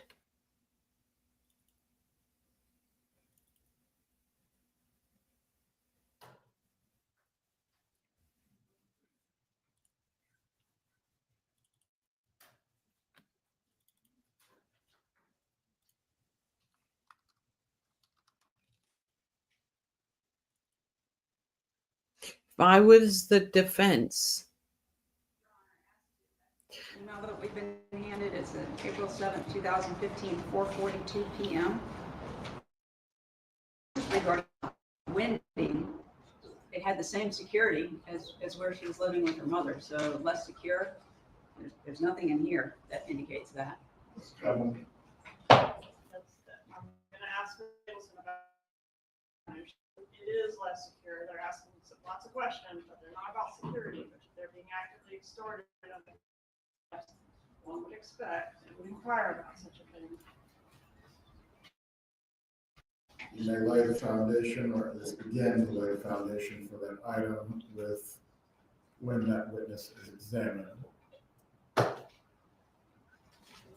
Going back to the last trial, when the intent instruction was given, the intent with which an act is done is an operation of the mind, and therefore is not always capable of direct and positive proof. It may be established by circumstantial evidence like any other fact in the case. Specifically, as counts 2 and count 1 that are charged in the indictment deal with aspects of intent. I'm going to find evidence that demonstrates the defendant's alleged motive, which goes specifically to intent, is admissible. One thing, though, that is starting to trouble me with those. We had many motion hearings in this matter, and we've continued this case several times to handle these matters pre-trial. Why is this coming up now? The exhibit that we were provided with, I went through thoroughly and had all of my objections listed, and then was told that's not correct. It's another binder. It's different emails. The binder I was handed by the state was completely discombobulated, not in data order. It was a train wreck. As the state's exhibit you're referring to. That's correct. And so then they provided us with this binder. It appears to maybe still be missing something, but they have a list, an exhibit list, everything laid out by date, by exhibit A, all the sub-exhibit numbers. So that's why, Your Honor. We're not going to waste the jurors' times. At this point, we're 30 minutes behind where we should have been. Are there any other matters that need to be addressed? There's one more that I asked for, Judge. It's dated April the 20th of 2016. And it's an email about whether one of the children is sad. 64II, Judge, is an email specifically in which the defendant is claiming that the child cannot be sad about the death of his father. What? Extremely relevant.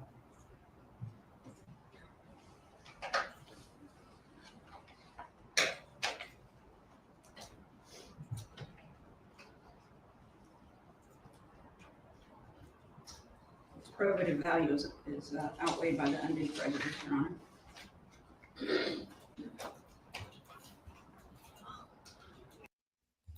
Armand, you and I are listening to this for the first time, and I agree with you. Wait, what?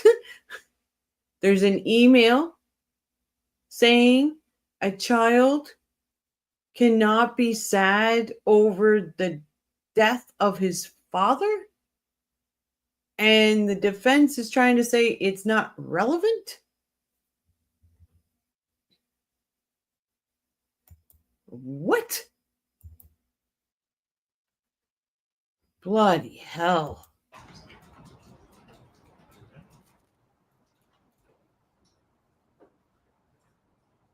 Everett, pick up the gavel and fling it at them. Knock them out. I don't care. Do something.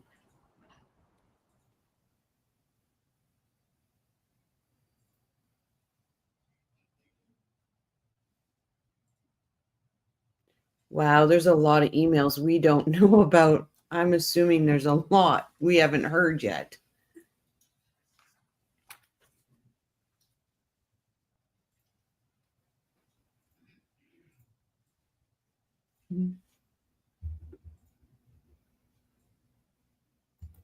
It's coming.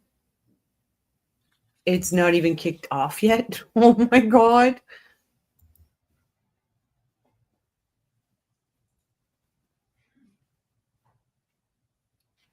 Cattleman, again, the purpose this is being offered for is going to motive or state of mind. What is the undue prejudice the defense is arguing concerning this particular email? The undue prejudice is what the state is arguing, and they're going to argue to the jury, is that this email says that Donna Adelson said he could not be sad about his father. What she's describing is her time with the child, and she hasn't seen him sad. And it's 2 years after, unfortunately, Mr. Markel was killed. Cattleman, if you wish to proffer the testimony from the witness on this, I'll allow you to do so in the presence of the jury, but this one is seeming a bit attenuated. Mrs. Adelson. In commenting on how the child is sad. Sure, Judge, but it relates back to the motive and thinking that it wouldn't harm the children. It was going to be good for the children to get rid of their father. Children have no memory prior to this young age that the father was killed. I think it goes to motive, Judge. That I'll allow you to set up your foundation within parts if you need to do so. I'll revisit whether this item can be admitted at that point.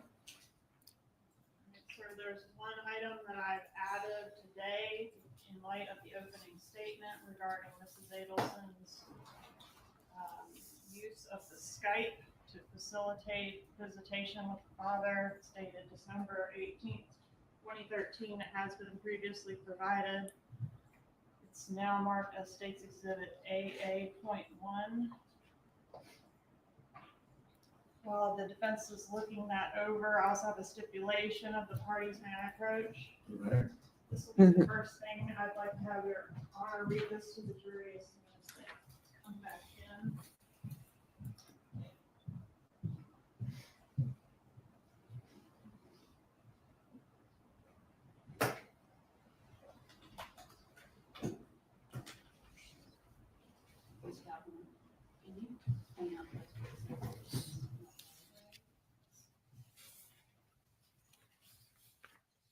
I love how she didn't get up. She just slid her chair over. Like, you're not even worth me standing up for you, Jackie. George is the boss.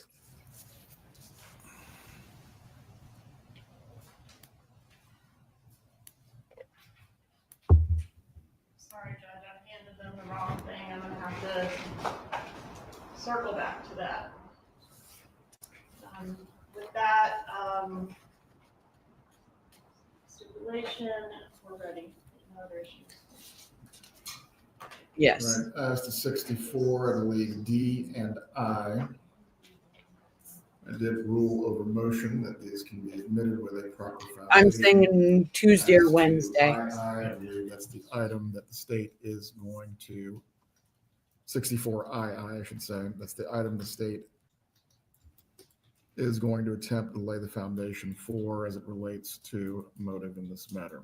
Yes, sir, I found the relevant portion. It reads from Donna to Wendy here. I'm sorry, from Wendy to Donna. Dear Mom and Dad, here is the phone/Skype plan for the holidays. And she's forwarding a Skype plan from Dan Markel. Please help me do this. It means less stress for me if we just follow it.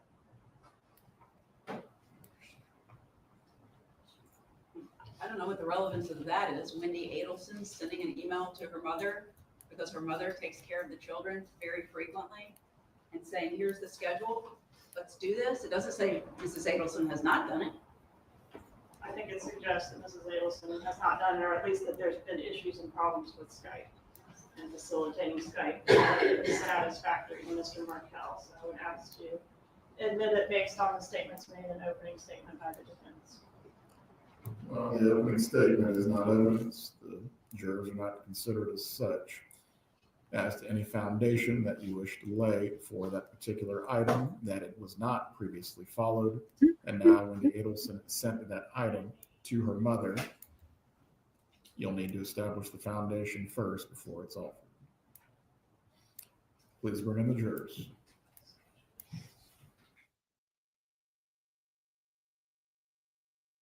Okay, so that's not bad. He didn't freak out too bad on them. The limited instruction will be given. Thank you, Your Honor. I was thinking Everett was going to have a major freak out.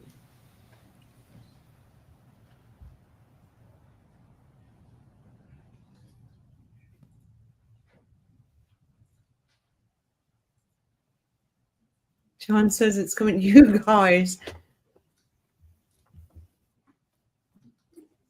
I could see you guys right now. You know what's going to happen. So you're like, oh, Rochelle's going to lose it. Rochelle's going to lose it. All right, jury, enter the courtroom.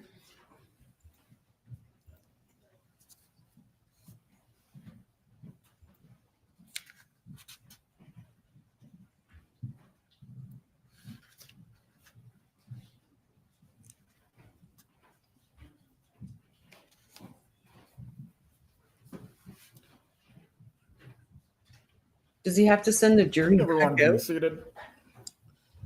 Members of the jury, I trust you had a restful lunch break. Before we resume with the evidence this afternoon, I'm going to read to you a stipulation that has been agreed upon by the parties. When the parties agree that certain facts are true, that is called a stipulation of fact.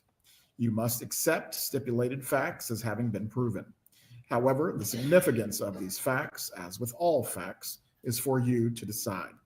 In this case, the stipulated fact that you must accept as true is the projectiles contained in State's Exhibits 122 and 123 were examined microscopically by a firearms expert from the Florida Department of Law Enforcement and were determined to have been fired from the same revolver.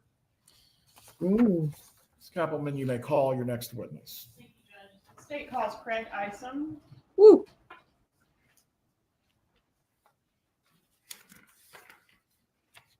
Little girls break. Be right back, guys.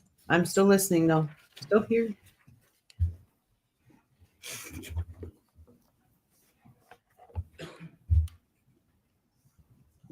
Please raise your right hand, sir. Do you swear or affirm the testimony you're about to give will be the truth? I do. You may take your seat. Please speak loudly and clearly for the jurors.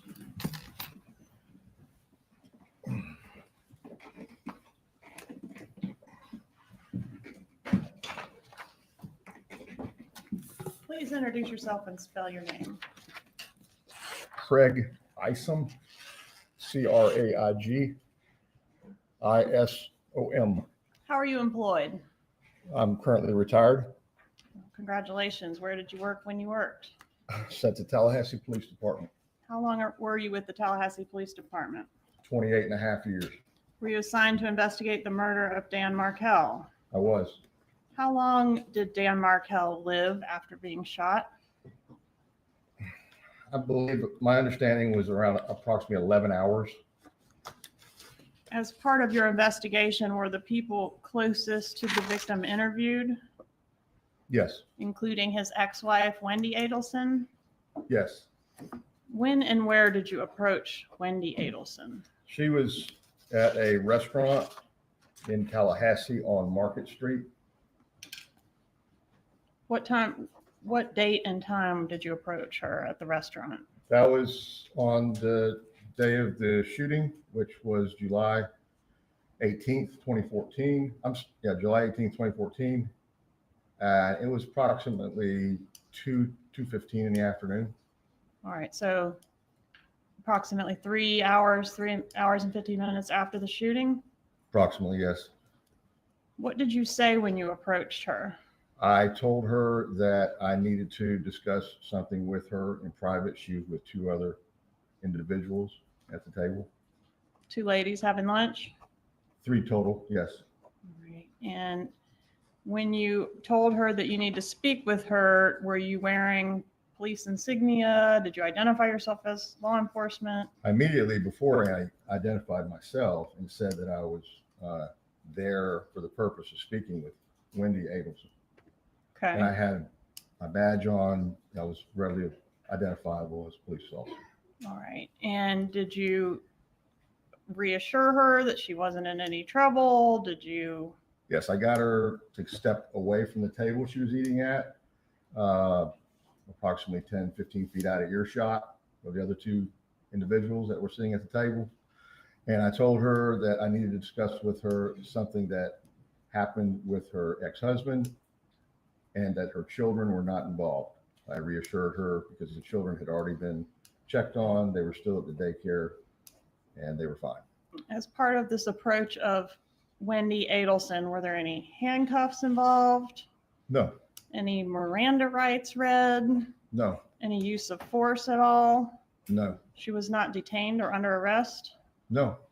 At any time, did you tell her she was a suspect in anything? No. Was she a suspect in anything at that moment? No. At any time during your interview, did you do anything that would treat her as a suspect? No. In fact, you told her several times in the interview that she was not a suspect. Isn't that right? I did. Did you ever accuse her of anything? No. Did you provide her with a victim advocate? Yes. Is that something that your office typically does for next of kin when a tragedy has occurred? Yes. Did you allow her to access her phone during the interview? Yes. What did you learn about the victim's relationship with his ex-wife, Wendy Adelson? They had gone through it and were still fighting in a contentious divorce. I'm going to show you Child custody. with child custody. Including child custody. All right, I'm going to approach with state's demonstrative A. At any time, did you finish the Adelson Kool-Aid? Yes. What is that exhibit? It's all of the filings from the divorce case between Donna Adelson and Daniel Markel. I was thinking the same thing. When she said she wasn't a suspect at that time. I'm like, but she is now, isn't she, Georgia? Woohoo. Yep, planting. Mm-hmm. Bracelets are coming, Wendy. Bracelets are coming. Starting with the petition for divorce and ending at the time of his death. Is that right? Correct.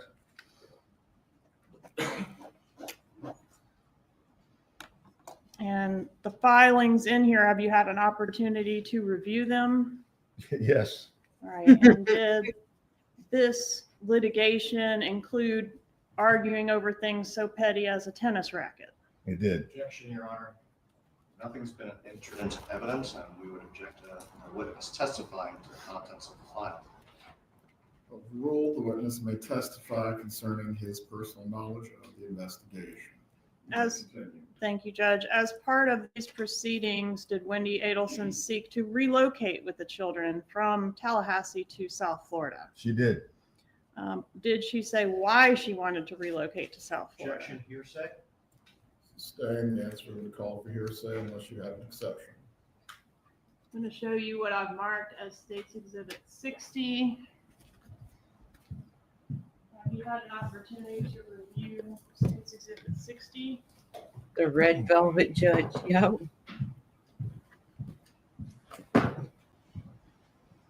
Yes. Are those the portion of the divorce filings contained in State's Demonstrative A that can be directly linked to Donna Adelson? Yes. Meaning she saw those items. Yes. Objection, lack of foundation. I believe that's what Ms. Catwoman is doing right now, overruled. Continue, Ms. Catwoman. Move into evidence state 60, Your Honor. Please, clerk.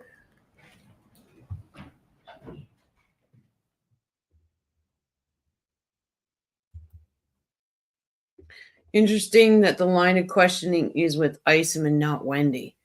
She's laying the arrest Wendy right now. She's putting it out there. Out comes the ginormous white divorce portfolio, right? My God. And Donna's thinking right now, well, they have objected more than Rashbaum did, so we must be winning.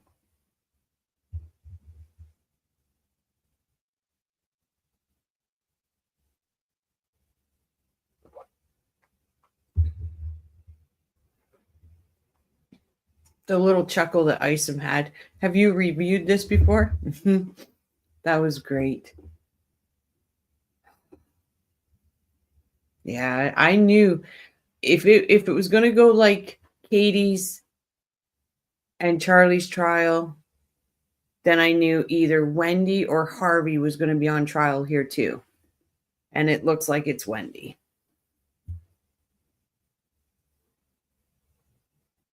I'd love to be a fly on the wall when Laurel's talking to Wendy saying, your mom just threw you under the bus.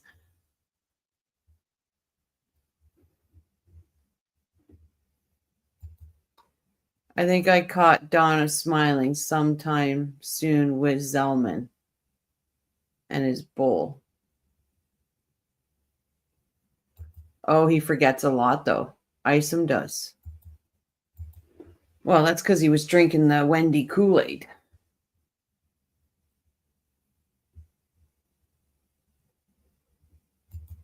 Yep. Yes, he is.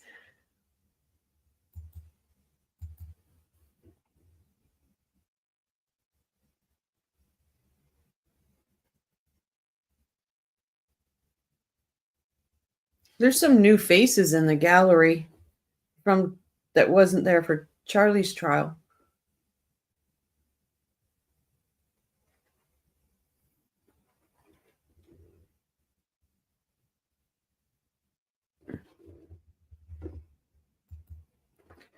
I don't even think there is any calls from Wendy or from Donna to Wendy on her call log.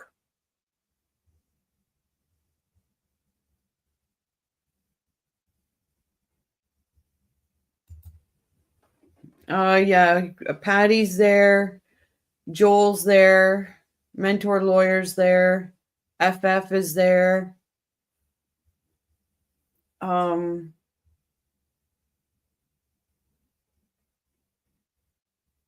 John Steinbeck is there.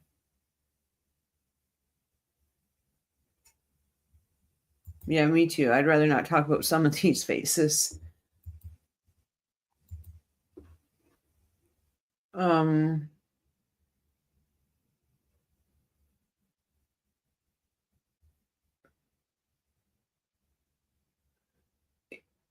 Everett's been giving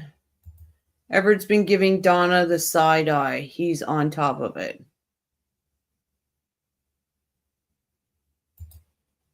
Interesting lawyers probably said no calls. No, Carl's not there, but his brother is. Yeah, Julia's there. Wendy, looking out for Wendy always. Now, I really haven't yet heard them completely throw Wendy under the bus yet, but they have completely thrown Charlie under the bus. They have literally said in opening statement that Charlie Adelson was involved. Wow. They had to get away from the double extortion. She's going to play that she was fooled by her son.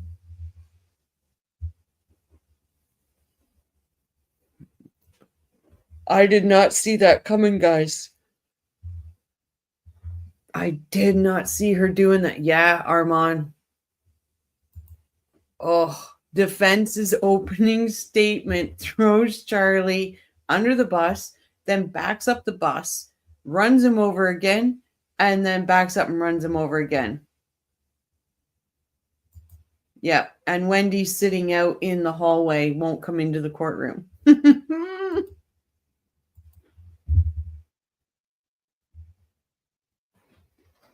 And I'm going to bring this up here again for some reason, just while we're waiting.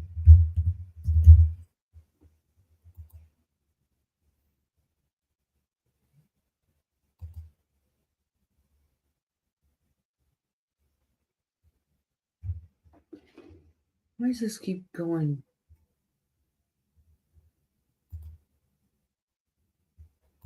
And here you go, Armand. While we're waiting, I'm going to share something with you.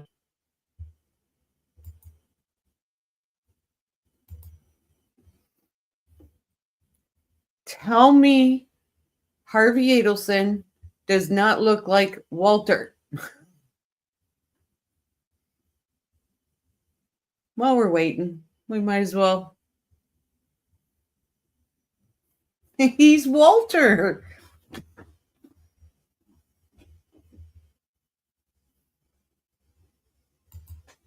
No, she's wearing a new dress, but it is still navy blue, so it's still the same color she wore at Charlie's.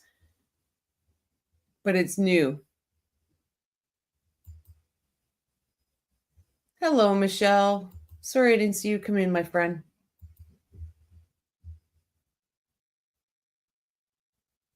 Harvey Adelson is the life-breathing Walter. No honor among thieves, right?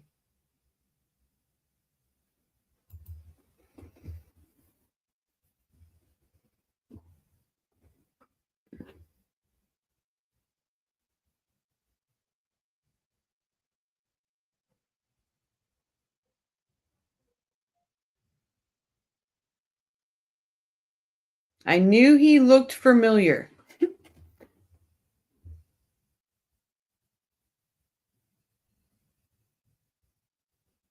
No, that's navy blue. Definitely navy blue. Like a very dark navy blue.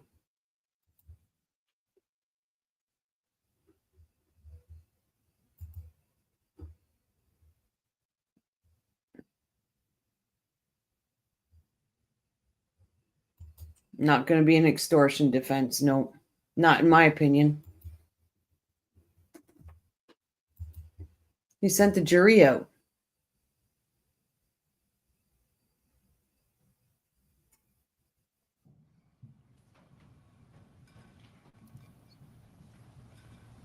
Please be seated.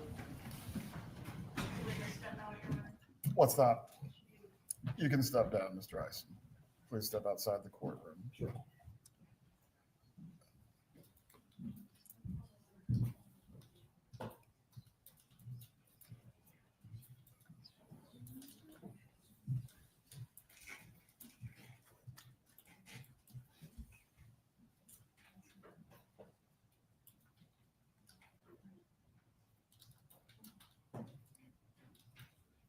All right. At this point, I'm nearing becoming inclined to send the jurors home for the day, as we are wasting a significant amount of time on matters that were either previously litigated or now are still being challenged for reasons that could have been handled out of court. Mr. Zellman, for any item that is being objected to with State 60 that you are claiming has no tie to your client's communications, you need to look through that binder now. Judge, part of the objection that we're making concerning that is without laying the foundation through a witness with personal knowledge, there is no tie to my client. Anything, and specifically anything post-dissolution, so post July 31st of 2013 that's in here, there's no evidence I heard this argument previously. Yes. It has been ruled upon. Yes. At this point, if the state has multiple witnesses that the foundation can be laid through, your objection will be noted for the record, but we are going to move on.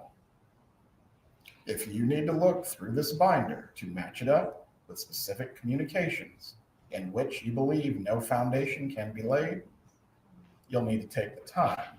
But as far as wasting the jurors' time on this any further today, what else does the defense need to look through concerning these exhibits?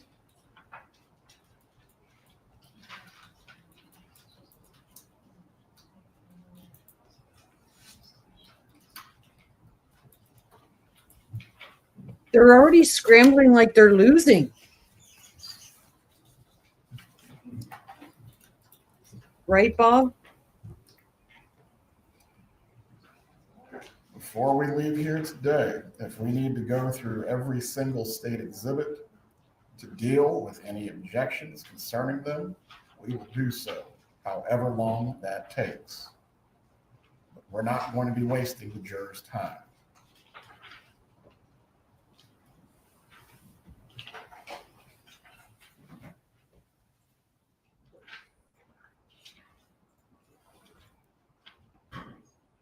Just a moment.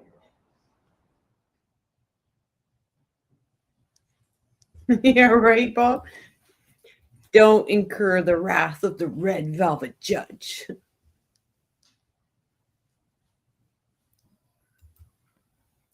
Yes, and ship is sinking. Like they just started and they're already scrambling like they're losing. Every time that jury's got to go out, they remember who was the one that objected. I wouldn't be wanting to piss the jury off. No way.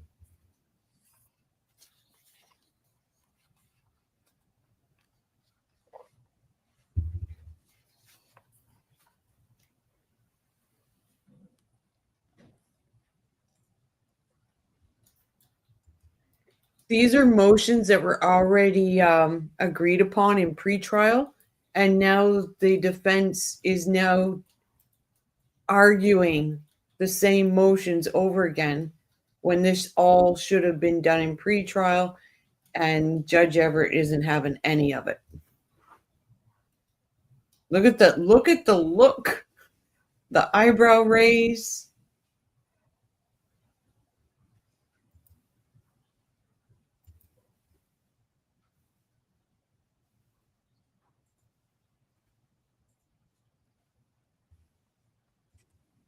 I bet you she does. I wonder if we'll see a different Wendy on the stand.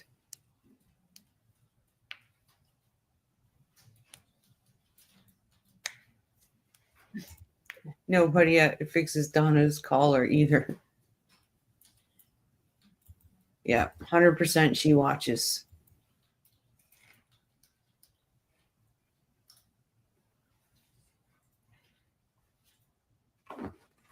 Five and dime defense team. To our objection concerning establishing the foundation for proving my client's knowledge, we're ready to proceed. Concerning that, Ms. Kappelman, between former Detective Ison, Wendy Adelson, or any other witnesses, are you going to be establishing the foundation as to the defendant's knowledge or connection through multiple witnesses? May I have a moment, please? Go ahead.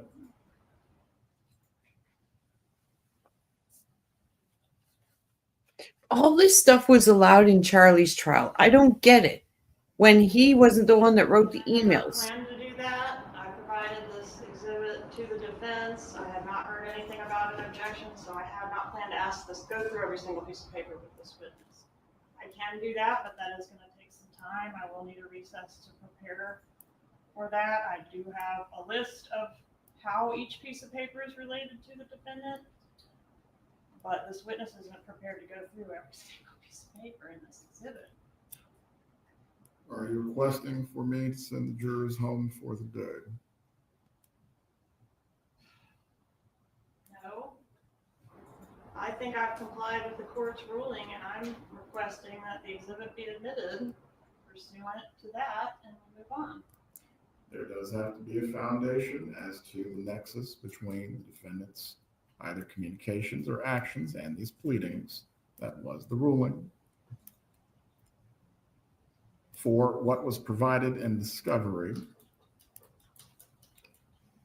Is that something that needs to be done in front of the jury, Judge, or is that something we could tie up later and move on right now? you can tie up later, but it will not be admitted until the foundation is tied up. Okay, Judge, I think that would be my preference then. Very well, please bring the jurors up. Please direct Detective Isom to come back in and take the stand. Detective Isom, come back in.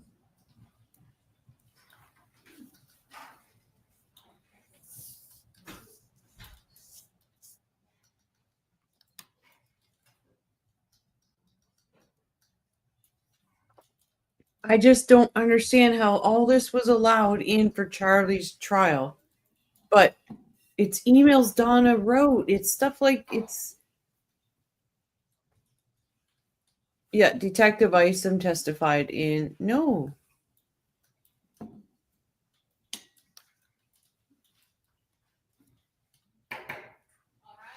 Jeez, I can't remember now.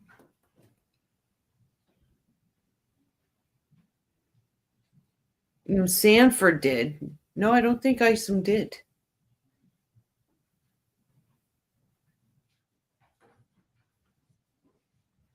Boy, oh boy, I'm going to have to watch it again just because I don't remember.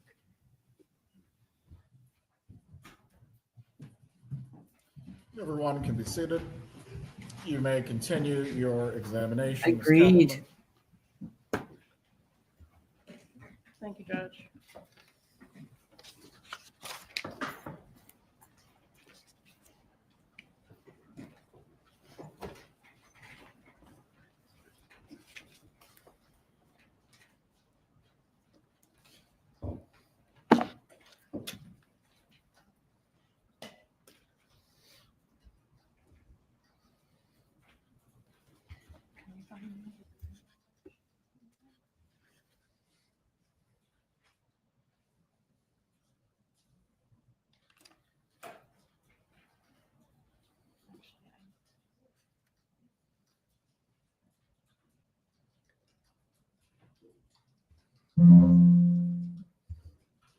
Isom's awake.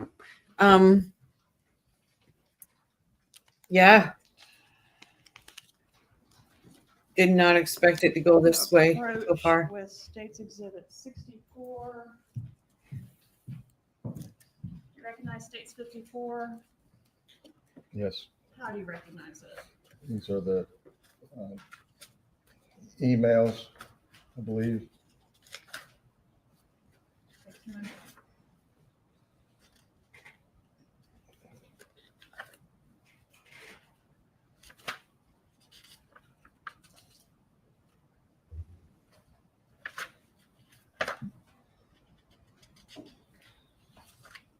I believe these are from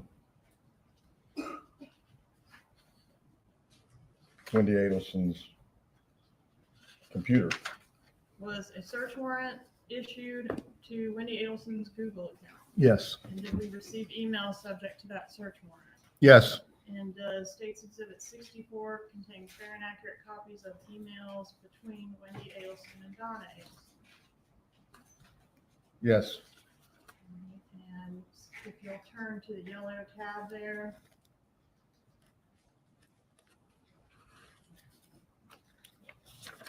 In particular, are you familiar with this email?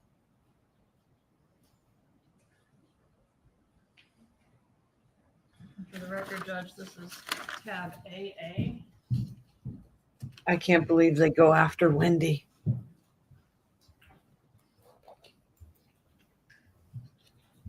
This is. But I couldn't. Yes. that an email that was sent from Wendy Adelson to Donna Adelson?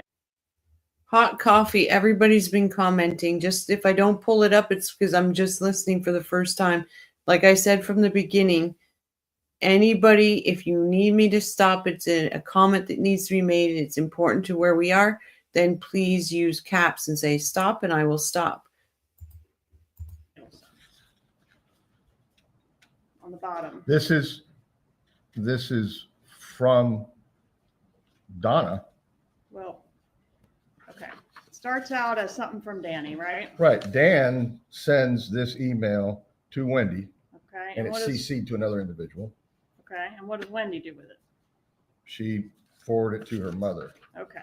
And is the con Yes, music. See how it works?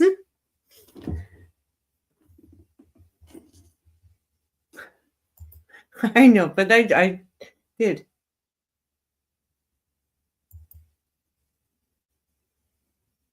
I've been saying that for a while now. I think Charlie will flip. Especially if it gets back to him that he just got ran over, then yeah, he's going to flip. I would say probably his appellate lawyer or somebody is reaching out to George's office probably already.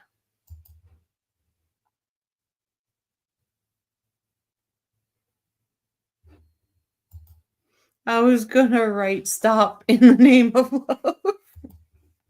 content of the email related to what we referred to as the grandma motion? Yes. What is the grandma motion? This is where Dan Markel. What is the objection? First of all, lack foundation and it's hearsay at this point. Overruled as to lack of foundation. The investigator may testify as to his personal knowledge of the investigation. Concerning hearsay, it's covered. Okay, so here's what I think. They needed to have Wendy on the stand before Isom, so she could have got the emails in because Wendy received and Wendy sent. The divorce binder, Wendy could verify it. Wendy could say, yes, this was a motion. They should have gotten Wendy on the stand before Isom. Then this shit wouldn't be happening.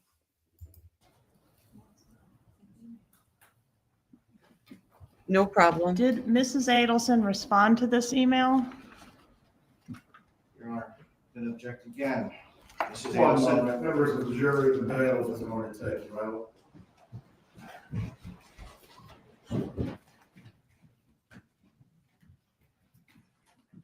It does it on twice now. Oh, here we go.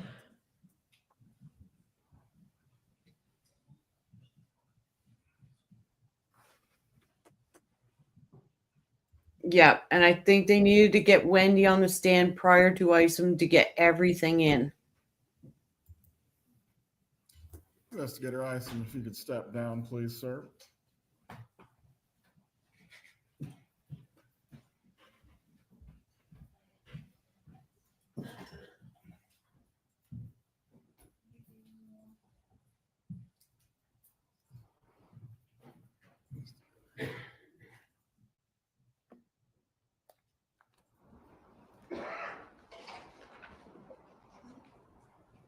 So, not to sound like a broken record, but that part where the jurors need to go home so the issues concerning these documents can be worked through.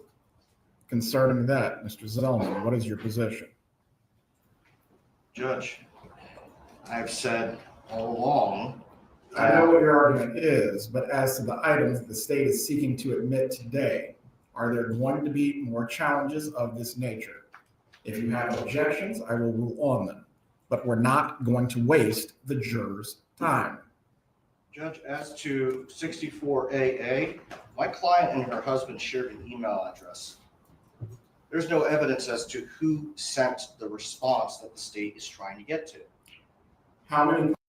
Bloody hell!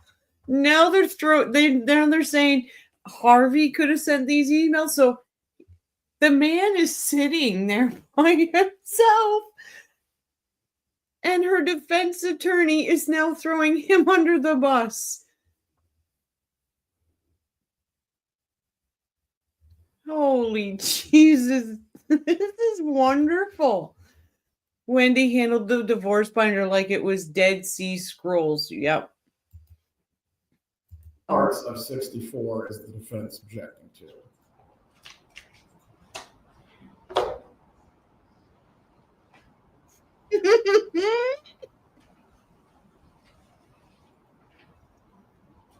Oh, God, that's brilliant.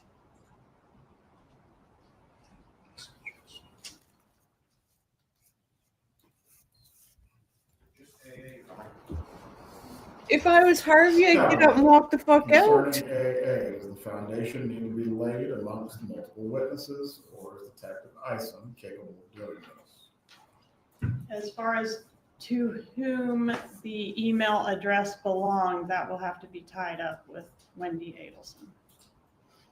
Well, is there any other parts of Exhibit 64 that need to be dealt with now while the jurors are out of the room? Please look through it.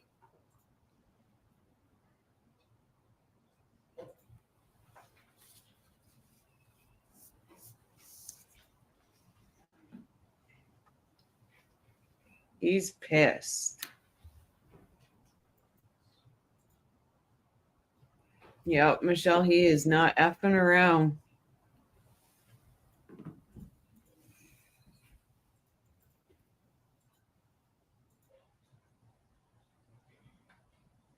So this must be Donna's lawyer's MO for all trials that he does.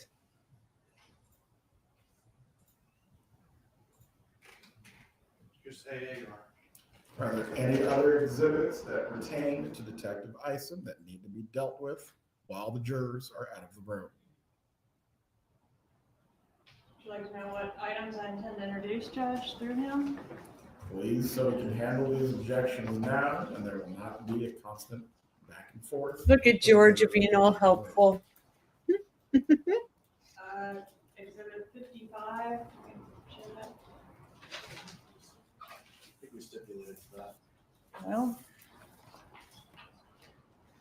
60 is the divorce excerpts, which again,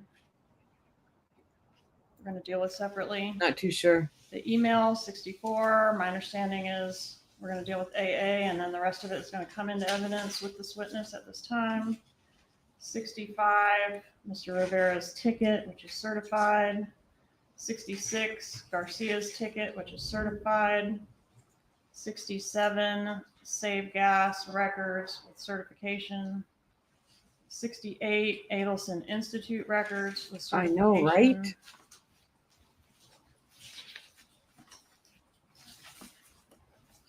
Are there any objections by the defense that need to be handled out of the presence of the jury concerning these items?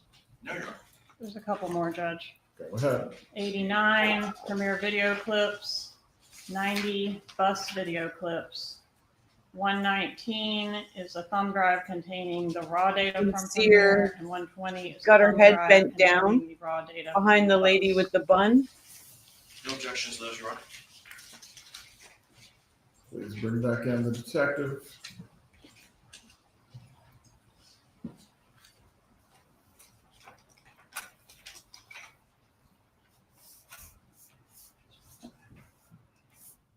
She's in the second seat off the wall. She's sitting behind a lady with a partial bun and glasses. That's where she's sitting.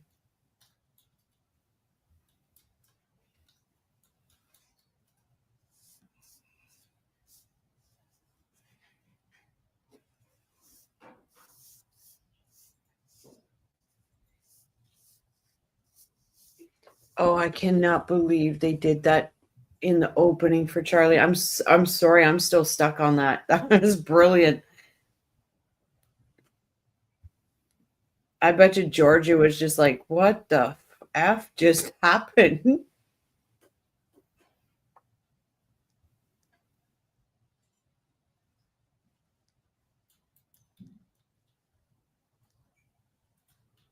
No, the people behind Harvey, they're not paid seat fillers. Patty's Playhouse is there. Mentor Lawyer is there. AA, whichever portion of the foundation you're capable of laying with the detective, you can at least start it with that. As to the rest of it, you can seek to admit it Yep. if the foundation can be laid without it or without any other witnesses. Oh, you said beside Harvey. I'm so sorry. No, I'd seen that couple there for Charlie's. I've seen that girl and that young kid there for Charlie. So I'm thinking it's a mother that's interested and her son's probably interested too. But they were there for Charlie's also. Not the whole time.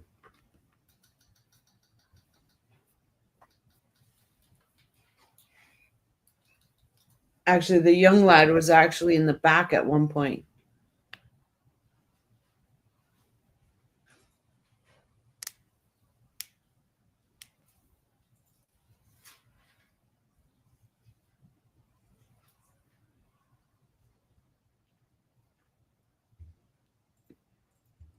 You're welcome, Carla.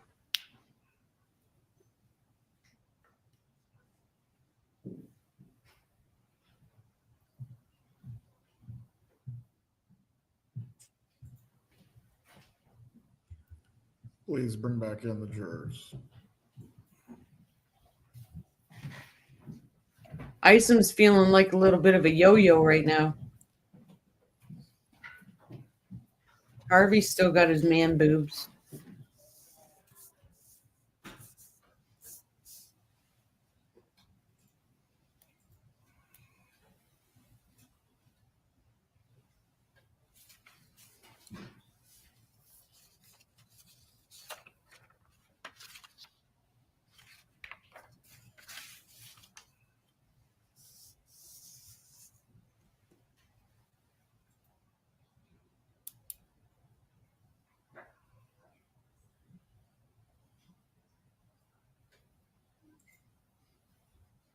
Isom stays on the stand for quite a while.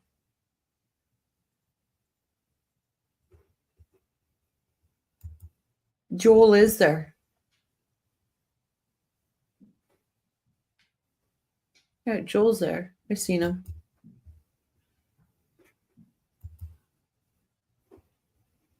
Oh yeah, Joel wasn't missing this. No way.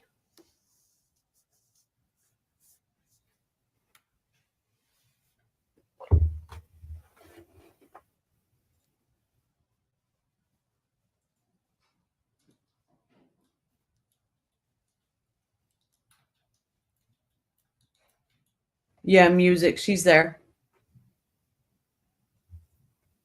When they show behind the state's table, look at the wall and come up one seat, one pew, and right there.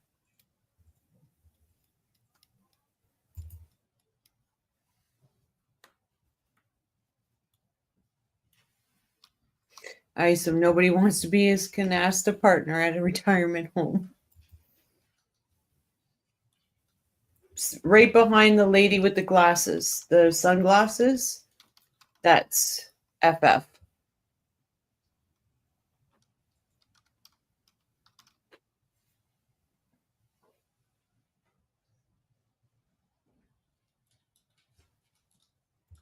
Oh, that sucks. I wish I could have.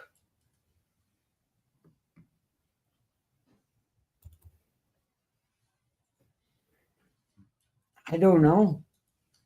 Honestly, I don't know because it seems like they're having a hard time getting anything in. But all this was in Charlie's trial.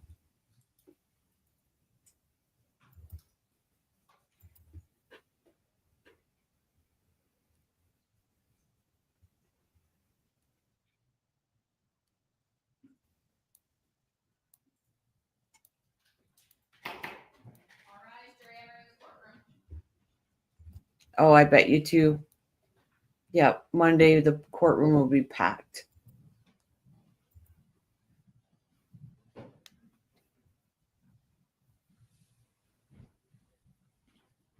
I wish she'd fix her shirt. She looks like a slouch. Everyone can be seated.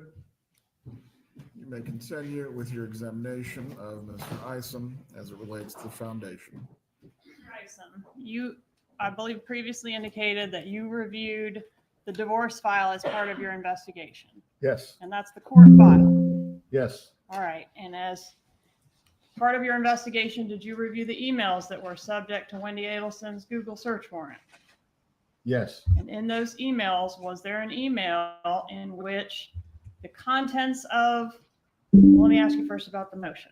Did you review a motion where Dan Markel was seeking to restrict Donna Adelson's access to the children? yes, I did.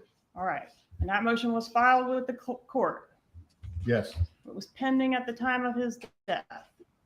yes, And did you find in the emails any evidence that the contents of that motion were sent to Donna Adelson?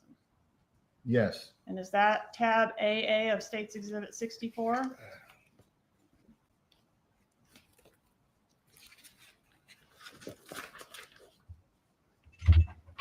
yes, And are the contents of that email substantially similar to the allegations made in the court filing? substantially, yes. Okay. And what is the gist of what it is that Dan Markel is requesting? He does not want Donna Adelson to have unsupervised contact with his children Why not? because of the statements that are made in here and that was shown in the court filing, that the children reflected that grandma says you're stupid, grandma says she hates you. And Isom, please do not read from any document that has not been admitted. at this time, Judge, I would ask to admit State's Exhibit 64. All parts or just the part that does not include AA? Subject to tying up AA, I would seek to admit the whole thing. States 64, any objection? Just the objection previously made, Your Honor. Concerning States 64, it will be admitted except for Part AA and any later foundation that needs to be addressed. Did, in your review of these emails contained in State's Exhibit 64, the defendant, Donna Adelson, use any strong language against Dan Markel? Yes, Did she call him any names? yes, I would ask you to review State's Exhibit 64, tab DD.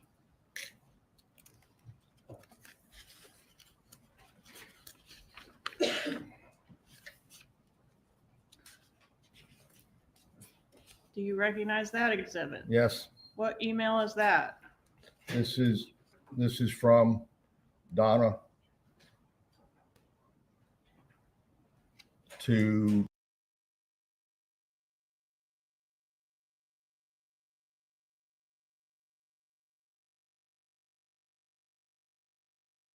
Wendy.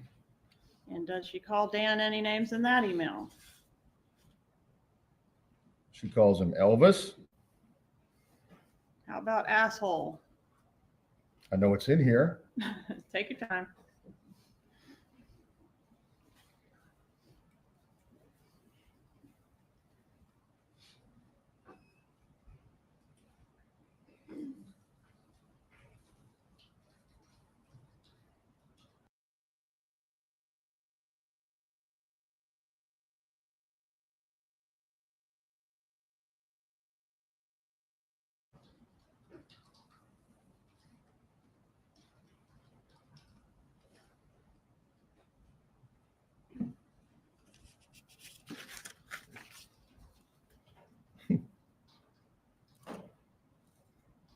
Oh, sorry. I was saying, I think the email should have came in through Wendy, not Isom, but unless she's laying, Have you ever seen an email where she called him an asshole? I've seen an email. unless Georgia is leading up to Isom saying that the family became suspects.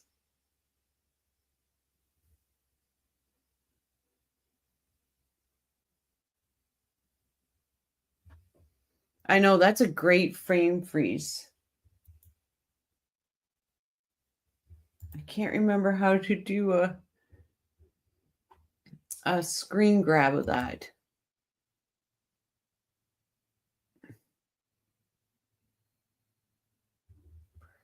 For some reason, I can't remember how to do a screen grab.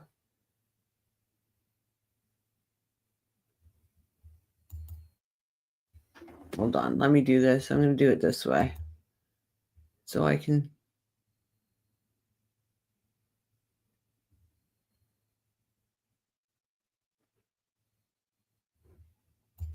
Let's see if I can do it that way.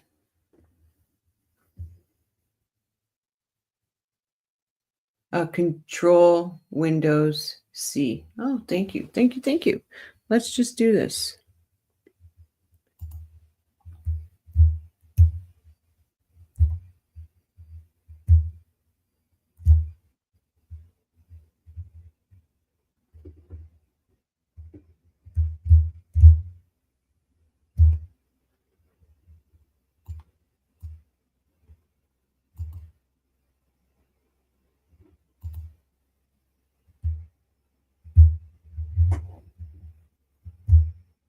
For some reason, I'm working on my. Okay, whatever.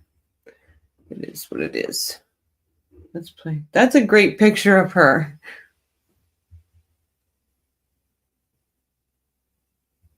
But I don't see it here. Okay, let's move on. Okay. Tab M, please. Emma? M as in Mike.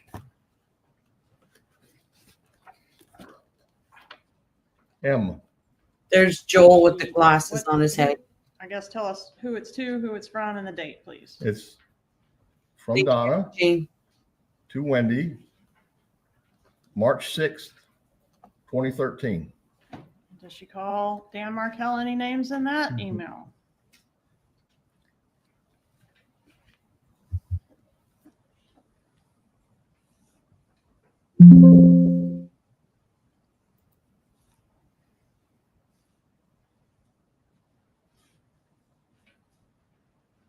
Yes, Oh she my does. God.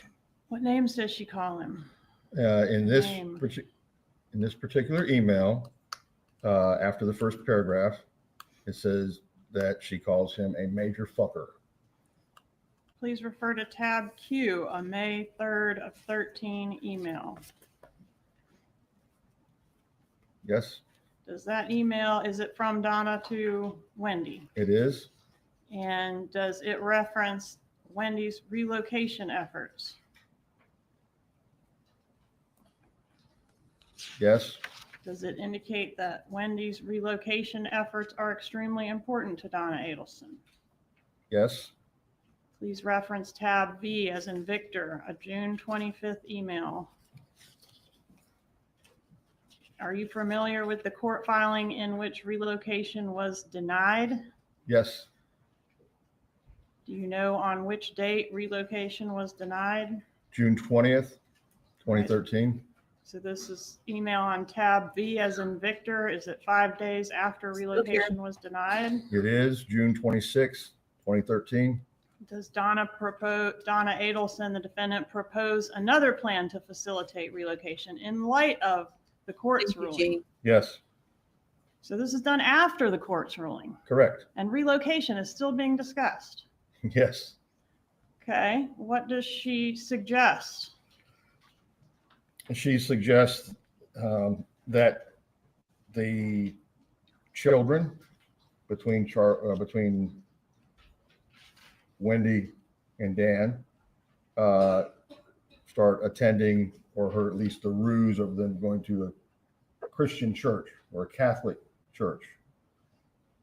And to take pictures of it and send it to Dan Markel, right? Yes, To strong arm him into agreeing to the relocation, right? correct. Coercion. Did Donna Adelson, the defendant in this case, suggest a bribe to Dan Markel to allow him, to cause him to allow these kids to be moved to South Florida? Yes. Draw your attention to tab W. Victoria, I want to answer your question here. How bad does a mother have to be for her son to testify against her in a murder trial when Rob takes a stand, how will Donna act? Donna, it will be stone faced, in my opinion, stone face. And it will be great hearing Rob.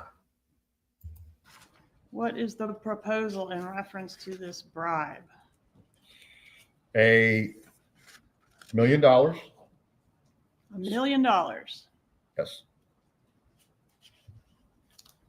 Okay.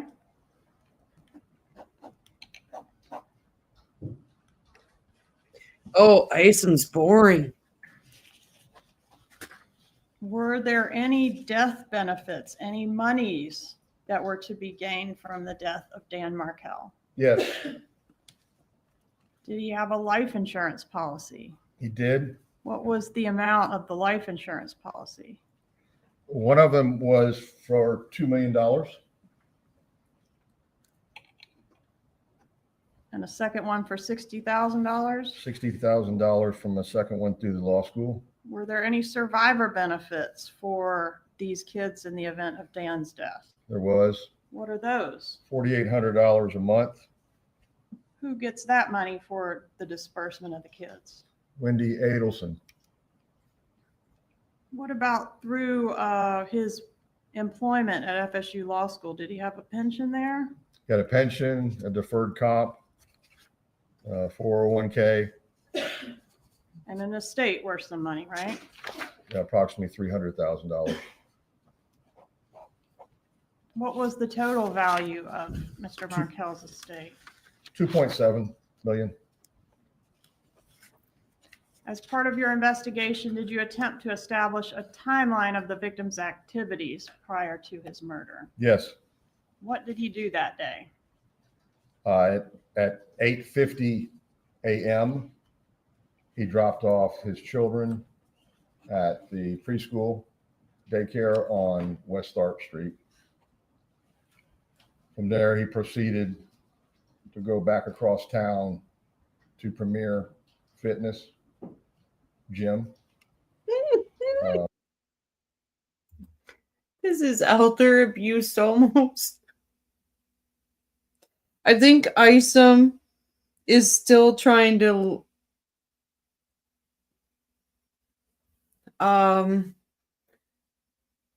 get away from the fact that I'm sure the water cooler talk was that he drank the Wendy Kool-Aid and he didn't believe Jeff Lacoste.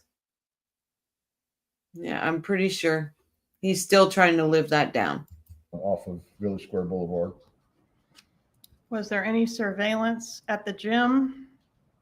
Yes, And was that collected by law enforcement? it was. Yep. All right. I agree, Bumble.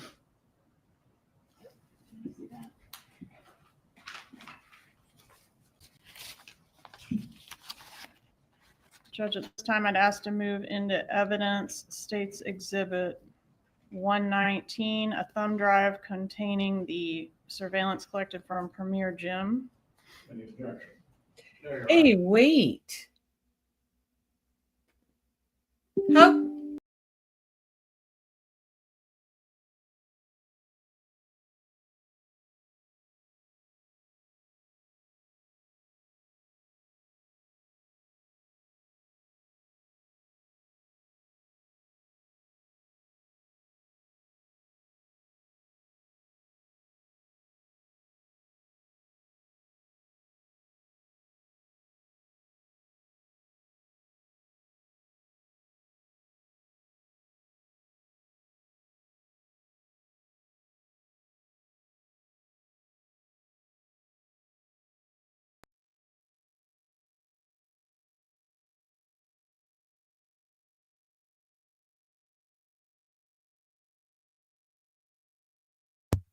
I'm still here if you can hear me.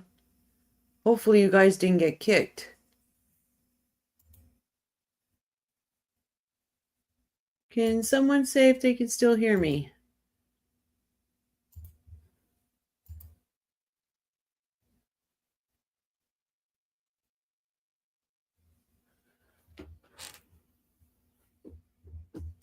Okay, sorry guys, everything just went black.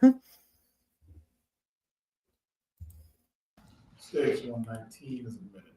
And was the raw data or surveillance video collected from the gym compiled in a way that shows what it is we're looking for concerning Mr. Markel?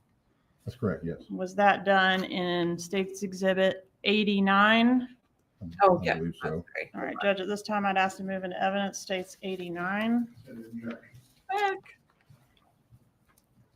There you are. States 89 is admitted. Were you able to see on this gym surveillance video Mr. Markel's vehicle enter the parking lot of the gym? Yes, Okay, so what I was trying to say before everything went black is Sanford did this testimony.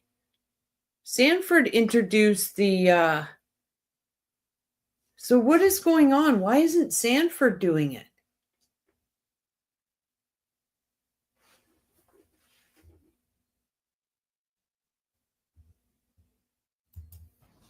At what time does he enter the parking lot of the I gym? believe it was 9:11, 9:11 sound right?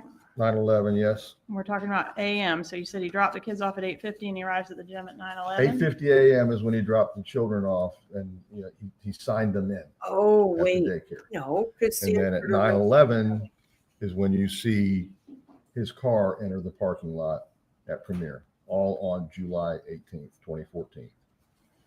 And were you able to see anything sinister about the parking lot of Premier Gym on the morning of Mr. Markel's shooting?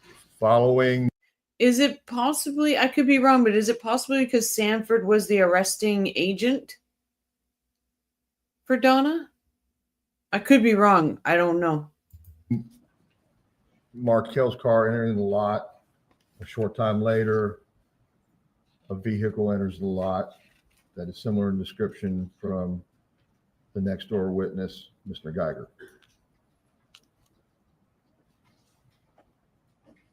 What does the suspect vehicle do when Mr. Markel enters the gym? It parks and no one gets out of the car. How long does the suspect vehicle stay there while Mr. Markel's in the gym? I don't recall the exact amount of time, but it's quite some time that the whole time he's in the gym. And even after he comes out, gets back in his car and leaves. That's when the car leaves at the same time. All right. So the whole time he's in the gym doing his workout, this suspect Prius is in the parking lot. Correct. And when he comes out to leave and gets in his vehicle, what happens with the Prius then? The Prius follows. Judge, at this time, I would ask to introduce State's Exhibit 89. I'm sorry, I have introduced it. I'm asking to publish it at this time. Thank you.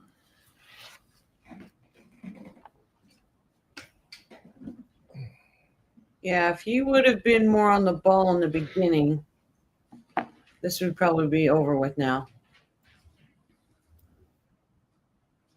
Is this black vehicle Mr. Markel's vehicle? Yes, it's a black Honda four-door.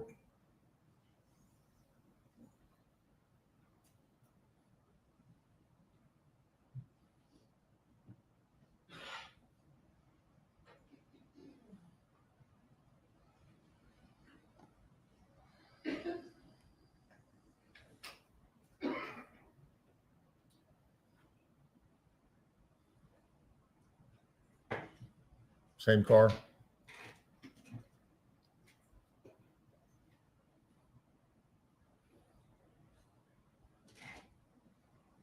And he parks right behind the flag post there.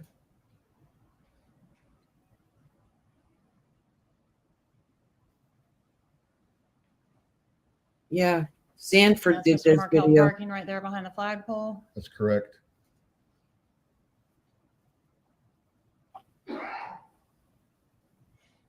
What is this vehicle? That will be the suspect vehicle, And is green the- Prius. Okay, consistent It's with not the green. description given by Mr. Geiger. They said a light colored or silverish, and the car color is a silver pine mica.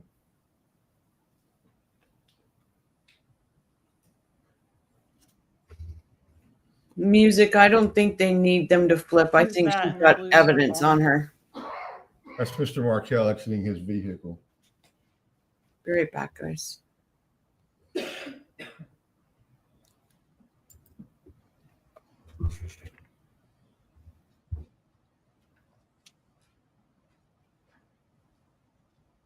That's him in the red shirt. That's correct.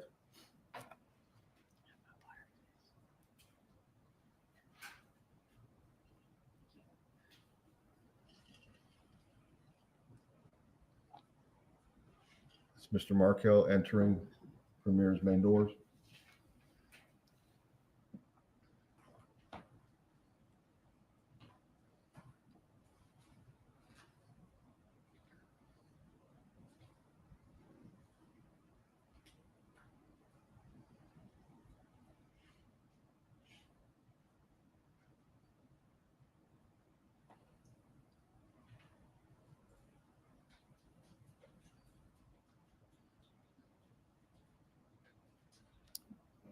What do we see in this image? I'm sorry. What do we see in this portion of the tape? That's the suspect vehicle, the Prius, driving through the parking lot. At this point, is Mr. Markel inside the gym? He's inside, yes.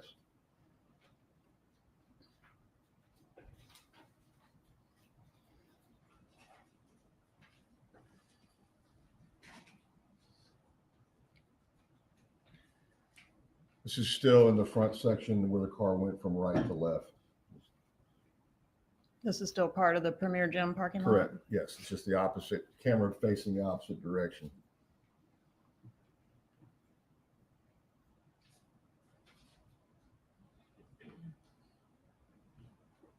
And this is the car reversing course, coming back towards the front doors.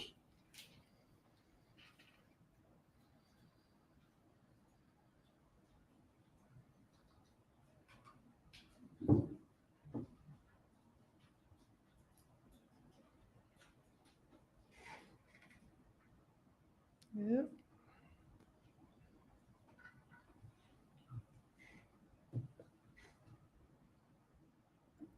Right?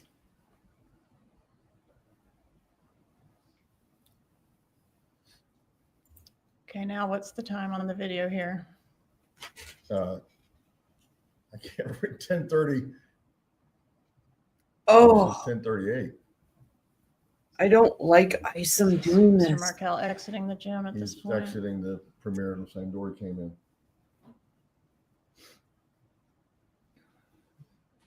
I'm sorry, it's 10:33 on the timestamp. Thank you. Isom's on the stand for quite a while, eh? I hate seeing this video. He has no idea right there. None.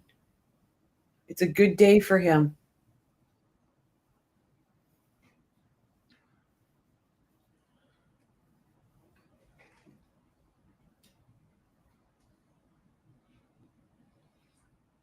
That's Mr. Markel making his way to the parking lot where his car is parked.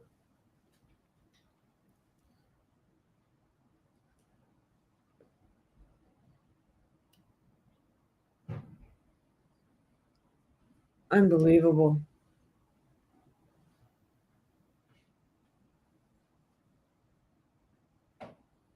No matter how many times you watch this video, it has the same effect every single time.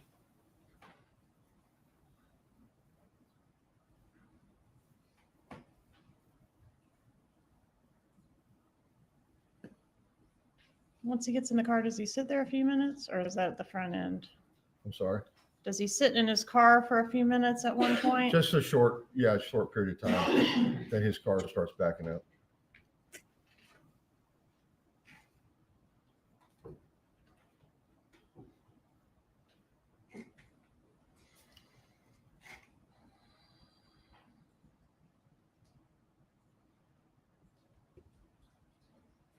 I agree, Armand. I just wish Sanford was doing it, not Isom. Where's that? That's him exiting. And will we see the suspect vehicle pull out It's coming behind from the him? backside. See it?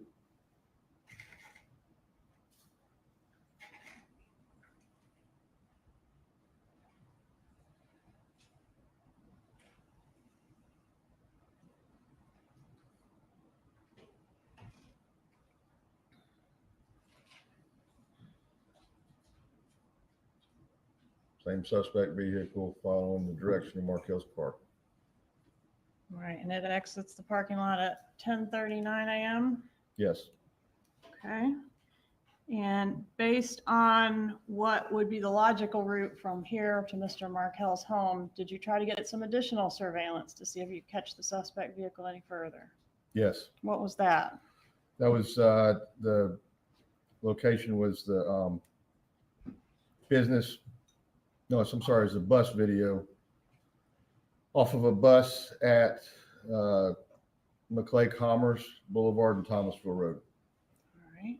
And were you able to actually find some bus video from both before and after the shooting of the suspect vehicle? Yes. Okay.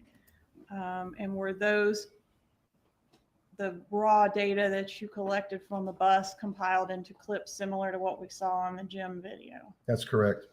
All right, Judge, at this time, I would ask to move into evidence States Exhibit 120, a thumb drive containing the bus raw data, and States Exhibit 90, a disc containing the bus video clips. Any objection? No, Your Honor. States 90 and then 20 are admitted. Permission to publish States 90. You may.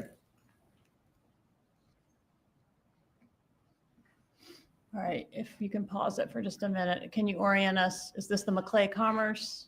Yes, this is the bus is pointing east. So just beyond that circle is where the flyover starts. If you're going southbound, you can take the flyover to get on Capitol Circle after you pass McClay Gardens and everything. So this car is on Thomasville Road, not the flyover, and it is going southbound. All right, and this camera is mounted on the bus. That's how we were able to get this image? Correct. Okay. This is a city bus. Continue, please. The time on this, 10:44 a.m., is Correct. that right?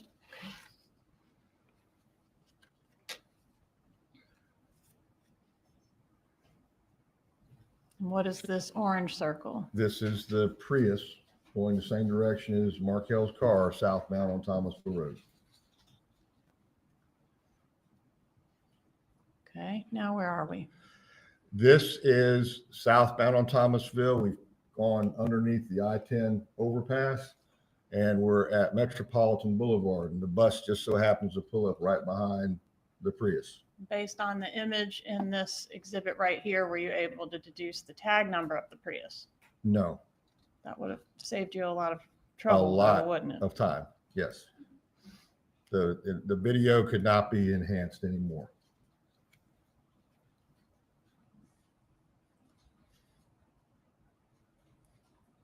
Which means, like I said, if they hadn't had that sun pass, they would have had a hard time finding this vehicle. So thank God they didn't Does take the evidence sun pass suggest off that the window. Markel had already gone on through past this traffic light? Correct, because this car was behind Markel's car. So he must have beat the light or got through the intersection before this car.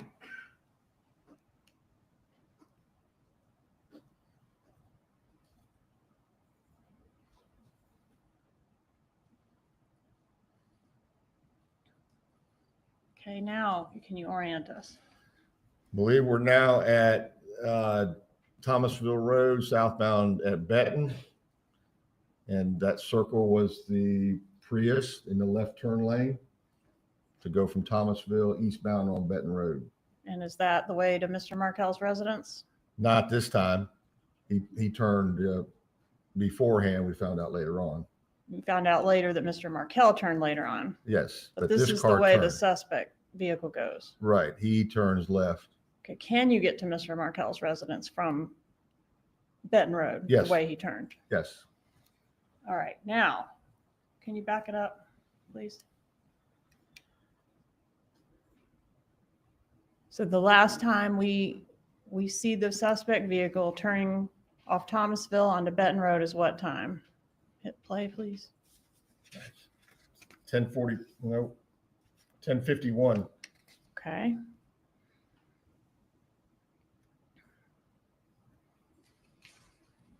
And what time does our, pause it please, what time does our 911 call come in? 11:02 a.m. Okay, so he was killed between 10:51 and 11:02. Well, He was shot. we narrowed it down even more than that, but. Okay. Tell me how you narrowed it down further. Well, than that. this bus now, this is a different bus.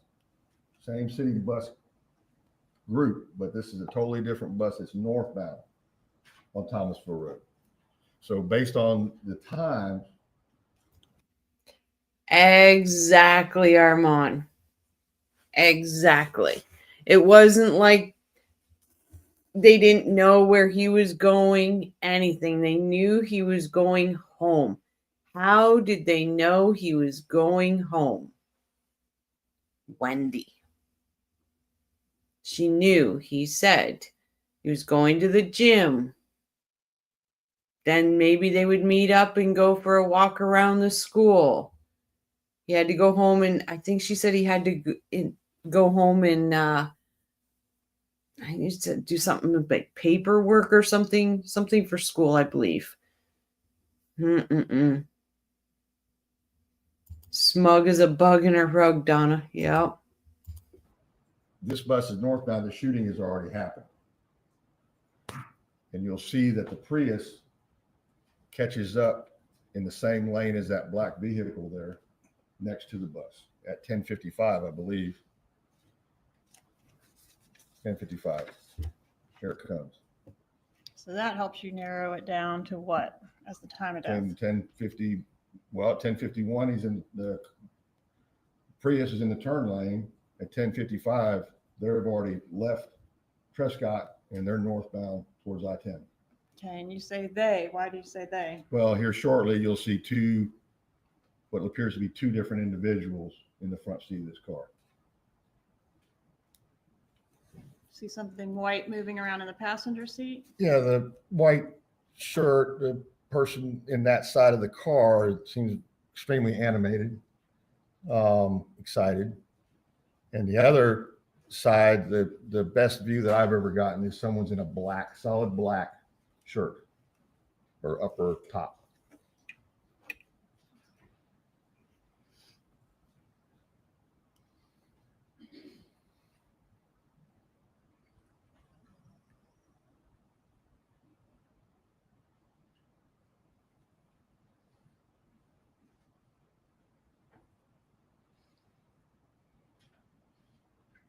All right, and this is a slowed down version to try to get a better look at those occupants. All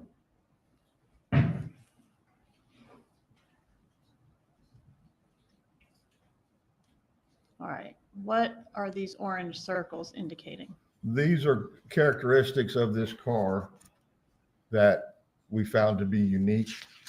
The passenger side mirror is solid black. These cars have, when they come new, the mirror is the same color as the car, the mirror casing on the outside. This one's been replaced, it appears, because it's black. The circle in the middle of the top of the windshield, that appears to be a sun pass or toll type pass activator. And then the lower bumper circle, that's where a tow hook can be threaded in for towing purposes. But otherwise it has a cap over it and the cap is missing. Were you able to deduce anything about the year of the Toyota Prius? Based on the research that we did through Toyota, this was established to be a 2006 to 2009 Toyota Prius. And the color, as I said before, was silver pine mica. All right. Is it fair to characterize your Oh my investigation God. as having kind of two That's different horrible. names at this point? We're looking at motive over here and we're looking at the Prius over here. Correct. Okay. And you mentioned the SunPass transponder. So we know this Prius, I'm assuming it's not the only silver pine mica Prius between 06 and 09 in the state. Correct. All right. So what do we do to try to track down the SunPass transponder? I contacted Florida Department of Transportation who administers the SunPass, and wanted to find out, what's the likelihood of that kind of car having a SunPass, and I was overwhelmed with there was thousands. So that wasn't narrowing down anything very quick. At that time, was SunPass more affiliated with South Florida, or did pretty much everybody in Tallahassee have one? South and central, anything Orlando south for the most part. Okay. Did you have any indication based on the surveillance video available as to where the vehicle went after it fled from Markel's residence? I just know that right here it's going northbound towards I-10 from Thomasville. All right. Let's watch to the end. This intersection is Armistead, so this is north of Benton, heading back towards I-10.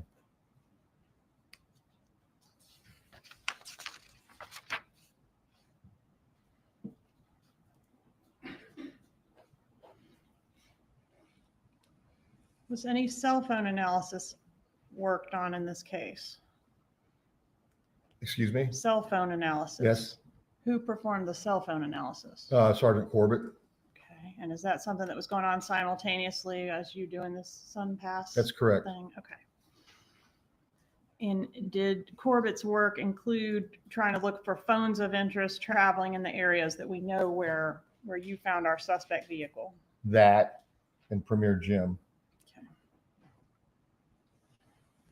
And we will talk to Sergeant Corbett later, but based on his analysis, did you have an idea or develop an idea of the route that your suspects may have taken? Yes. All right. And what did you do to follow up on that? Well, initially, because of our large expanse of cars, we started looking for South Florida at any cars going through the interchange southbound at Wildwood, where you get on the turnpike from I-75. That was a bust. It was way too many. We couldn't find anything that was concrete.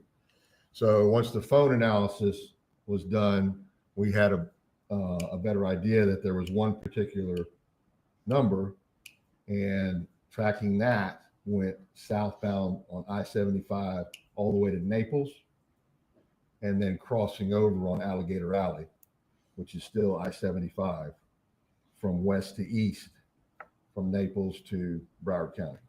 And once you learned that it was actually this other route than what you would expect, were you able to do anything in reference to the toll plazas and the SunPass transponder that you weren't able to do previously? That's correct. Okay, tell us about that. Once we had that established, then I contacted the SunPass administrators again at Department of Transportation, and I explained to them what I had. I said, we got a Prius, a 2006 to 2009 Silver Pine Mica. Not that they had that in the records. I says, but we have them going through approximately this toll plaza in Naples, going westbound. And once I gave them that and the time, within a couple minutes of when they would have gone through, they showed an activation with a transponder from the windshield at that toll plaza in Naples in Collier County, and there was only one Prius, and that's what we determined, that it was going back to South Florida and cutting across Alligator Alley.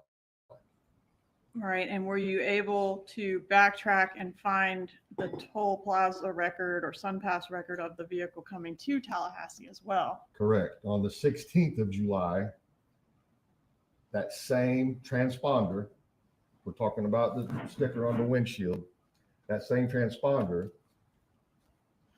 went through from Broward County, West Broward County, through the other end of the toll plaza. There's one on each end. There's nothing in the middle. But one going eastbound, that same transponder on the 16th of July cut across Alligator Alley and then presumably went up 75, which the phone records will show that. And then the return trip was the first one we found. And did that help you identify the particular SunPass transponder by like an identification number? Yes. and is a particular SunPass transponder affiliated with a particular vehicle through some type of SunPass record. Yes, it shows the customer who purchased the SunPass, and they submit what kind of vehicle it is, the tag number, in case the SunPass, the transponder doesn't work, they could still use their credit because it'll take a picture of the tag. All right, so what did you learn about the suspect vehicle at this time from the SunPass stuff?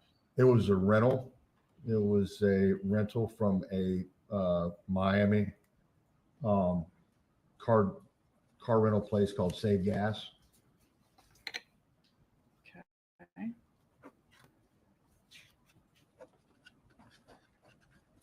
Did law enforcement go to Save Gas They in did. Miami? Yes. Was there any documentation discovered at that business? Now that car rental place, its new slogan is Hitman Special. Come and rent the Hitman Special. We've got all Hitman covered. When Luis said the blonde was Wendy, that was so damn funny watching George's face. That was classic. Yeah.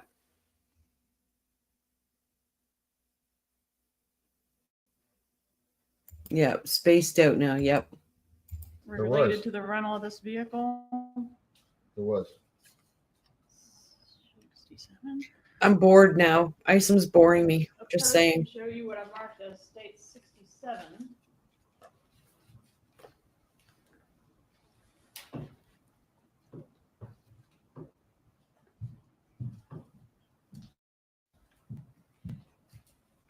Recognize state 67? Yes. Okay, is that the rental contract that you found at the Save Gas related to your suspect vehicle? That's correct. Okay. Is it a fair and accurate copy of that exhibit or that Yes. document? Okay, moving evidence, state 67, Your Honor. Yeah, Your Honor. State 67 is admitted. Permission to publish 67. You may. Who's the next witness? And what did we learn about the people that rented the car from this state 67? Not on there?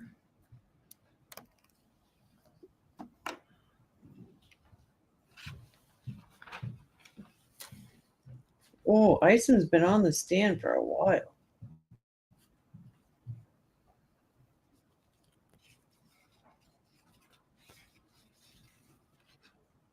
Luis Rivera. Nice. Isom is boring. According to this document, Luis Rivera, Normandy Drive in Miami, is the one that rented this car. Tuto, Tato, Tuto, Tato. Number for himself? Yes. Is that the number listed right here? Yes. Okay. And any other drivers listed on the contract? No driver listed there, but up in the top, you see the word brother and a phone number that became significant. All right. And who? Does the defense cross-examine Isom? Whose phone number were you able to associate? Who were you able to associate this phone number with? The brother. Sigfredo Garcia. When was this vehicle rented? This on the 16th of July. I'm sorry, this shows 15th. 15th of July. Okay. And when was it due back? It was due back on the 17th of July. Didn't go back on the 17th, though. No, I don't believe it got back till the 21st. Okay.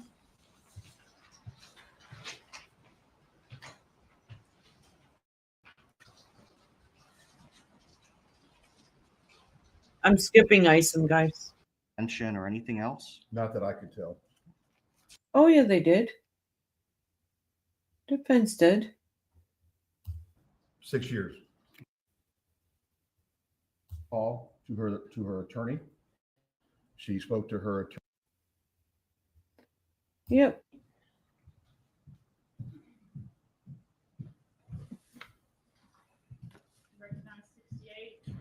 Yes, this is all I received as far as Yes, he any does, type of Carla. records You're right. for Magbanua and her relationship with the Adelson Institute. Right. And did the records include any job description for Ms. Magbanua? No, Any We know all employment this stuff. application? no. He asked that if Charlie Adelson was to be arrested, if I would just contact him. And Oh, what is this? Filing records. What is Nope. that? Any performance evaluations? None, So only the checks. only the checks. According to those checks, during what period of time was Catherine Magbanua on the Adelson Institute payroll? From September of 2014 all the way, this particular one shows March of 2016, but I believe it goes further than that into May 2016. All right. So it starts shortly after the homicide, about 2 months? Yes. Actually, the homicide happened July 18th, and the first check was dated September 18th. For what pay period? I don't see the pay period on this one.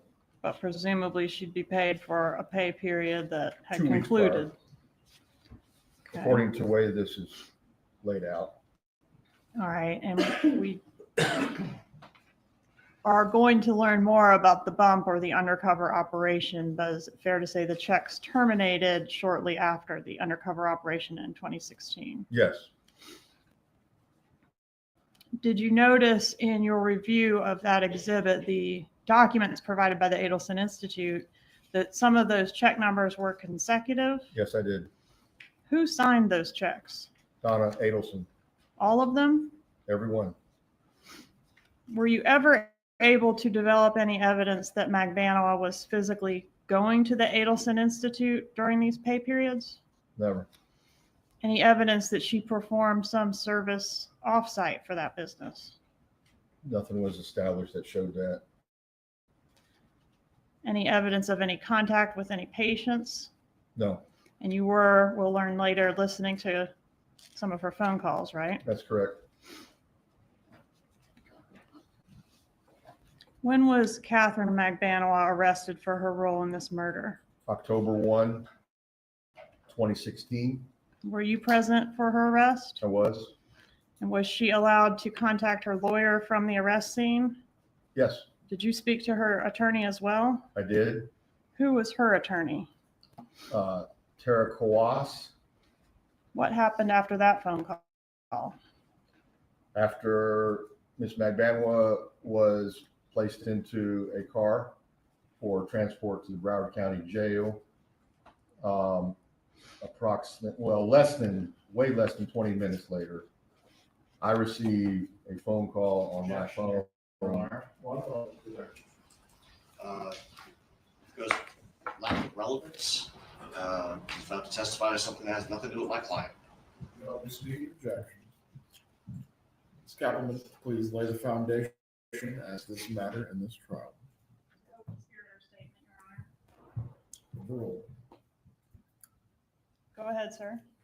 So so let me back up. So while Ms. Magbanua was detained on scene, where she was arrested in the daytime, daylight hours, she was allowed to place a call to her attorney. She spoke to her attorney. I spoke to her attorney, and I asked that Ms. Kawas, the attorney representing her at the time, that she contact her client, Magbanua, at the Broward County Jail, and if in fact she wanted to cooperate with the investigation, to call me back. So you were interested in getting information from Ms. Magbanua? Oh, Correct. Wendy fell off Information the about the list. other parties involved in this case? Yes. Okay. So what I mean by cooperation is if she wanted to provide testimony about other players in this. And so I told Ms. Kawas, if you'll talk to your client, obviously out of my presence. And if she decides to cooperate, call me back and I will go to the Broward County Jail and meet. Did that happen? No. What happened instead? Well, like I said, within less than 20 minutes from that conversation, I received a phone call from a gentleman that identified himself as David Marcus. Instead, he was an attorney representing Charlie Adelson. And he asked that if Charlie Adelson was to be arrested, if I would just contact him. And There's relevance. This is not co-conspirator admission. Specifically as a co-conspirator aspect, Ms. Kappelman, you need to keep the examination focused on that. Members of the jury, as to the last objection, I will sustain it. You may continue, Ms. Kappelman. So you speak to Kwas, and your next phone call is from Charlie's lawyer. correct. No further questions. Cross-examination. Just a moment, Your Honor.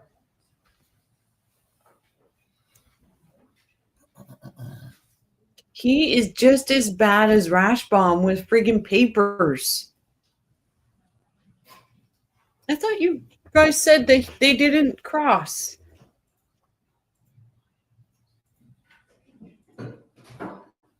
The banana bread speaks for itself.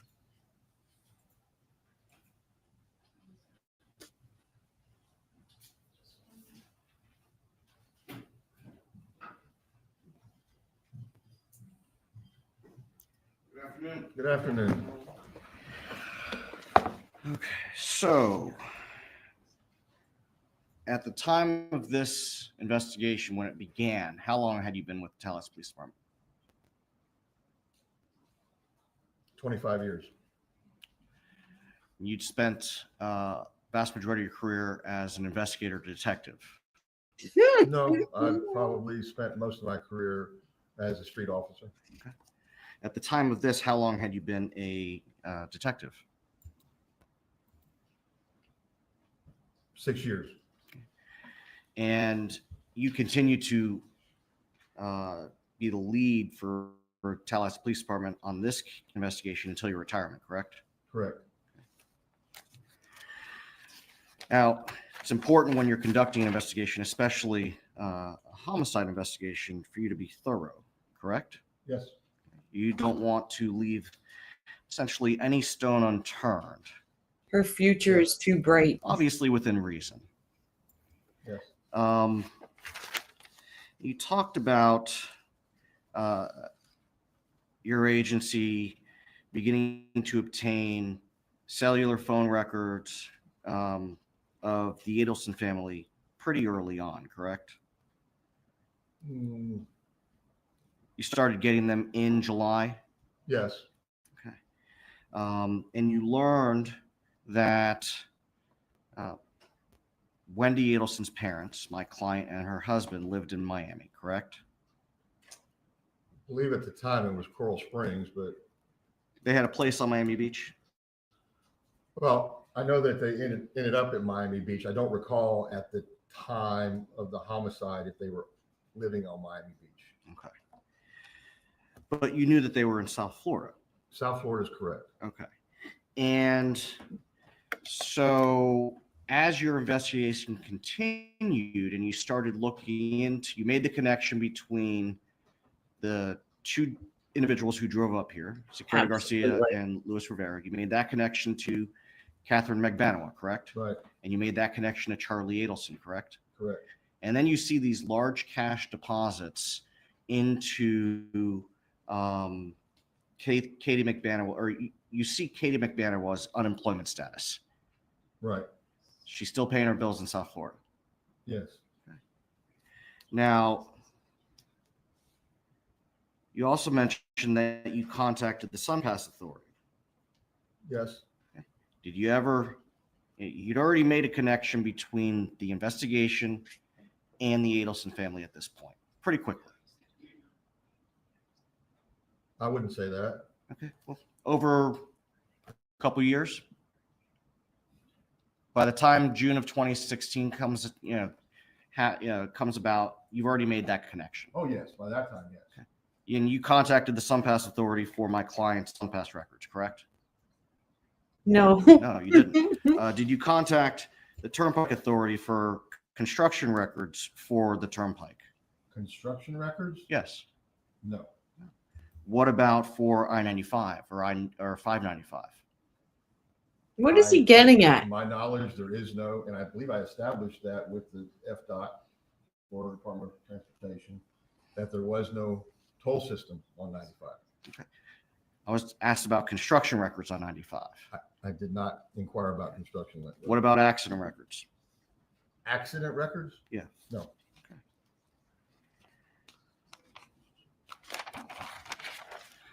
Isn't it true that my client and her husband shared an email address? I believe they did. You learned that during your investigation. In fact, I think Wendy said that, didn't she, in her interview with you? I don't recall whether she said it.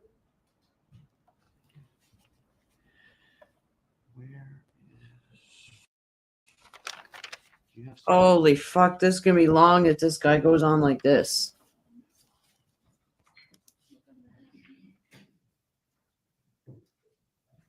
Traffic tips a la Rashbaum, right? What they're trying to do there is because remember when the money drop. Oh yeah, I get it. I get what he's doing. Because when Harvey and Donna did the money drop, they were saying that it's impossible because there was construction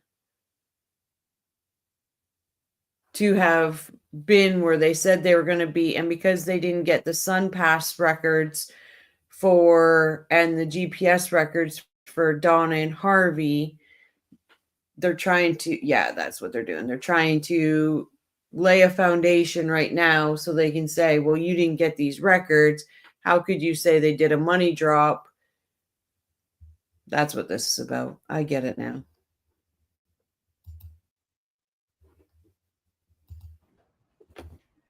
Now, Mr. Eisen, you identified emails that are contained in State's Exhibit 64, correct? Yes. And according to your testimony, these are emails between my client and her daughter, correct? Yes.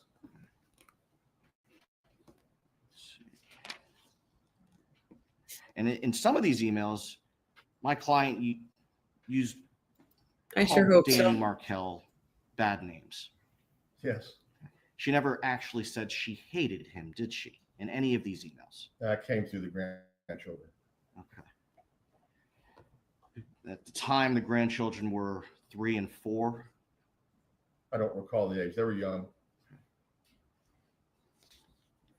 And you also testified about a bribe. You are not a family law attorney, are you? No. Okay. And you have no idea whether or not it's permitted for one party to offer any sort of financial incentive to another party when it comes to relocation. That's not in my realm.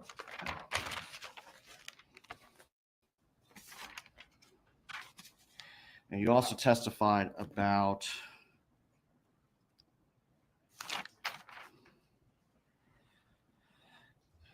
Mr. Markel's life insurance policy, pension, and you said that those funds went to his children with Wendy as a custodian? Some of them, and some of them was Dan Markel's sister as a custodian. Okay. Did my client receive any financial benefit in the form of Danny's life insurance, his pension, or anything else? Not that I could tell. Well, yes, she did, actually, because the money she was getting from Danny for the boys allowed Donna and Harvey to stop paying for her lawyers. So, in a sense, yes, they got financial relief from this murder because the fact is they could stop paying for the lawyers. Going back to those emails, especially the one the state highlighted concerning the Catholic Church and dressing the kids up. Wendy didn't take those suggestions, did she? No.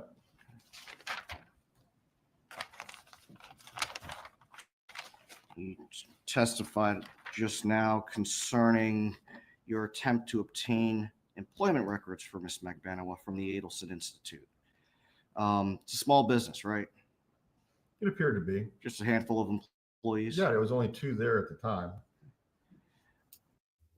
A small business that cleared 2 point some odd million dollars every year in profit. Might have been a smaller organization, but it made a lot of damn money. You don't know whether or not any of the employees had a written job description. No, I do not know that. You don't know if any of the employees' files had evaluations or job reviews. I didn't see that. I would think with that type of business and working on people's mouths and so forth, that there would be a little scrutiny involved. But you don't know if they kept those records for any employee. I have no idea. I was only seeking and only had cause to seek for Magbanua. And when Miss Magbanua was arrested. Okay, this is a stupid line of questioning that he's doing. He's trying to say you don't know if just because there's no evaluations or things like that about employees, you can't say that Katie didn't work there. Stupid line of questioning, because Katie Magbanua is going to get on that stand and say, I did not work there. Stupid line of questioning. Did you testify that you received a call from someone who identified himself as Charlie's attorney, correct? After her arrest, the gentleman that called my number was he identified himself as an attorney for Charlie. Sorry, guys. Wendy will not look at her mother. She'll do a few side glances, the same as what she did with Charlie.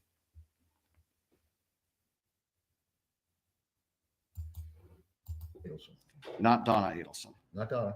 Now, is it unusual in an investigation like this for a defense attorney to contact you about whether or not there's a warrant for their client's arrest?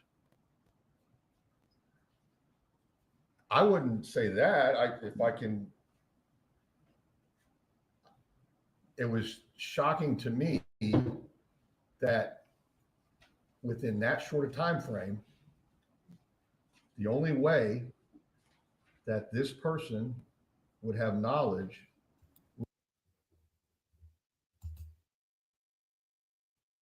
Hello, friend. How are you? Justice for Dan Markel. Always, always. We won't stop until full justice. That means Wendy Adelson. That means Harvey Adelson. Oh, Bob, please. Would be from Magbanua's attorney. So there would be contact between Magbanua's attorney and this person identifying himself as Charlie's attorney in a short, very short time. No media, nothing had been divulged. So what you found unusual was the short time frame, not the phone call itself. No, it was immediate. And No, friend, I didn't guess who you were until you said it there.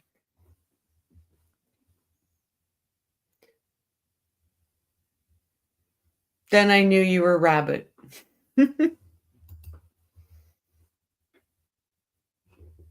So glad to see you, Rabbit. I'm basically telling Coas, if your client wants to cooperate, contact me. Don't call somebody else that's a co-conspirator, their attorney. You didn't receive a call from anyone identifying themselves as Donna's attorney in that instant, did you? No, sir.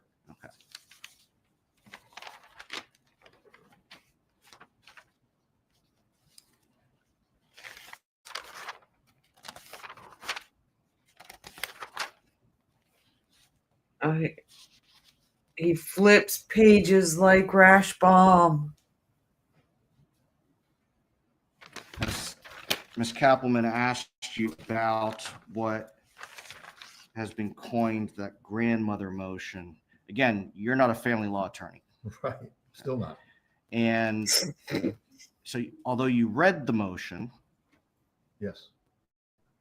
And you're educated. You, Oh. absent having some legal knowledge, can you interpret what is being requested in the motion? I believe so. I think it's pretty plain. Okay. I'm glad you said that. Now, I want to go back to the email, and I want to use the board. I agree, Armand. The emails that you testified were between my client and her mom. Makes sense why Kwas is on the witness list now.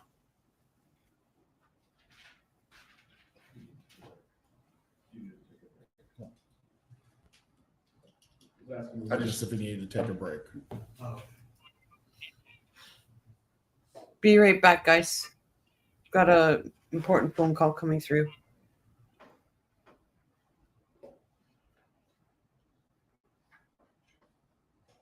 I'm going to show you 64 EE. Let's see.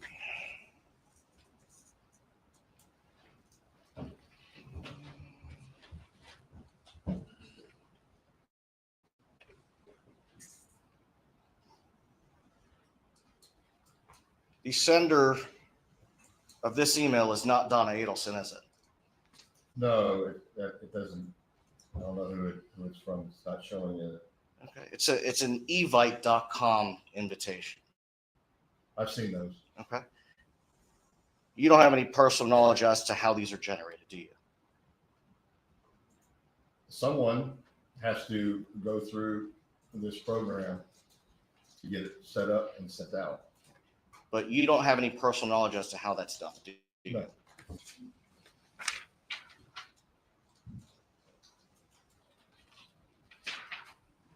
The next page of EE, it's August 30th, 2014 email to Wendy.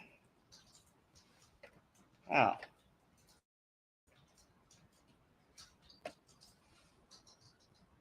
The sender is donnaharvey@gmail.com, correct? That's correct. Whose name is next to that? Harvey Adelson. That's not Donna Adelson, is it? No, I believe that's her husband.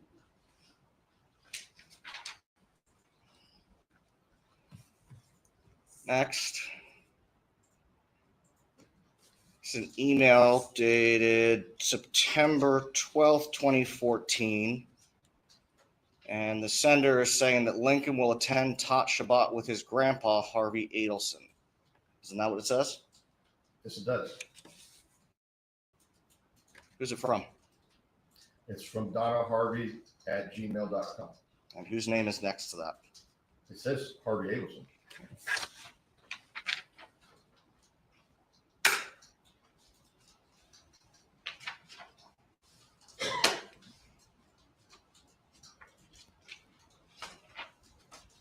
I'm going to show you 64FF. This is, again, from Donna Harvey@gmail.com, correct? Yes. Okay. Whose name is there? Where it says from? Yes. It says Harvey Adelson. Okay. Wendy, this is the information on work order for repair of TV Friday, July 18th between 8 and 12. Love, Dad. My Yes. client's not Dad, is she? I wouldn't refer to him as that. I don't think she would either.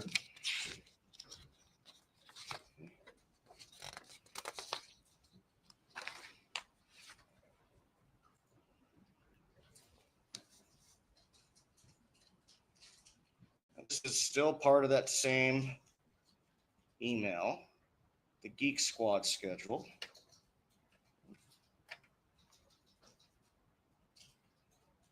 Would you be willing to accept a sooner appointment if one become available? Do you see that language? Yes. What's the answer underneath that? Yes.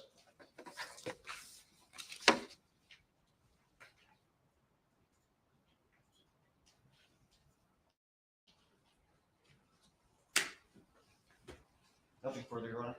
Redirect examination.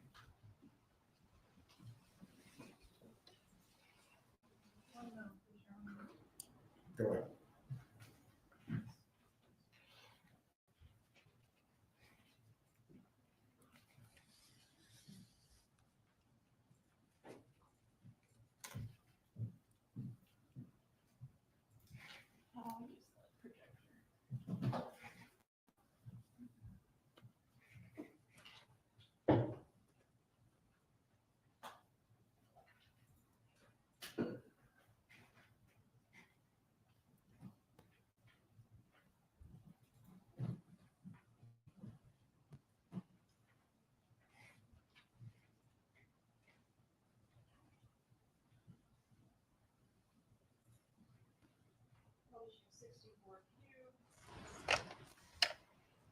Defense pointed out, hey, Harvey and Donna share an email address, right? Donna Yeah. Harvey at gmail.com. Some of these are signed dad. Right. Are some of them signed mom? Right. Okay, and drawing your attention to this one on May 3rd, 2013, including the statement, the most important part of your divorce is relocation. On page 4 of that exhibit, well, let me start by going to the very end. Inconveniently, the way this printed, love you. Who signed that one? Mom. All right, and on page 4 of the exhibit, just a moment.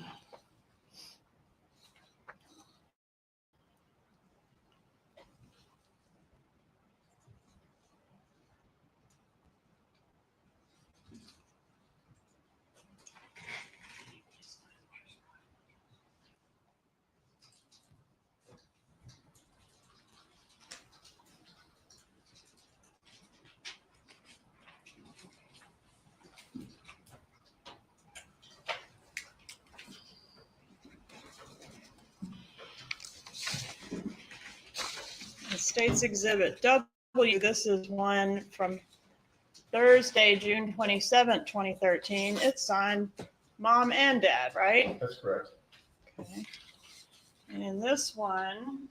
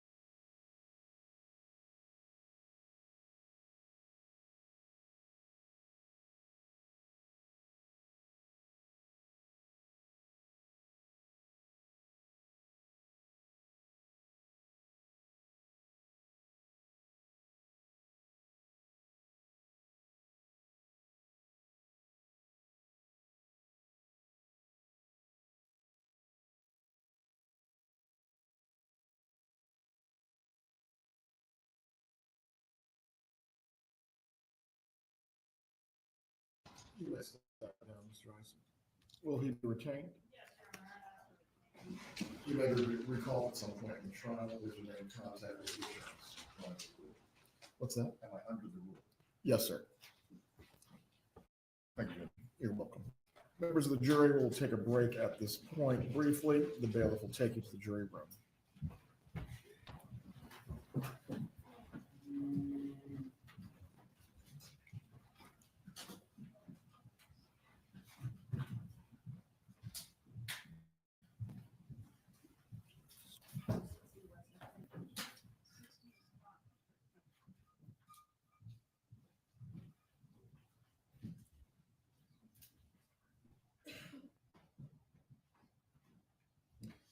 Everyone can be seated. Just a reminder for the gallery, while the testimony is taking place, if you step outside of the courtroom, you will need to wait until the examination of that witness is complete.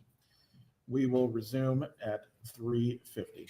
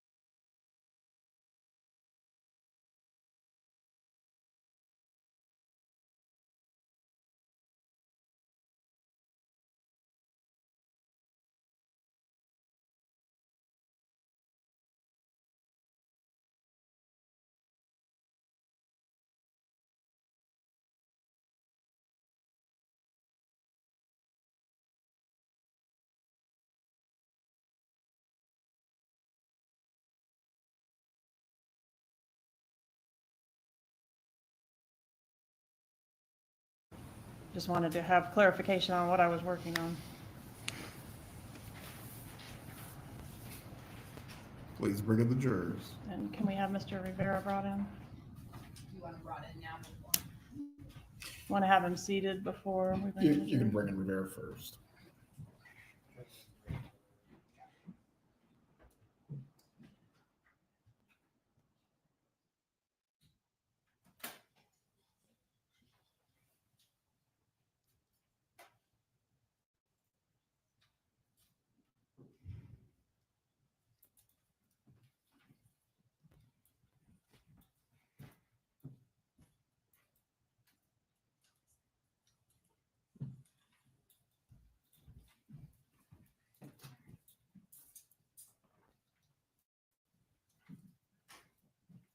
You can bring in the jurors. You can take a seat for right now, Mr. Rivera.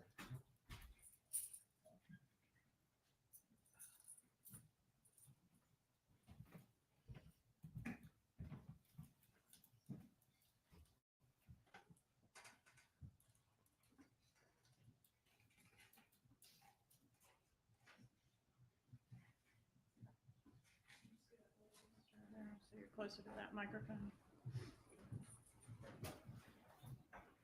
All rise, you're entering the courtroom.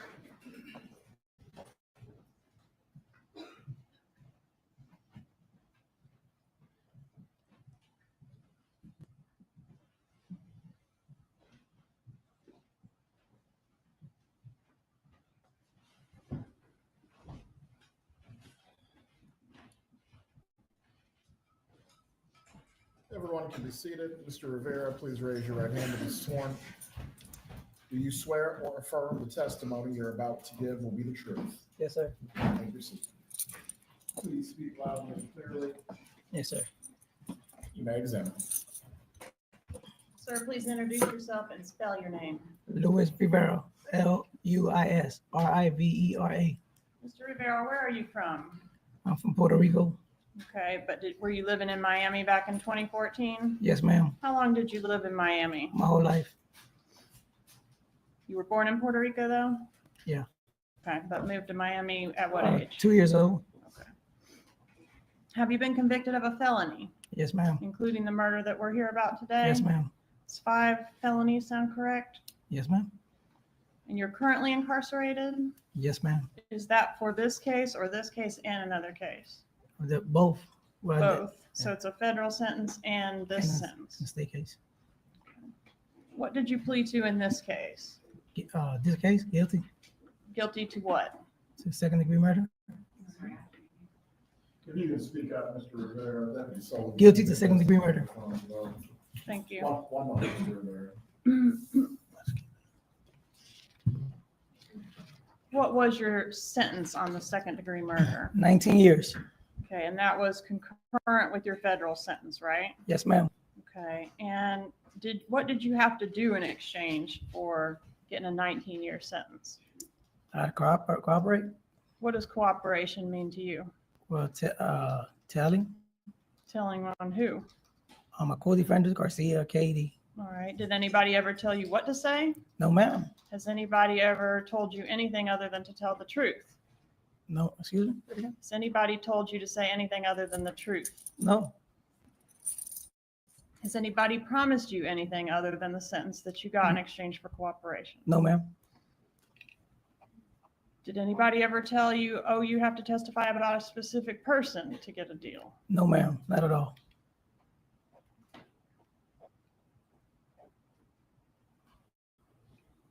Have you been offered anything on your federal sentence from doing this cooperation on this case? No.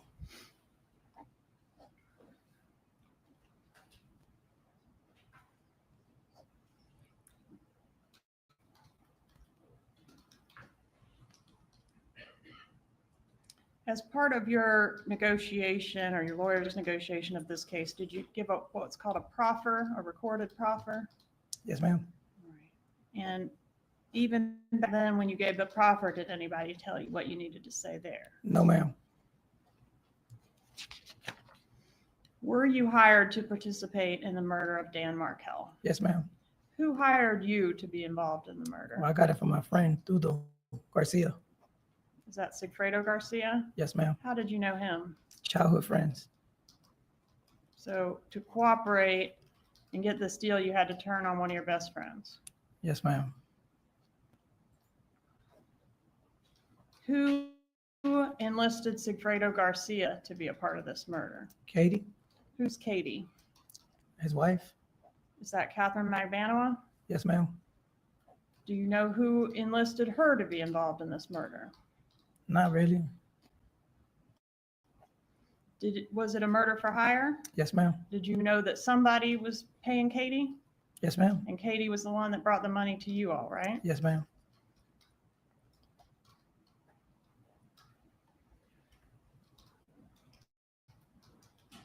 And what was the purpose of this murder as you understood it? That they wanted the kids. Who wanted the kids? Wendy. Okay. And did you understand that you were killing the father of the kids so that Wendy could have the kids? Yes, ma'am. Have you previously referred to a dentist being involved? Yes, ma'am. Who was the dentist? Charlie. And how was he related? Katie's boyfriend, side piece, whatever you want to call him. All right, so Katie was the wife of Garcia, but also the girlfriend of the dentist? Yeah. Did you have any contact with the dentist ever? No. Did you have any contact with any member of the Adelson family? No, ma'am. Everything went through Katie, right? Yes, ma'am. What did the dentist, if you know, have to do with the lady in Tallahassee who needed her kids? I don't know nothing about him. I don't know nothing about that family. Who was in charge of getting the money after the job was done? Katie. How much were you to be paid for your part in this crime? 35. $35,000? Yes, ma'am.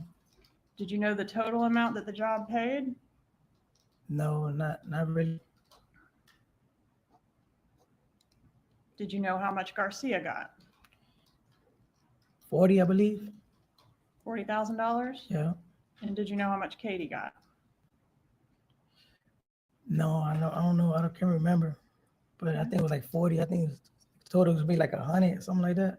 Okay, somewhere in the neighborhood of $100,000. Yes, ma'am. Was it a one-time payment or was it a payment that occurred over time? It's what you got. No, it's a one-time payment.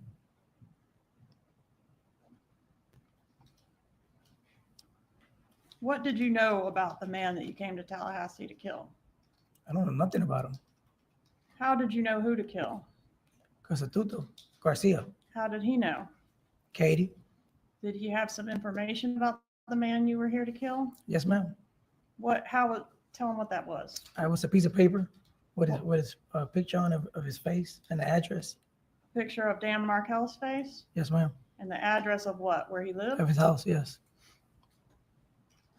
Did you and Rivera refer to each other? I'm sorry, you and Garcia refer to each other as brothers? Yes, ma'am.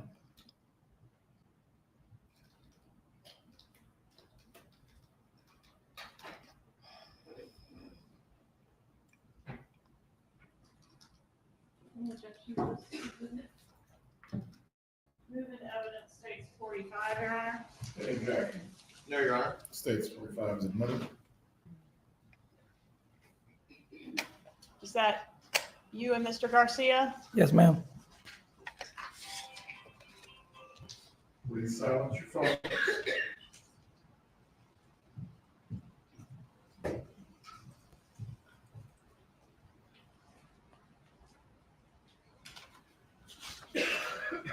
Have you ever been to Tallahassee before you came for this case, related to this case? Never in my life.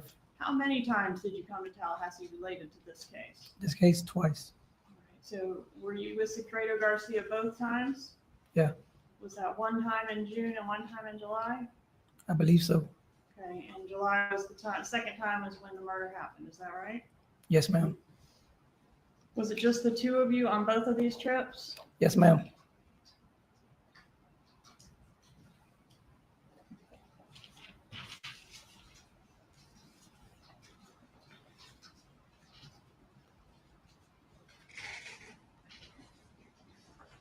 The objection Objection states 44. No objection. Introduce states 44, Your Honor. States 24 is admitted. Publishing states 44.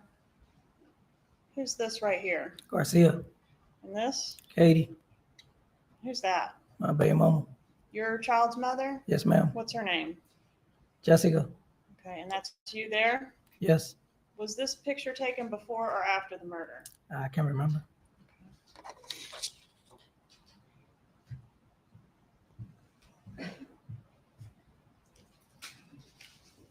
At the time of the murder, was Katie with the dentist? Was Katie with Garcia? Was she with both? Both.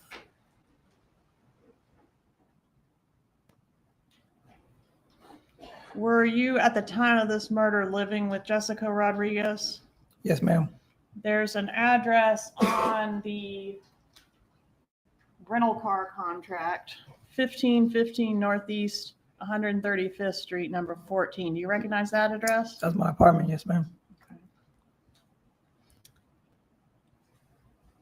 All right, let's talk about the first trip that occurred in June. How did you get here for that trip? Well, we rented a car. Who rented the car for the June trip? The first one. Yeah, if you remember. I can't really remember. Been so long. But one of you, either you or Sigfredo? I think it was Fredo. I rented the Prius, so I never rented on the truck. Okay, so Garcia rented the car for the June trip, but it was a rental car that y'all brought up here. Yes, ma'am. Okay, and did you take the same route on both trips to get to Tallahassee? I don't remember. Okay, and did he have the paper with the picture of Dan Markel on both trips? Yes. And what did you do on the first trip? We drove by here and we just followed him around to see where he lived and shit. But Okay, were you planning to kill him on the first trip? I don't remember. Okay, did you have a gun on the first trip? Yeah. Did you have a gun that you procured specifically to kill Dan Markel with? Yes, ma'am. And was that a gun that you bought off the street? Yes, ma'am. You bought it. I bought it. Okay. And were there any other guns in the vehicle for that first trip, if you know? I think we had two. All right. And what was the other gun? It's a 38. Whose gun was that? Garcia.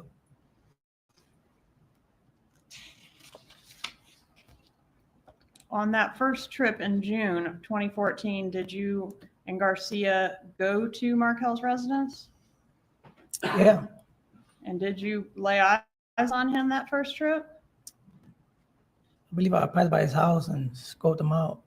You said you followed him. Do you remember where you followed him on the first trip? Yeah, I followed him to a daycare. Okay.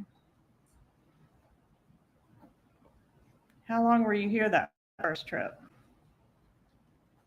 Maybe I don't remember. A couple days sound right? Just a couple of days. Why wasn't Dan Markel killed on that first trip, if you know? If I remember, I wasn't gonna do nothing in front of no kids. But He had the kids with him, yeah, yes, he did. but for whatever reason, it didn't happen on that trip. We lost him. I believe we lost him. Okay. And when you didn't get it done on that trip, was anyone angry at you? At me? Yeah. I don't think so. All right. Did you hear at some point that y'all were going to have to come back if you wanted to get the money and finish the job? Yeah. All right. So you did come back in July. Is that right? We came back. And that's when you came in the Prius. Yes, ma'am. And you rented the Prius, right? Yes, ma'am, I did. Okay. And that phone number that you wrote on the Prius rental agreement and wrote brother, that was Garcia's phone number? Yeah, I think. You took phones with you to Tallahassee for both trips, right? Yeah. Did you turn your phone off for the actual murder? Yeah, I did. What about Garcia? Do you know if he turned his phone off? When the murder happened? Yes, sir. Shit. I don't remember. Okay. Did you stay in Tallahassee for a couple nights when you came here the second time? Yeah, we stayed here for a night or two, I think. Okay. Did y'all rent a hotel room? Yes. Do you know how many guns were with you on that second trip?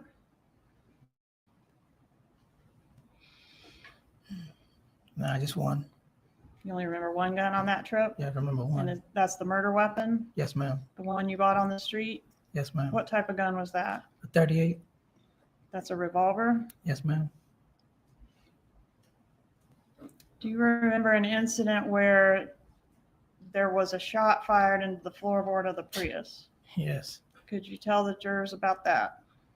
Well, we was driving and Garcia put the gun out and shot the gas line in the car. Through the floorboard of the car? Yes, ma'am. Passenger side or driver's side? Passenger side. Okay, and that was the murder weapon that fired that shot? Shit.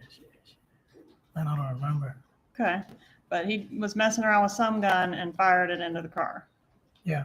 And were y'all driving in the car when that happened? Yes, ma'am. And did it disable the car? It's the car started stopping little by little. It just started slowing down. Okay, and that's the Prius, right? Yes, ma'am. How did y'all get the car going again?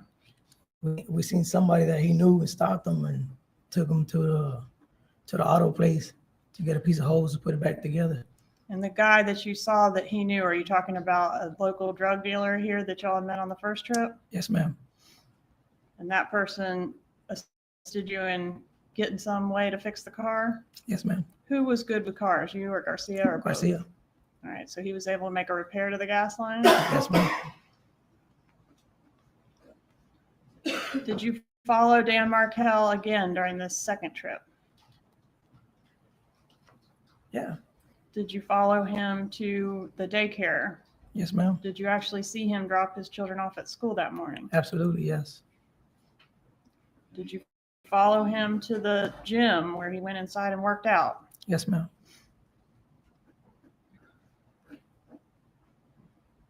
Was there a reason the murder had to be done on the day that it was done? I believe so. I believe he was about to leave. Who was about to leave? Markel. About to Markel. leave town? Yeah. How did you get that information? I got it from Tudo, Where did he get the information? from Katie, How did she know? Wendy. You think Wendy talked to Katie and told her Dan Markel's travel plans? Yeah. Were you present for that No. phone call? Okay. But somehow you learned that Dan Markel was leaving town the day after he was killed. Yes, ma'am. So it had to be done that day or he gone. Yes, ma'am. Okay. And that came through Garcia to you from Katie. Yes, ma'am. And when you say Wendy, did you know who Wendy was at the time that all this happened? No, ma'am. Okay, but you did know there was a lady that you were helping get some kids back in Tallahassee. Yes, ma'am. Okay. Were you the driver of the green Prius? Yes, ma'am.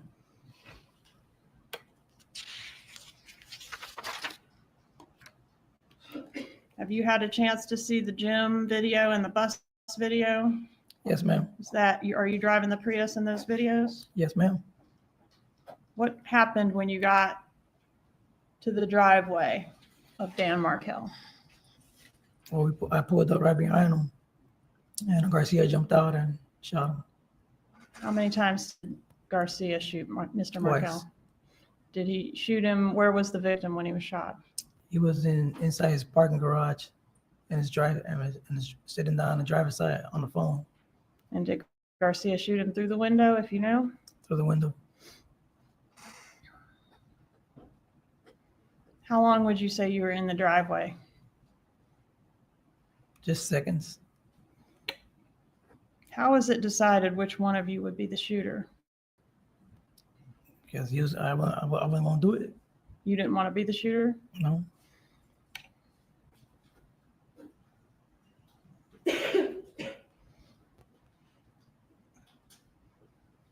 On the bus video, we see somebody in a white shirt kind of jumping around in the passenger seat. Is that Mr. Garcia? Yes, ma'am. Do you remember what was happening when he was doing all that jumping around? think he was trying to hide a gun. If I'm not mistaken, he was trying to hide it. What did happen to the gun? It got thrown away Thrown away where? in the ocean somewhere. All right, who threw it in the ocean somewhere? He did. All right, was that on the way back to Miami? Yes, ma'am. At some overpass somewhere between here and Miami? Absolutely. Where did you go after the murder? Go home? We had to stop somewhere to eat. Then we went home. Did you stop at an ATM? I don't remember. I'm gonna show you states exhibits 38, 39, 40, 41, 42, and 43. So 38 through 43. Yes, ma'am.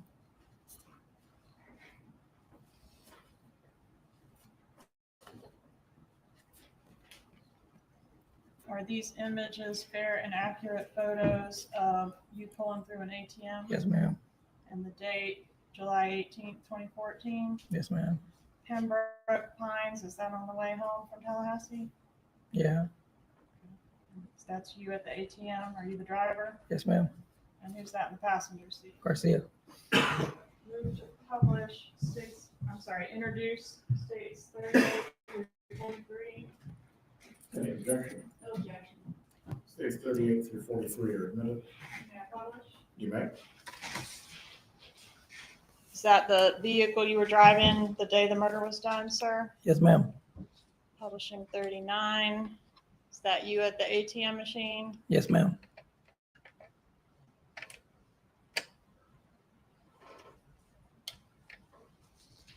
States Exhibit 40. Is this Mr. Garcia? Is he your passenger? Yes, ma'am. States Exhibit 41. He's the passenger that was jumping around when we saw the car in Tallahassee on the bus video? Absolutely.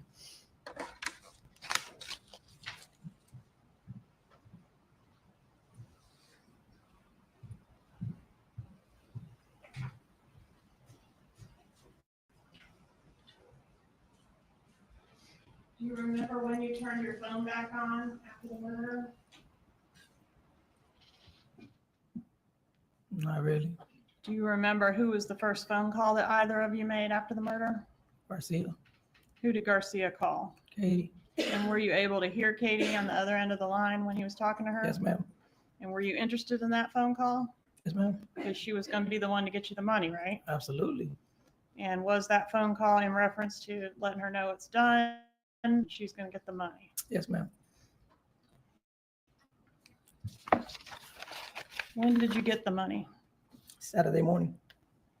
Was that the next day? The next day.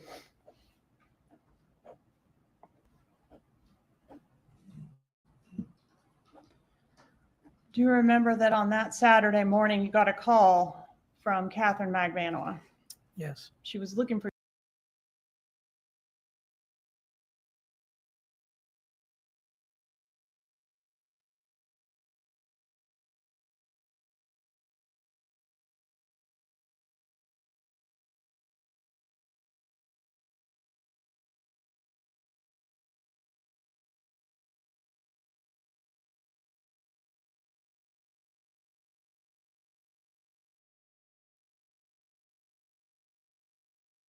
Permitted to do so. Is there an objection to it right now being admitted? I believe the objection was foundation as to showing emails or communications that link up exactly with what the pleadings are. Yes, sir. And will that be in reference to each pleading or just select pleadings? Mr. Zellman, Ms. Fulford.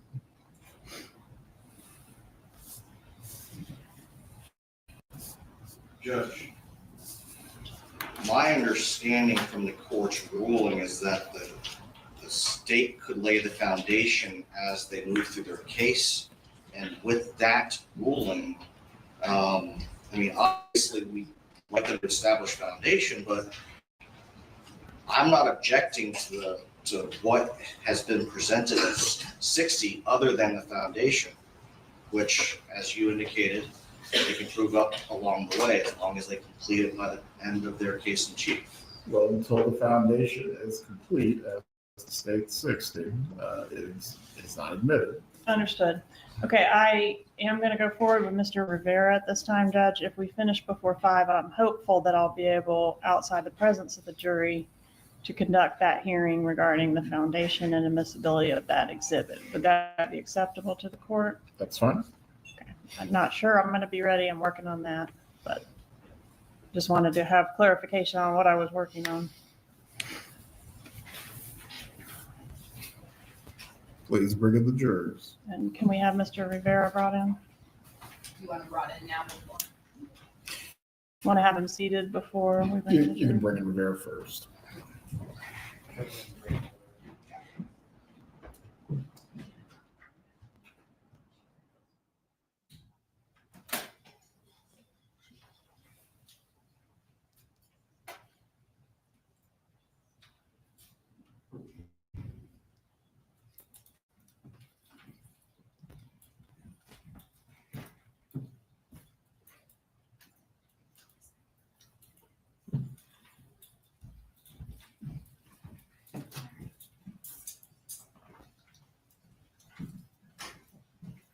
You can bring in the jurors.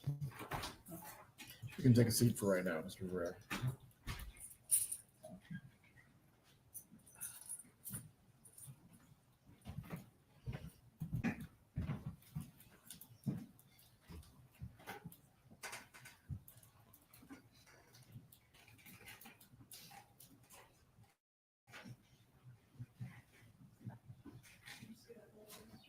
So you're closer to that microphone.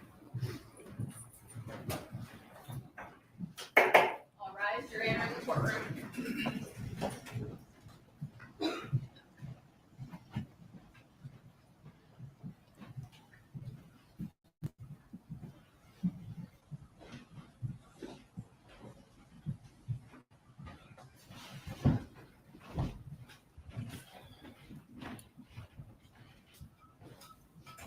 Everyone can be seated. Mr. Rivera, please raise your right hand to be sworn. Do you swear or affirm the testimony you're about to give will be the truth? Yes, sir. Take your seat. Please speak loudly and clearly. Yes, sir. You may examine. Sir, please introduce yourself and spell your name. Luis Rivera, Luisrivera. Mr. Rivera, where are you from? I'm from Puerto Rico. Okay, but were you living in Miami back in 2014? Yes, ma'am. How long did you live in Miami? My whole life. You were born in Puerto Rico, though? Yeah. Okay, but moved to Miami at what age? 2 years old. Okay. Have you been convicted of a felony, Yes, ma'am. including the murder that we're here about today? Yes, ma'am. It's 5 felonies, sound correct? Yes, ma'am. And you're currently incarcerated? Yes, ma'am. Is that for this case or this case and another case? Both. Well, Both. So it's a federal sentence and a sentence. the state case. What did you plead to in this case? This case, guilty Guilty to what? to second-degree murder. If you can speak up, Mr. Rivera, that'd be so. Guilty to second-degree murder. Thank you. One moment, Mr. Rivera. What was your sentence on the second degree murder? 19 years. Okay, and that was concurrent with your federal sentence, right? Yes, ma'am. Okay, and what did you have to do in exchange for getting a 19-year sentence? I cooperate. What does cooperation mean to you? Well, telling. Telling on who? My co-defenders, Garcia, Katie. All right, did anybody ever tell you what to say? No, ma'am. Has anybody ever told you anything other than to tell the truth? No, excuse me. Has anybody told you to say anything other than the truth? No. Has anybody promised you anything other than the sentence that you got in exchange for cooperation? No, ma'am. Did anybody ever tell you, oh, you have to testify about a specific person to get a deal? No, ma'am. Not at all.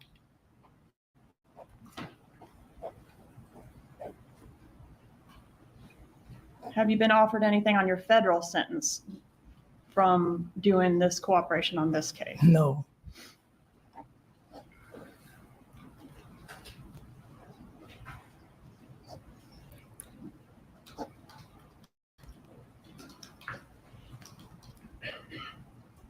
As part of your negotiation or your lawyer's negotiation of this case, did you give up what's called a proffer, a recorded proffer? Yes, ma'am. All right. And even back then, when you gave the proffer, did anybody tell you what you needed to say there? No, ma'am. Were you hired to participate in the murder of Dan Markel? Yes, ma'am. Who hired you to be involved in the murder? Well, I got it from my friend, Dudo Garcia. Is that Sigfredo Garcia? Yes, ma'am. How did you know him? Childhood friends. So to cooperate and get this deal, you had to turn on one of your best friends. Yes, ma'am. Who enlisted Sigfredo Garcia to be a part of this murder? Katie, Who's Katie? his wife. Is that Catherine Magbanua? Yes, ma'am. Do you know who enlisted her to be involved in this murder? Not really. Was it a murder for hire? Yes, ma'am. Did you know that somebody was paying Katie? Yes, ma'am. And Katie was the one that brought the money to you all, right? Yes, ma'am.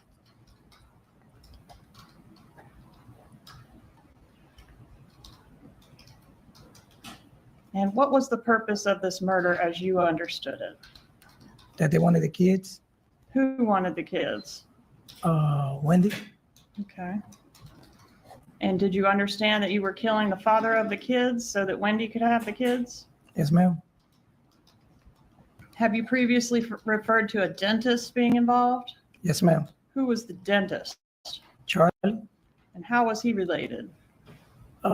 Katie's boyfriend, side piece, whatever you want to call him. All right, so Katie was the wife of Garcia, but also the girlfriend of the dentist? Yeah.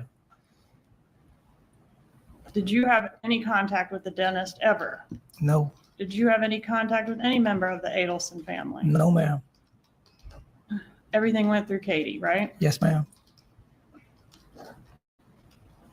What did the dentist, if you know, have to do with the lady in Tallahassee whose kids, who needed her kids? I don't know nothing about him. I don't know nothing about that family. Who was in charge of getting the money after the job was done? Katie.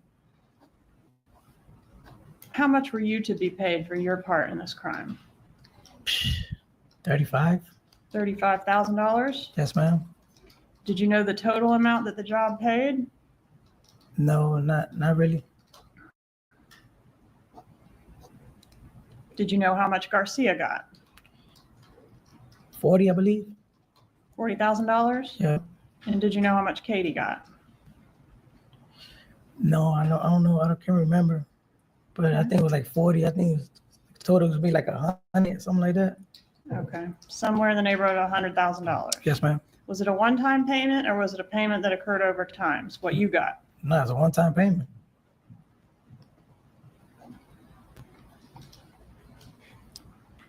What did you know about the man that you came to Tallahassee to kill? I don't know nothing about him. How did you know who to kill? Constituto Garcia. How did he know? Katie. Did he have some information about the man you were here to kill? Yes, ma'am. Tell him what that was. That was a piece of paper with his picture on of his face and the address. Picture of Dan Markel's face? Yes, ma'am. And the address of what? Where he lived? Of his house, yes. Did you and Rivera refer to each other? I'm sorry, you and Garcia refer to each other as brothers? Yes, ma'am.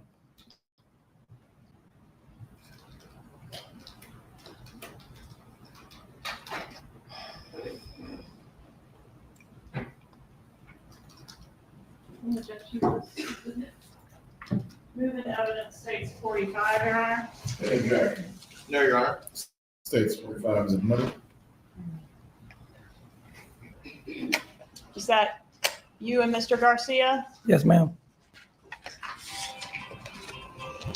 Please silence your phone.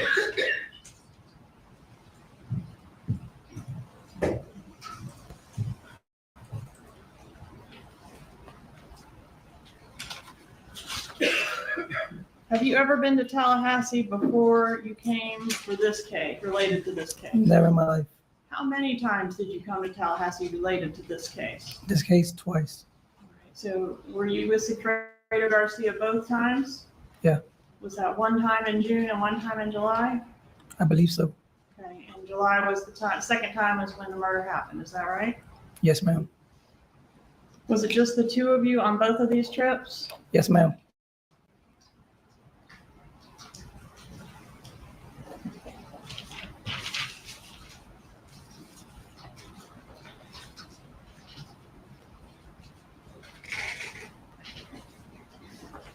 The objection states 44. No objection. Introduced states 44, Your Honor. States 24 is admitted. Publishing states 44. Who's this right here? Garcia, And this? Katie, Who's that? my baby mama. Your child's mother? Yes, ma'am. What's her name? Jessica. Okay, and that's you there? Yes. Was this picture taken before or after the murder? I can't remember.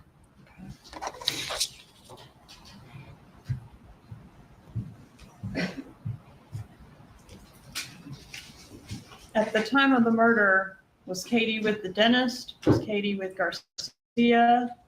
Was she with both? Both.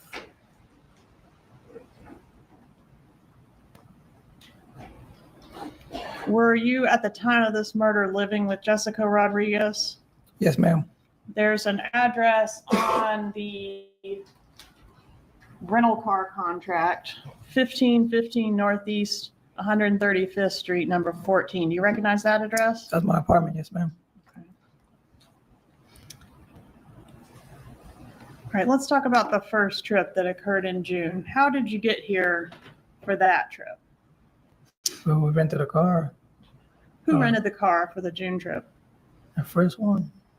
Yeah, if you remember. I can't really remember. Been so long. But one of you, either you or Sigfredo? Yeah, I think it was Fredo. I rented the Prius, so I never rented on the truck. Okay, so Garcia rented the car for the June trip, but it was a rental car that y'all brought up here. Yes, ma'am. Okay, and did you take the same route on both trips to get to Tallahassee? Shit, I don't remember. Okay, and did he have the paper with the picture of Dan Markel on both trips? Yes. And what did you do on the first trip? We drove by here and we just followed him around to see where he lived and shit. But Okay, were you planning to kill him on the first trip? I don't remember. Okay, did you have a gun on the first trip? Yeah. Did you have a gun that you procured specifically to kill Dan Markel with? Yes, ma'am. And was that a gun that you bought off the street? Yes, ma'am. You bought it. I bought it. Okay. And were there any other guns in the vehicle for that first trip, if you know? I think we had two. All right. And what was the other gun? It's a 38. Whose gun was that? Garcia.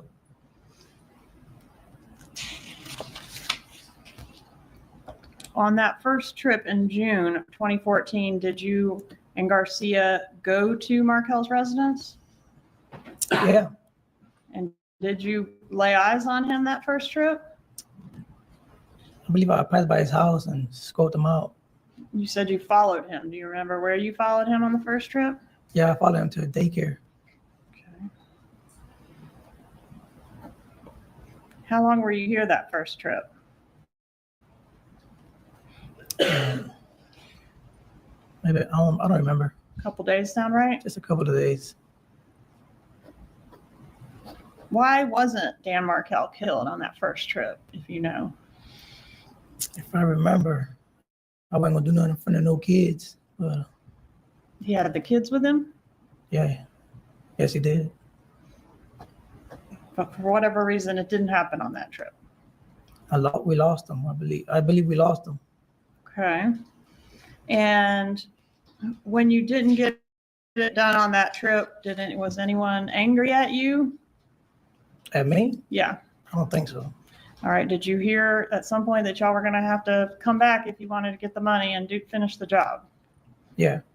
All right. So you did come back in July. Is that right? We came back. And that's when you came in the Prius. Yes, ma'am. And you rented the Prius, right? Yes, ma'am, I did. Okay. And that phone number that you wrote on the Prius rental agreement and wrote brother, that was Garcia's phone number? Yeah, I think. You took phones with you to Tallahassee for both trips, right? Yeah. Did you turn your phone off for the actual murder? Yeah, I did. What about Garcia? Do you know if he turned his phone off? When the murder happened? Yes, sir. Shit. Man, I don't remember. Okay. Did you stay in Tallahassee for a couple nights when you came here the second time? Yeah, we stayed here for a night or two, I think. Okay. Did y'all rent a hotel room? Yes. Do you know how many guns were with you on that second trip? Nah, just one. You only remember one gun on that trip? Yeah, I remember one. And that's the murder weapon? Yes, ma'am. The one you bought on the street? Yes, ma'am. What type of gun was that? A 38. That's a revolver? Yes, ma'am. Do you remember an incident where there was a shot fired into the floorboard of the Prius? Yes. Could you tell the jurors about that? When we was driving and Garcia put the gun out and shot the gas line in the car. Through the floorboard of the car? Yes, ma'am. Passenger side or driver's side? Passenger side. Okay. And was the murder weapon that fired that shot? Shit. Man, I don't remember. Okay. But he was messing around with some gun and fired it into the car. Yeah. And were y'all driving in the car when that happened? Yes, ma'am. And did it disable the car? It's the car started stopping. Little by little, it just started slowing down. Okay, that's the Prius, right? Yes, ma'am. How did y'all get the car going again? We seen somebody that he knew and stopped him and took him to the auto place to get a piece of hose to put it back together. And the guy that you saw that he knew, are you talking about a local drug dealer here that y'all had met on the first trip? Yes, ma'am. And that person assisted you in getting some way to fix the car? Yes, ma'am. Who was good with cars, you or Garcia? Or Garcia. All right, so he was able to make a repair to the gas line? Yes, ma'am. Did you follow Dan Markel again during this second trip? Yeah. Did you follow him to the daycare? Yes, ma'am. Did you actually see him drop his children off at school that morning? Absolutely, yes. Did you follow him to the gym where he went inside and worked out? Yes, ma'am.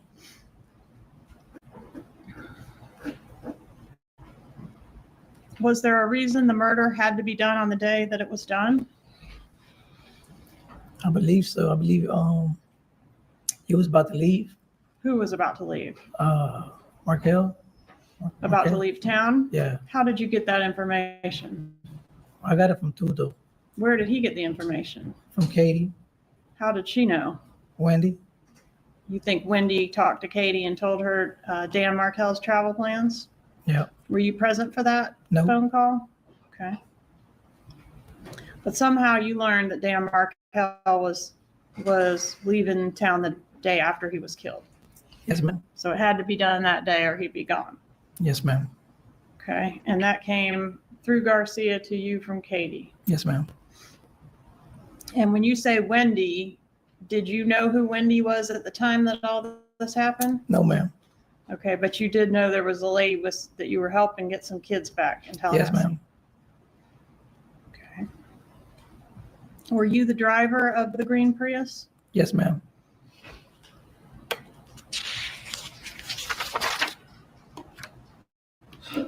Have you had a chance to see the gym video and the bus video?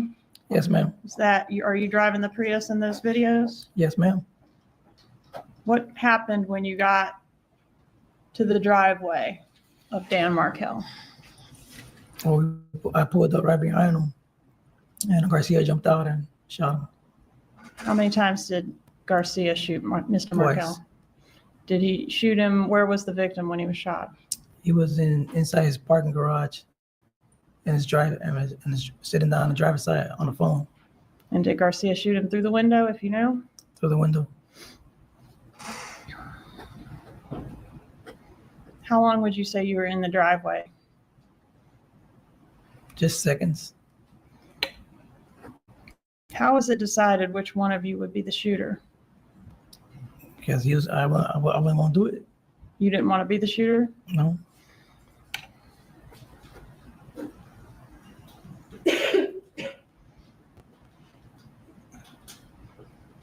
On the bus video, we see somebody in a white shirt kind of jumping around in the passenger seat. Is that Mr. Garcia? Yes, ma'am. Do you remember what was happening when he was doing all that jumping around? I think he was trying to hide a gun. If I'm not mistaken, he was trying to hide it. What did happen to the gun? It got thrown away. Thrown away where? In the ocean somewhere. All right, who threw it in the ocean somewhere? He did. All right, was that on the way back to Miami? Yes, ma'am. At some overpass somewhere between here and Miami? Absolutely. Where did you go after the murder? Go home? We had to stop somewhere to eat. Then we went home. Did you stop at an ATM? I don't remember. I'm gonna show you states exhibits 38, 39, 40, 41, 42, and 43. So 38 through 43. Yes, ma'am.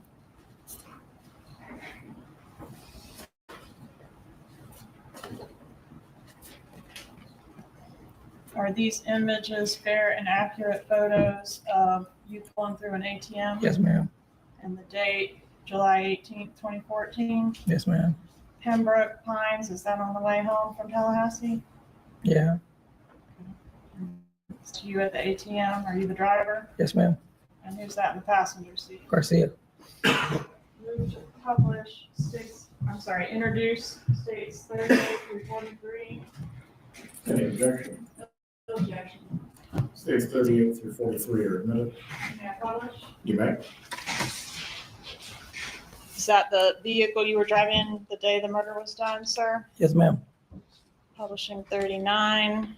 Is that you at the ATM machine? Yes, ma'am.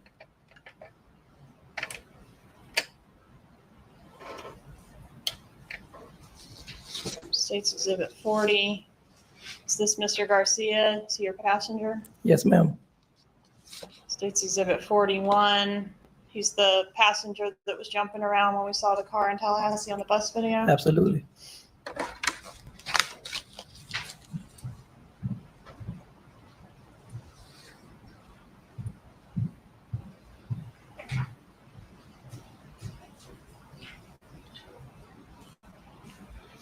Do you remember when you turned your phone back on after the murder? Not really.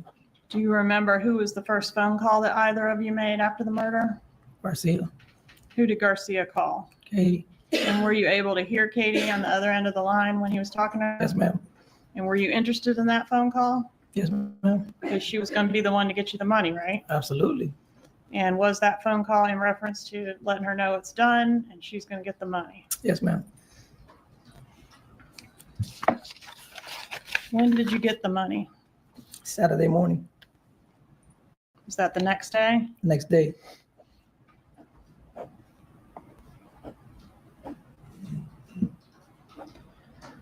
Do you remember that on that Saturday morning you got a call from Catherine Magvanoa? Yes. She was looking for you to give you the money, right? Yes, ma'am. And was that unusual for her to call you? Not really. She never calls my phone. She never calls your phone, but she couldn't get a hold of Garcia, She right? couldn't get a hold of him, so she got in contact with me. Okay. And at that time, wasn't Garcia living with another woman? Yes. And that was the woman that goes by the nickname Shrimp? Yes, ma'am. Okay, and that's where you ended up rousting him out of, right? Absolutely. To go get your money, right? Yes, ma'am. Okay, so he wasn't living with Katie as a family at that time. Nope. Okay. So when you say that Katie was with both of them, do you mean just that Katie was always kind of off and on with Garcia? Yes, ma'am. So she has other boyfriends, sometimes he has other girlfriends, but they always find each other again? Absolutely.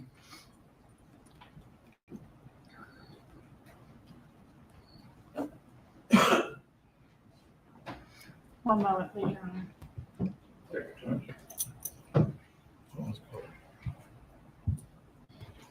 All right, tell us what happened when you got your money. How'd you get it? Where'd you get it? Oh, I was in a barber shop, and they pulled up to my house, Katie and Garcia, and they called my phone.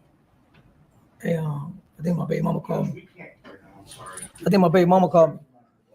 Well, they came to my house. Okay, Katie and Garcia brought the money. Yeah, I was in a barber shop, and Okay. Katie and Garcia, they went to my house and brought the money. All right, and do you know where Katie got the money from? Were you there when Katie got the money? No,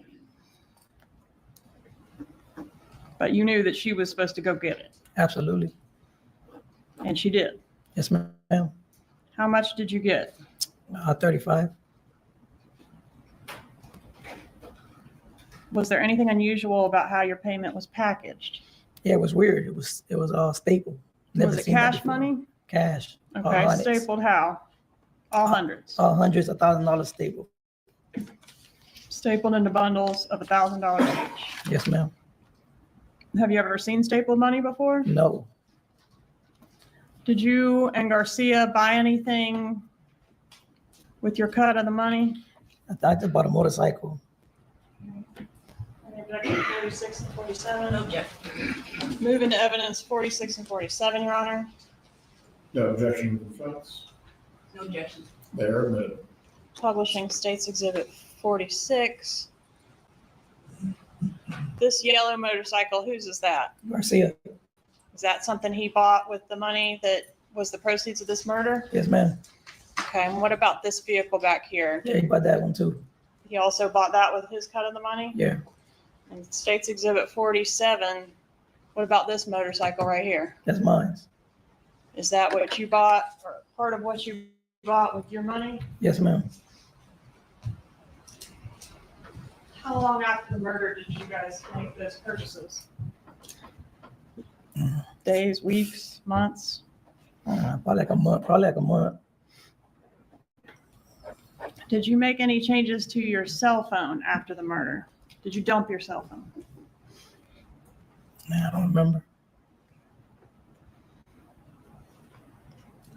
Did you meet with Investigator Newland from my office to see if you could recognize some voices on some recorded telephone calls? Yes, ma'am. And did Mr. Newland play some calls for you and have you initial on a sheet if you could identify the voice Absolutely. on the sheet on that call? Yes, ma'am. States Exhibit 136. Is it?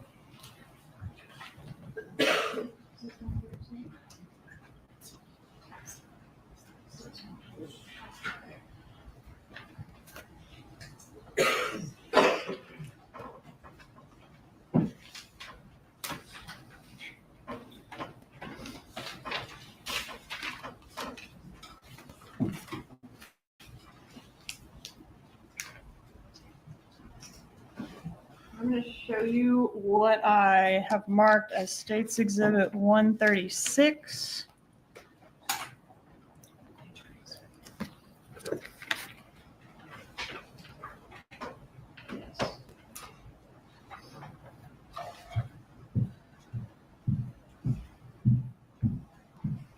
Do you recognize this exhibit? Yes, ma'am. And are these your initials here? Yes, ma'am. And does that mean you're verifying that the highlighted name, you know that person and that is their voice Absolutely. on the particular call that references? Yes. Judge, at this time, I'd ask to move into evidence 136. Objection. No. 136 is admitted.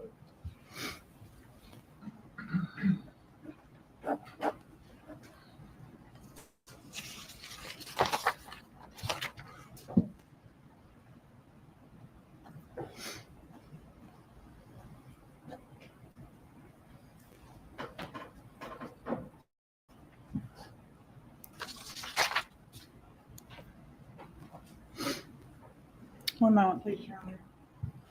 Take your time.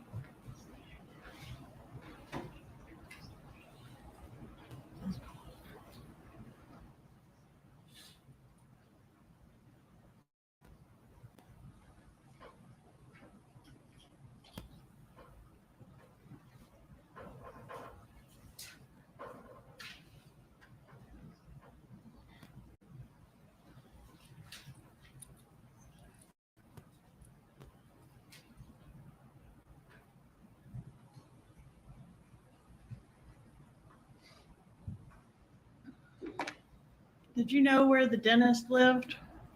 Nope, Did you know that the dentist had a safe full of money? nope, Did you know that the dentist was going to be paying for at least part of this murder?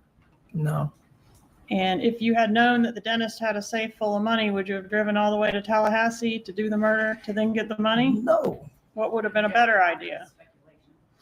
Overall, he has knowledge of his own actions and what he was thinking at the time.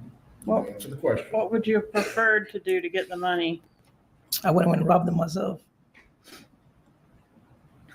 Did you suggest to Garcia on the way out to Tallahassee that y'all could just go to whoever had the money and rob them instead of doing this murder? I had mentioned something like that, yes. But that Garcia said that wouldn't work, right? No.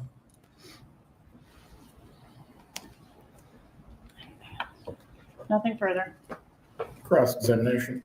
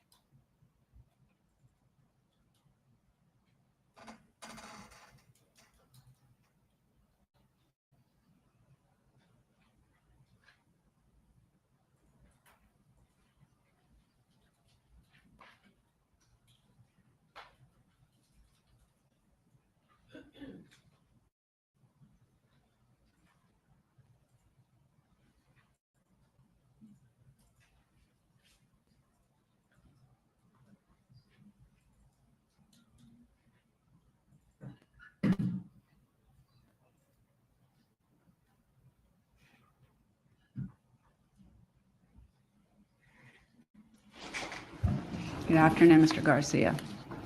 Excuse me? I said, good afternoon. Good afternoon. I just want to make sure I understood your testimony. It was your testimony that first trip you came up on, you scoped out Mr. Markel's house, correct? Yes, ma'am. And that he was going to be taking his kids to school. So when he came out with the kids, you're trying to follow him to the school, correct? Yes, ma'am. And you got lost. He lost you. Yes, ma'am. Okay. And the second time that you came up, you knew he was going to be taking the children to school. And so you followed him to the school, correct? The daycare, yes. Yes. And then you knew he was going to be going to the gym, right? I didn't know he was going to the gym. I just followed him. You followed him to the gym. Yeah. Okay.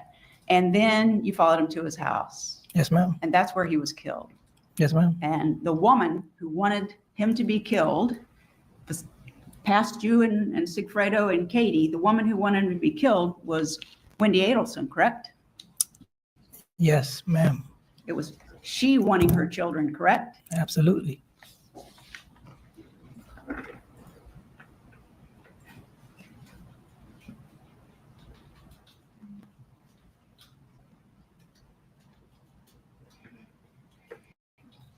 May I pressure on?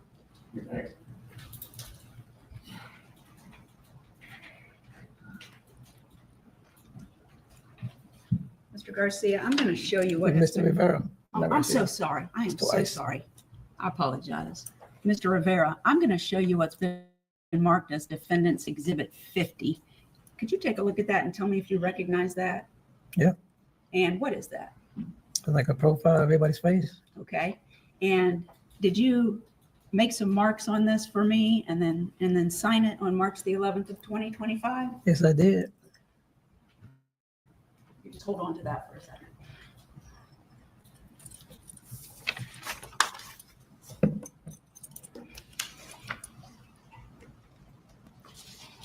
Mr. Vera, when we met with you that day, taking your deposition, I presented that to you. You gave us information about what had happened, pretty similar to what you talked about here today, correct? Yes, ma'am. And when we were done talking about those things and some information about Sigfredo and Katie, I presented you with what's in front of you as Defendant's Exhibit 50, correct?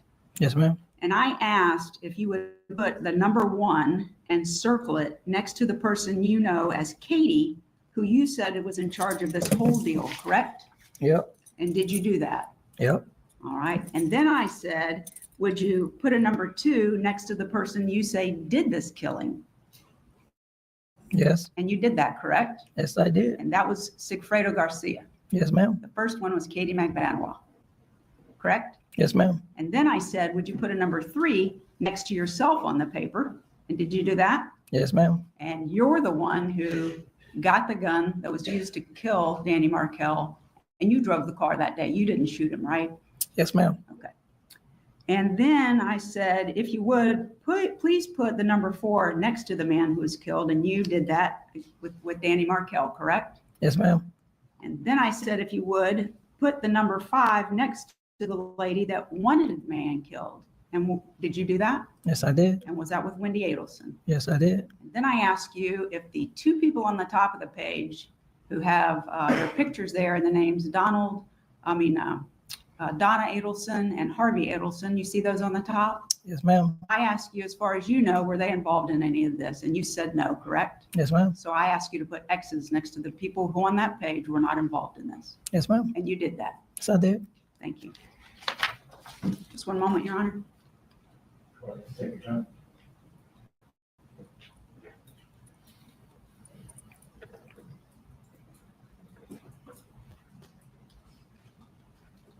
I don't have anything further.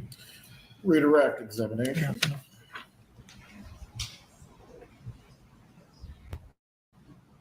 No, Your Honor. Is Mr. Rivera released or will he be recalled? Needs to remain under the rule, Your Honor. Very well. Mr. Rivera, please do not discuss your testimony with anyone else. The bailiff will take you at this time.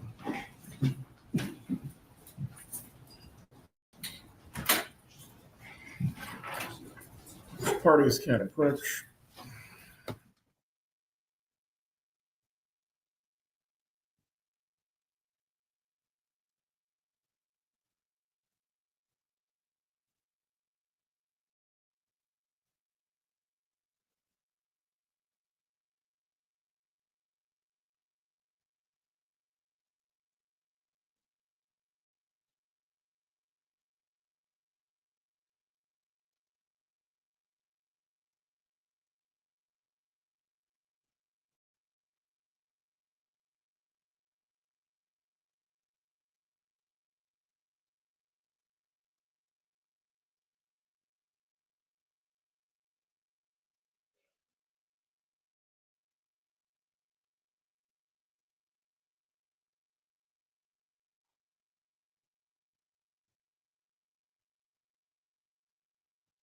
The jury, at this time, we are going to go into recess for the day.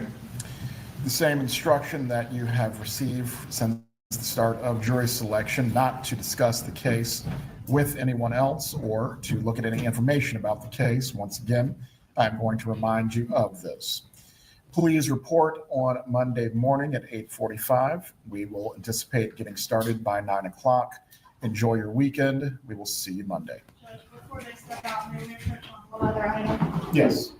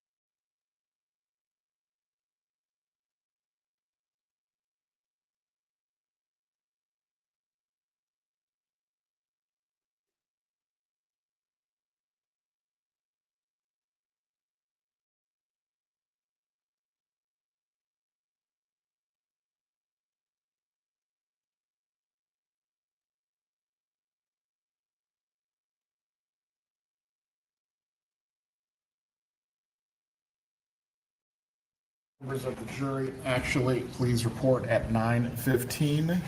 And by the time everyone has reported, we'll expect to get going with the trial by 9:30.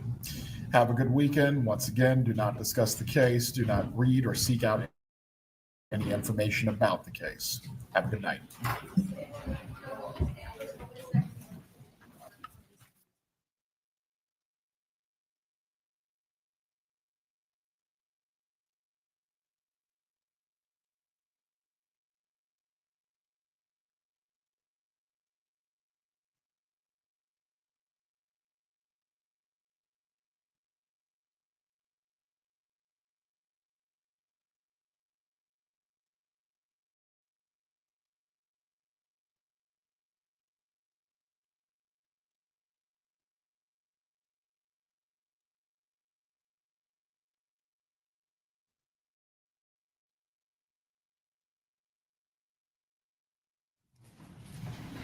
Ms. Kettleman, the witness is here this afternoon to start that, or you need to do that on Monday morning? I can start that this afternoon, Judge. We're just not prepared to go through the whole thing yet. We've been working on it since the issue arose. And I was told we're about halfway through about 10 minutes ago, so. All right. If we can start at 8:30, have the witness and go through it smoothly. We'll give everyone an opportunity to get some rest for the weekend. Do you all prefer to do it that way? Thank you. Thank you, Judge. Yes, sir. Thank you. Judge, I did fail to introduce one of the ATM still images, case exhibit 37. Would it be acceptable to move to admit this time? If you're relying on the same foundation provided by Mr. Rivera, unless there's an objection. No objection. There you are. States 37 is admitted. Briefly, before we leave today, just to go through what has been admitted and has not, it cannot hurt. I have on my chart state exhibits 1 through 34 as admitted, 37 through 47 admitted, 55 admitted, 67 and 68 admitted, 64 admitted with the exception of AA, 88, 89, and 90 admitted, 119 through 128, 119, 120, 122, 123, 124, 126, 127, and 128, and 136. Was one missing between 119 and 128, Your Honor? On my list, I have 119, 120, 122, 123, 124. I believe there was testimony from Miss Maltese about the eyeglass frame and the car, but I'm not sure if 121 was admitted. What happened, Judge, is Ms. Kappelman said that that's what she was requesting, but then when she said, I'd like to admit Stacy exhibit, it was 122 and 123. So I will move 121 into evidence at this time, Judge. Is there an objection? No objection. And after 128, Your Honor, you showed, what else? After 128, 136. 136, and that's it. That matches my list. Now we have a demonstrative A and a demonstrative D, which have been used. The Yes. advised the court no longer accepts demonstratives. Would you like to make those items court exhibits for appellate purposes? Yes.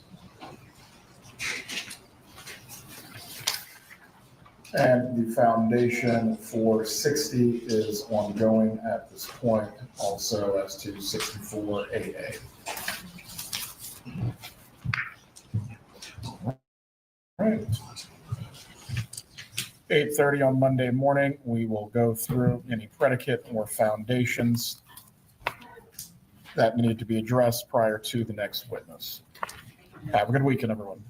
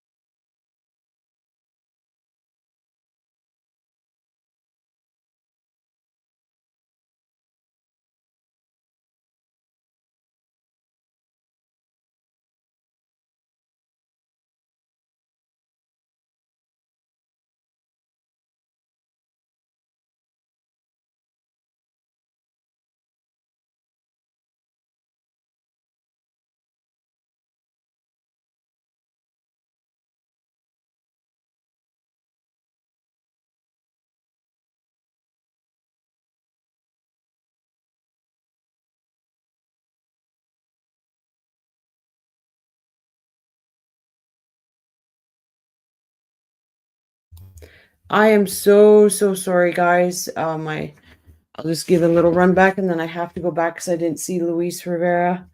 My uncle just passed away. My aunt is not doing so well with it.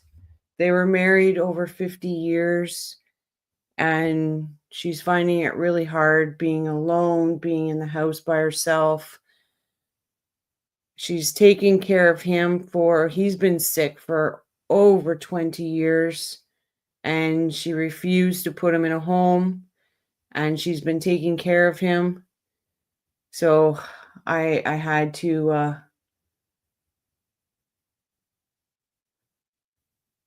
I had to let her talk. I had to be there for her. So I apologize, but if you're still here and you want to stay with me, that's fine. If you don't, I'm still going to go back and listen to Luis Rivera because I didn't hear it. And I want to hear Luis.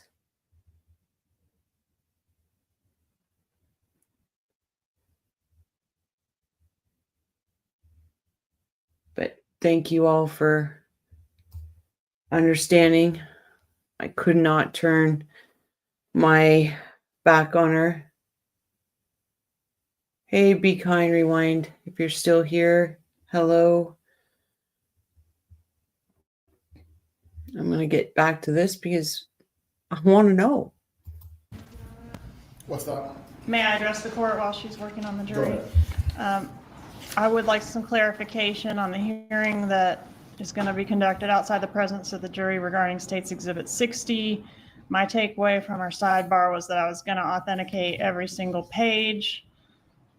The defense has now advised me they only have limited objections to State 60, so I would ask for some clarification on what we're doing there. Starting 60, the defense can be heard. I think we resolved that with the court's ruling already, Your Honor. I believe the captain just brought it up because there might have been a discussion while I was I think Ms. Fulford thought that she was referring to some. I thought you were referring to the emails. Oh, no, I'm referring to the divorce. State Exhibit 64 has been admitted with the only exception being AA for right now. Right, that was my bad. I thought that's what she was referring to when I said Okay. divorce. Oh, Fulford, sit down.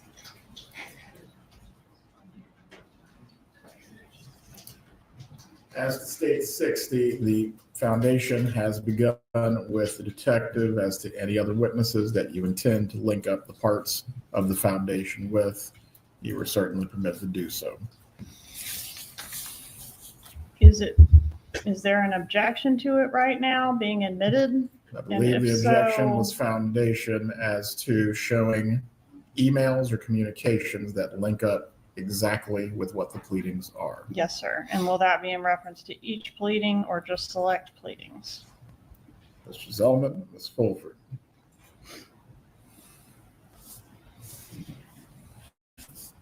Judge, my understanding from the court's ruling is that the state could lay the foundation as they move through their case.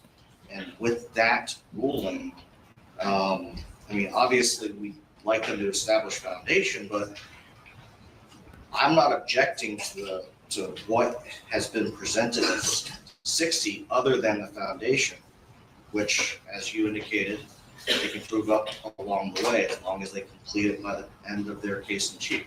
Well, until the foundation is complete, as to State 60, it's not admitted. Understood. Okay, I am going to go forward with Mr. Rivera at this time, Judge. If we finish before 5, I'm hopeful that I'll be able, outside the presence of the jury, to conduct that hearing regarding the foundation and admissibility of that exhibit. Would that be acceptable to the court? That's fine. Okay. I'm not sure I'm going to be ready. I'm working on that, but just wanted to have clarification on what I was working on. Please bring in the jurors. And can we have Mr. Rivera brought in? You want to brought in now? Want to have him seated before we bring in the You can jury? bring in Rivera first.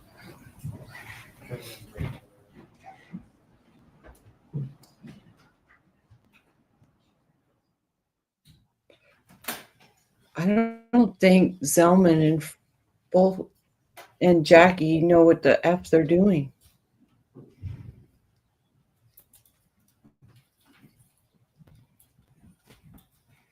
This is a long live, and I do apologize again, everyone. I just could not turn my back on my aunt. She needed to talk.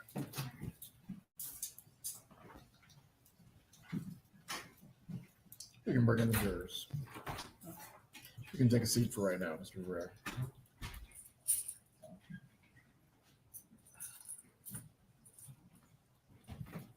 Oh, he's eyeing up Donna. Good for you, Luis. Is Donna even looking at him? Come on, cameraman.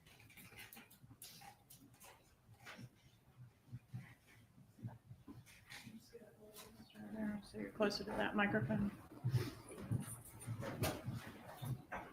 All rise, you're entering the courtroom.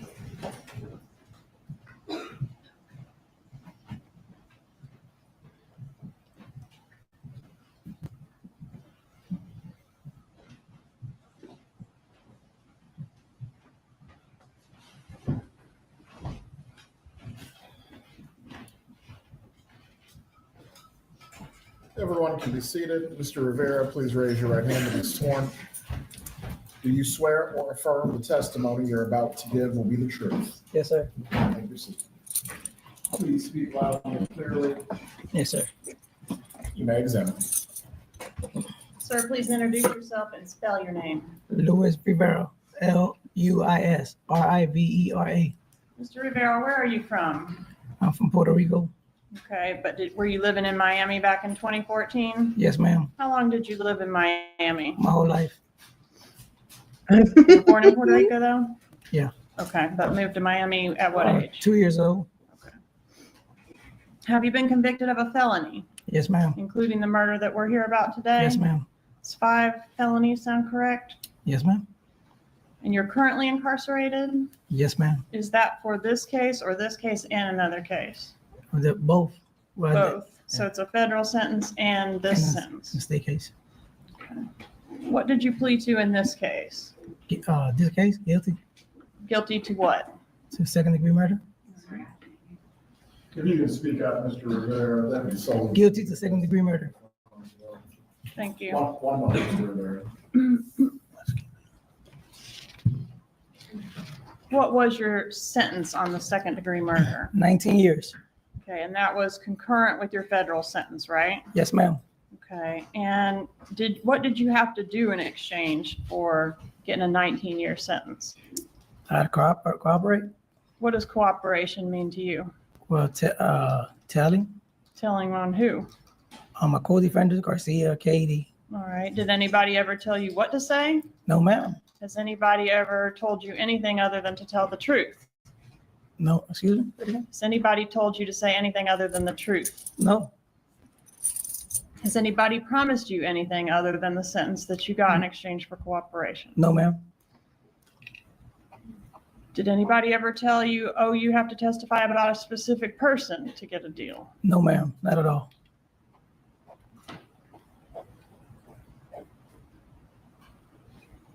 Have you been offered anything on your federal sentence from doing this cooperation on this case? No. No.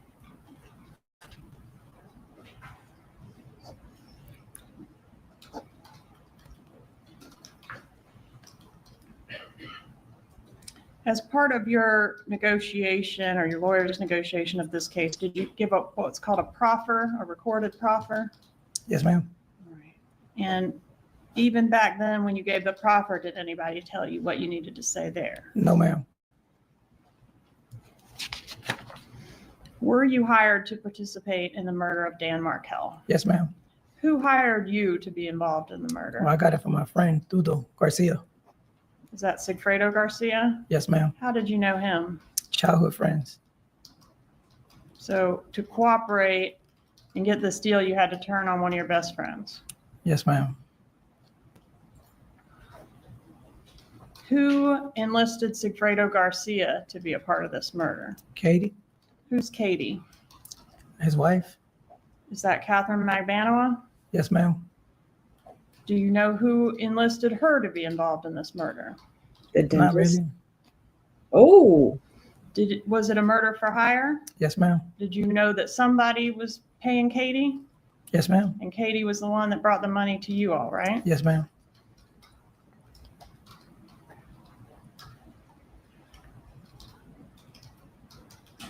And what was the purpose of this murder as you understood it?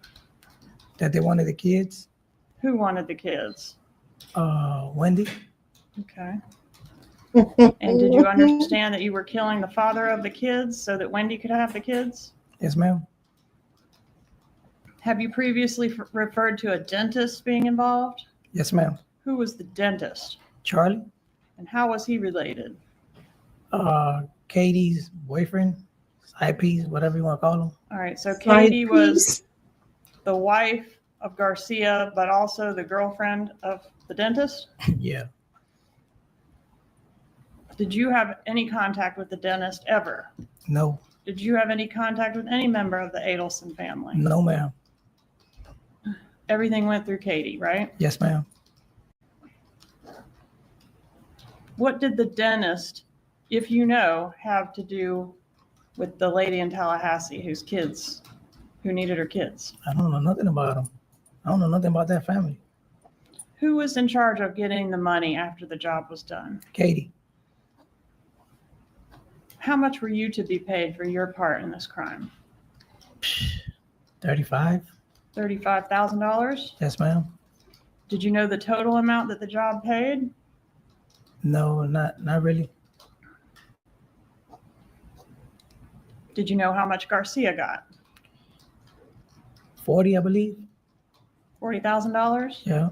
And did you know how much Katie got? No, I don't know. I can't remember. But I think it was like 40. I think it was total was be like 100, something like that. Okay, somewhere in the neighborhood of $100,000. Yes, ma'am. Was it a one-time payment or was it a payment that occurred over times? What you got? No, it's a one-time payment.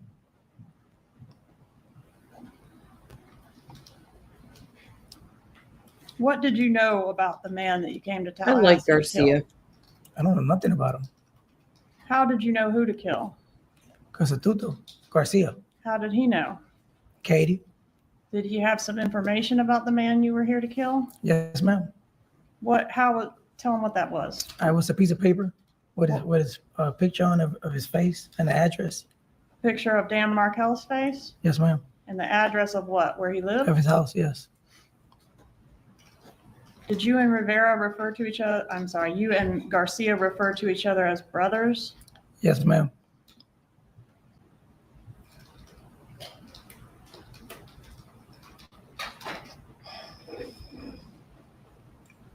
He must be getting sick and tired of doing this stuff. Moving to evidence states 45, Your Honor. Hey, Jack. No, Your Honor. States 45 is admitted. Is that you and Mr. Garcia? Yes, ma'am. Please silence your phone. Every time.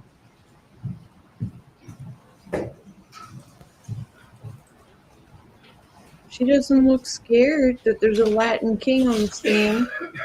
Have you ever been to Tallahassee before you came for this case, related to this case? Never in my life. How many times did you come to Tallahassee related to this case? This case twice. So were you with Secreto Garcia both times? Yeah. Was that one time in June and one time in July? I believe so. Okay, and July was the time, second time was when the murder happened, is that right? Yes, ma'am. Was it just the two of you on both of these trips? Yes, ma'am.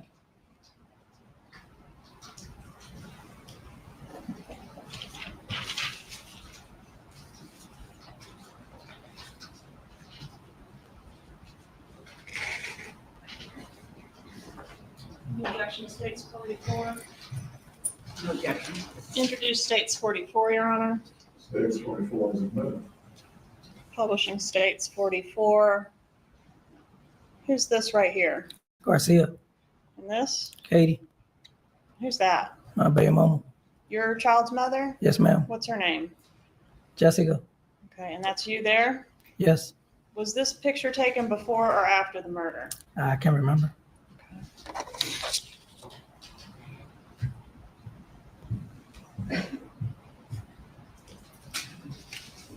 At the time of the murder, was Katie with the dentist? Was Katie with Garcia?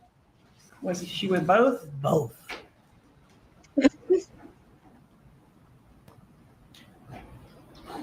Were you at the time of this murder living with Jessica Rodriguez?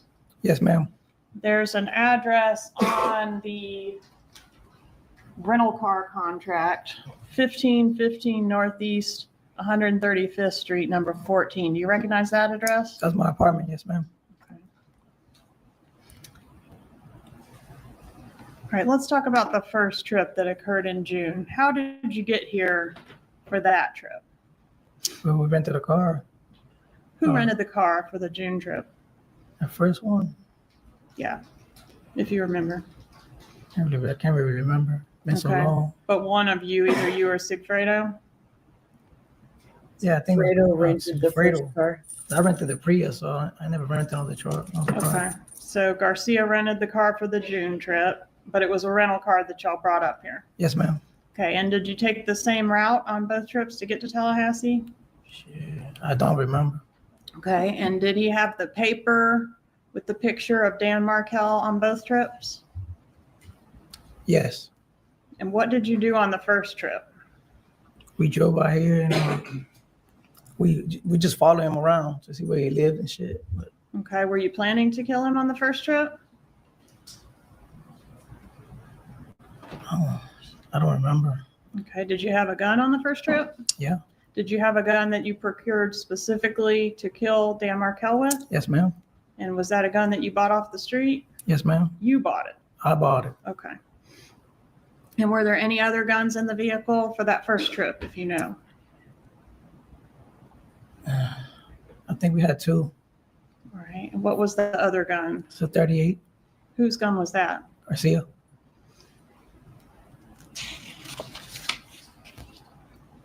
On that first trip in June of 2014, did you and Garcia go to Markel's residence?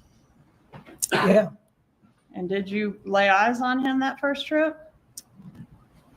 I believe I passed by his house and scoped him out.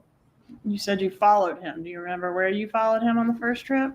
Yeah, I followed him to a daycare. Okay.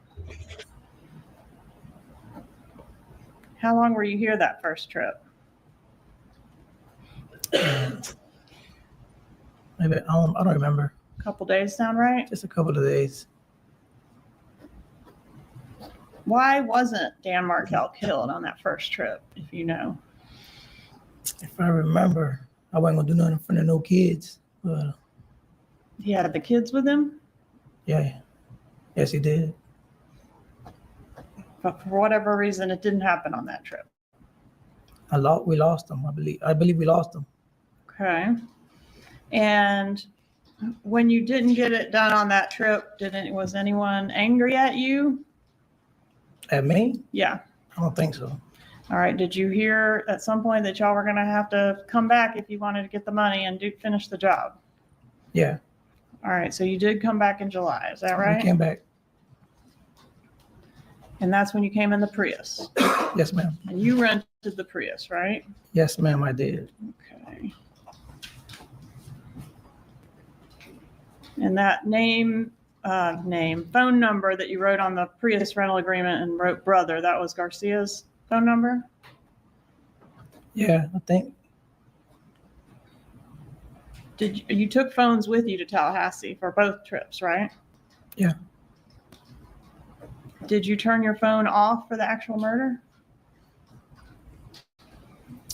Yeah, I did. What about Garcia? Do you know if he turned his phone off? When the murder happened? Yes, sir. Shit.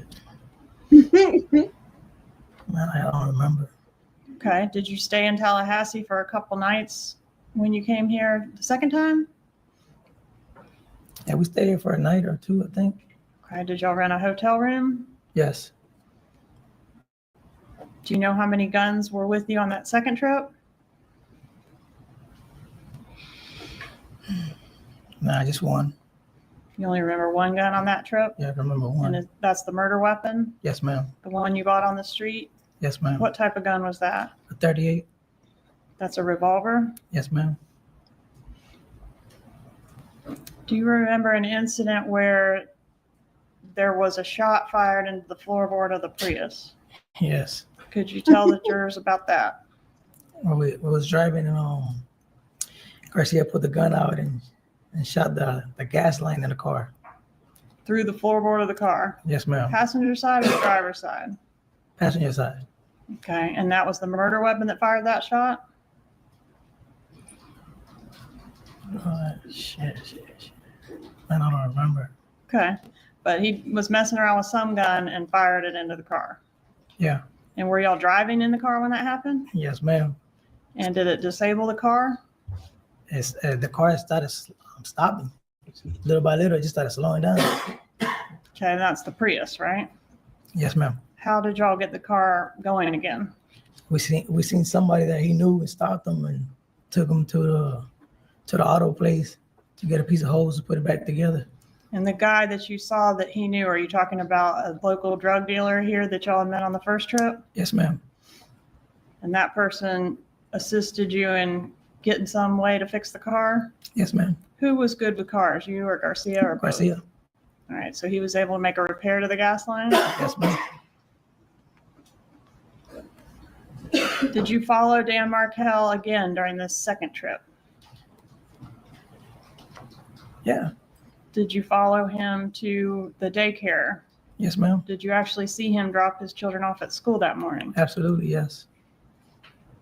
Did you follow him to the gym where he went inside and worked out? Yes, ma'am.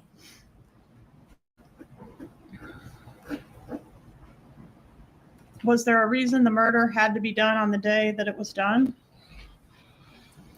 I believe so. I believe he was about to leave. Who was about to leave? Markel. About to leave town? Yeah. How did you get that information? I got it from Tudo, Where did he get the information? from Katie, How did she know? Wendy. You think Wendy talked to Katie and told her Dan Markel's travel plans? Yeah. Were you present for that No. phone call? Okay. But somehow you learned that Dan Markel was leaving town the day after he was killed. Yes, ma'am. So it had to be done that day or he'd be gone. Yes, ma'am. Okay. And that came through Garcia to you from Katie. Yes, ma'am. And when you say Wendy, did you know who Wendy was at the time that all this happened? No, ma'am. Okay, but you did know there was a lady that you were helping get some kids back in Tallahassee. Yes, ma'am. Okay. Were you the driver of the green Prius? Yes, ma'am.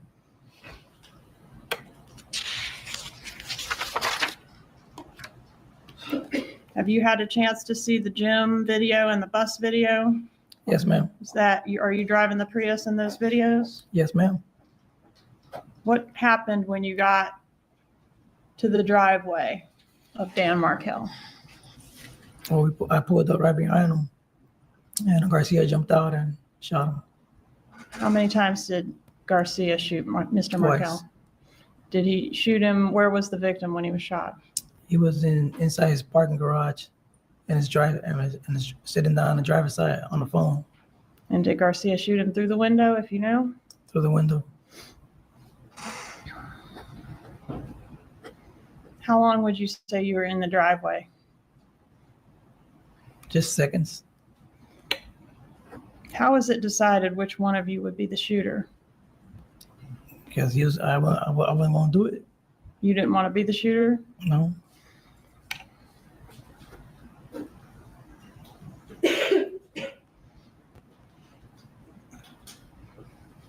On the bus video, we see somebody in a white shirt kind of jumping around in the passenger seat. Is that Mr. Garcia? Yes, ma'am. Do you remember what was happening when he was doing all that jumping around? I think he was trying to hide a gun. If I'm not mistaken, he was trying to hide it. What did happen to the gun? It got thrown away Thrown away where? in the ocean somewhere. All right, who threw it in the ocean somewhere? He did. All right, was that on the way back to Miami? Yes, ma'am. At some overpass somewhere between here and Miami? Absolutely. Where did you go after the murder? Go home? We had to stop somewhere to eat. Then we went home. Did you stop at an ATM? I don't remember. I'm gonna show you states exhibits 38, 39, 40, 41, 42, and 43. Oh, defense is going to have fun with Louise, aren't they? 38 through 43. Yes, ma'am.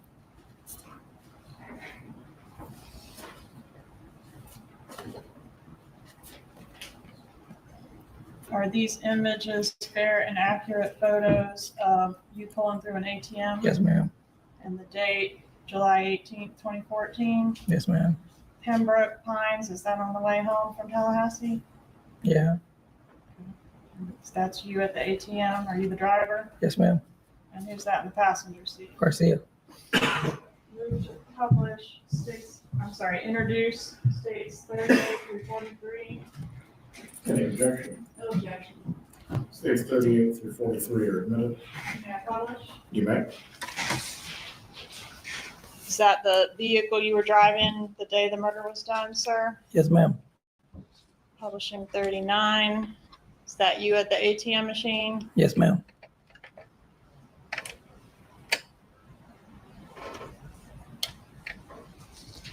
States Exhibit 40. Is this Mr. Garcia? Is he your passenger? Yes, ma'am. States Exhibit 41. He's the passenger that was jumping around when we saw the car in Tallahassee on the bus video? Absolutely.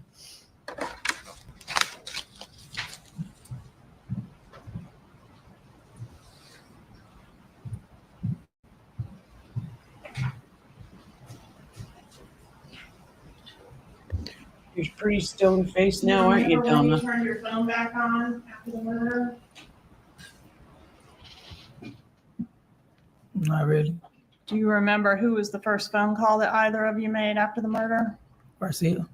Who did Garcia call? Katie. And were you able to hear Katie on the other end of the line when he was talking to her? Yes, ma'am. And were you interested in that phone call? Yes, ma'am. Because she was going to be the one to get you the money, right? Absolutely. And was that phone call in reference to letting her know it's done and she's going to get the money? Yes, ma'am. When did you get the money? Saturday morning, Was that the next day? the next day.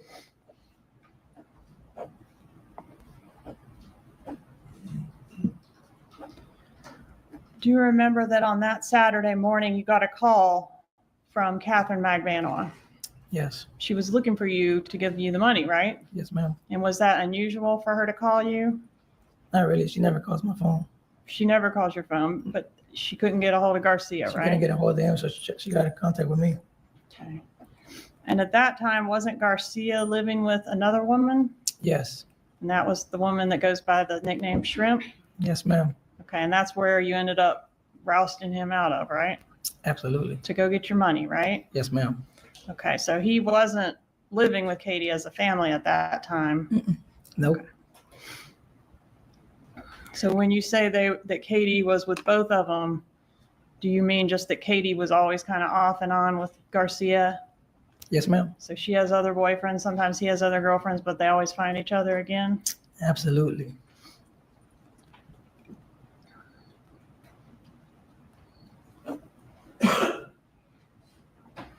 One moment, please, Your Honor.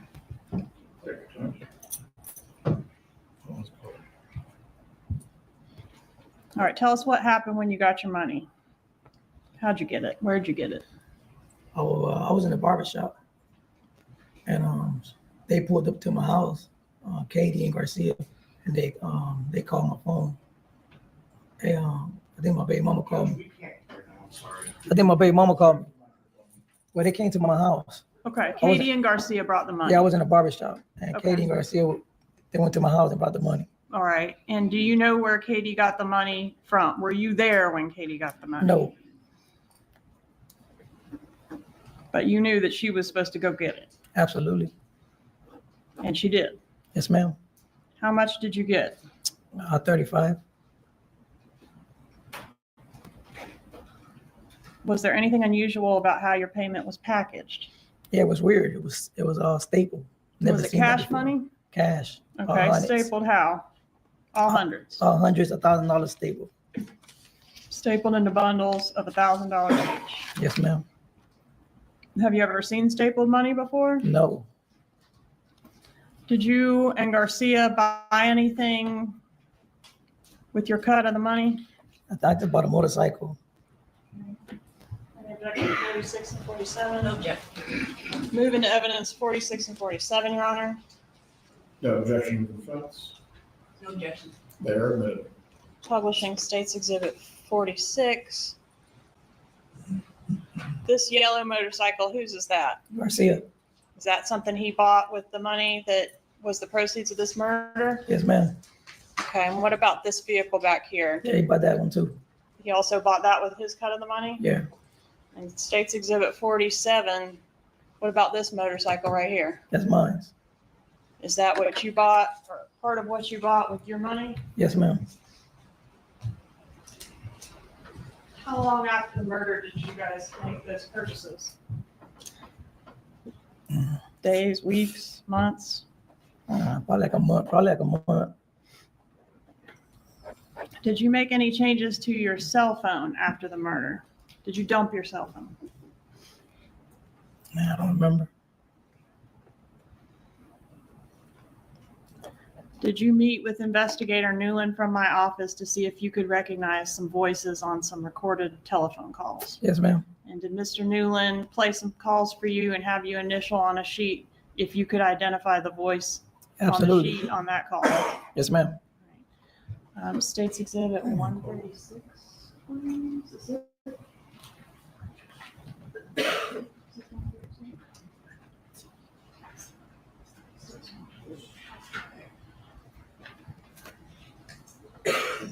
Look away, Donna. Look away.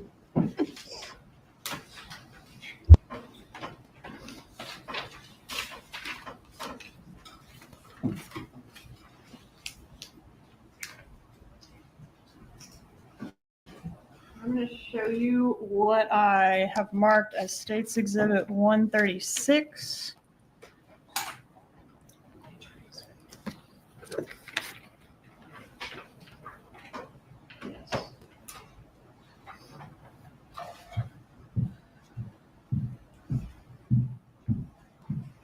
Do you recognize this exhibit? Yes, ma'am. And are these your initials here? Yes, ma'am. And does that mean you're verifying that the highlighted name, you know that person and that is their voice Absolutely. on the particular call that reference? Yes. Judge, at this time, I'd ask to move into evidence 136. Objection. 136 is admitted.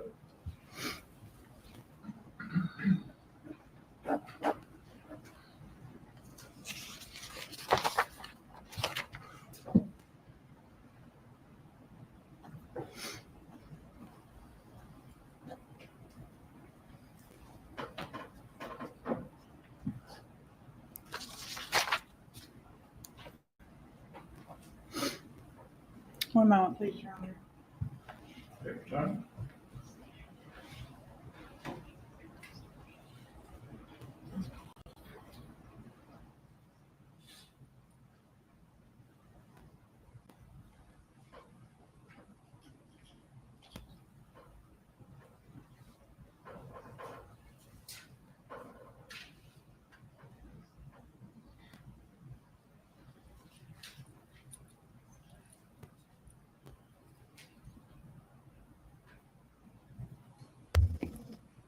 Last time it didn't take so long for Luis on the stand. Did you know where the dentist lived? Nope. Did you know that the dentist had a safe full of money? Nope. Did you know that the dentist was going to be paying for at least part of this murder? No. And if you had known that the dentist had a safe full of money, would you have driven all the way to Tallahassee to do the murder to then get the money? No. What would have been a better idea? Overruled, he has knowledge of his own actions and what he was thinking at the time. What- Answer the question. What would you have preferred to do to get the money? I went and robbed them myself. Did you suggest to Garcia on the way up to Tallahassee that y'all could just go to whoever had the money and rob them instead of doing this murder? I had mentioned something like that. Yes. But that Garcia said that wouldn't work, right? No.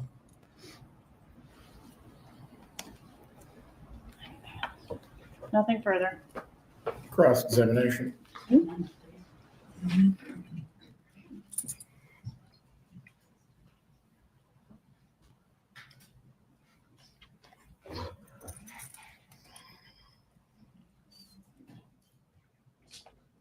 Okay, how do they do this?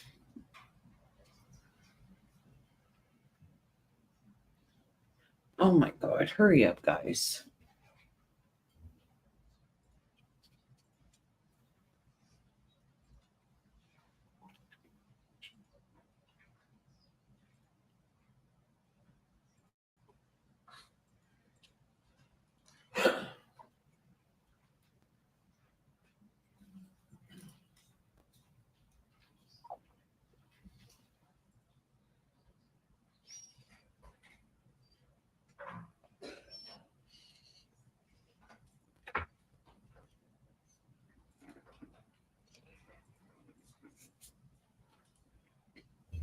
Hey, Carrie Sue.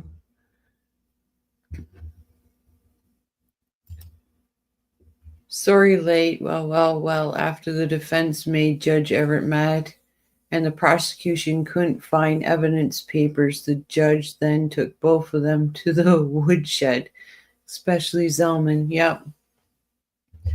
I'm been on longer than I should be, but unfortunately I had a family emergency I had to take care of. So now I'm just trying to finish off this trial day. How are you, Carrie Sue?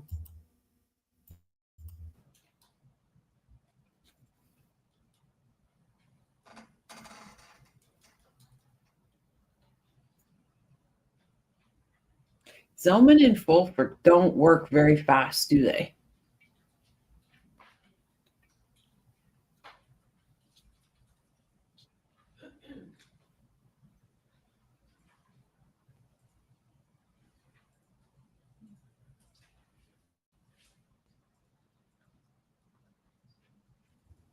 Oh my God, Donna's telling them how to.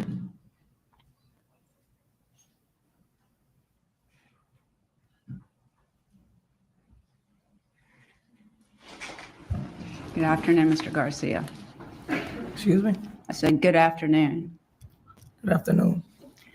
I just want to make sure I understood your testimony. It was your testimony that the first trip you came up on, you scoped out Mr. Markel's house, correct? Yes, ma'am.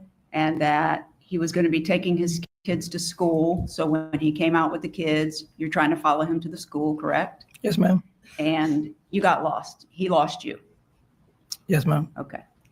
And the second time that you came up, you knew he was going to be taking the children to school. And so you followed him to the school, correct? The daycare, yes. Yes. And then you knew he was going to be going to the gym, right? I didn't know he was going to the gym. I just followed him. You followed him to the gym. Yeah. Okay. And then you followed him to his house. Yes, ma'am. And that's where he was killed. Yes, ma'am. And the woman who wanted him to be killed, past you and Sigfredo and Katie, the woman who wanted him to be killed was Wendy Adelson, correct? Yes, Whoa. ma'am. It was she wanting her. Whoa. Hold it. Did she just say that?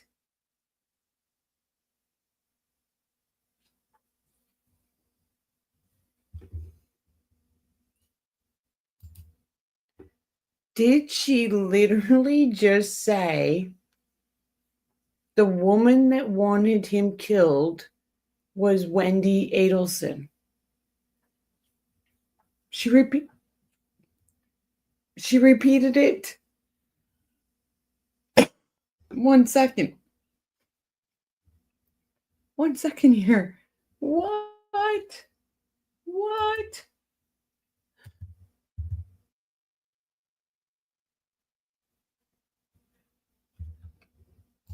I understood your testimony.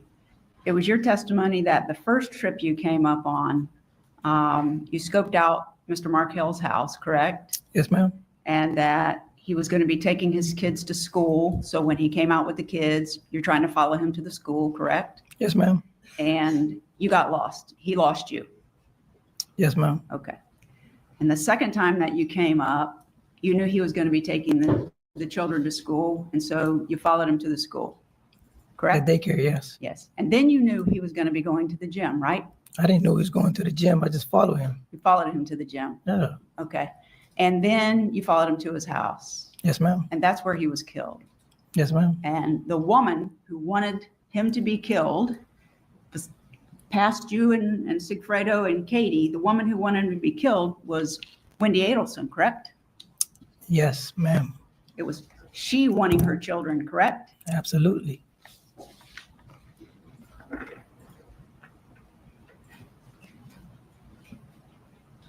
Phil is stunned. Phil is stunned.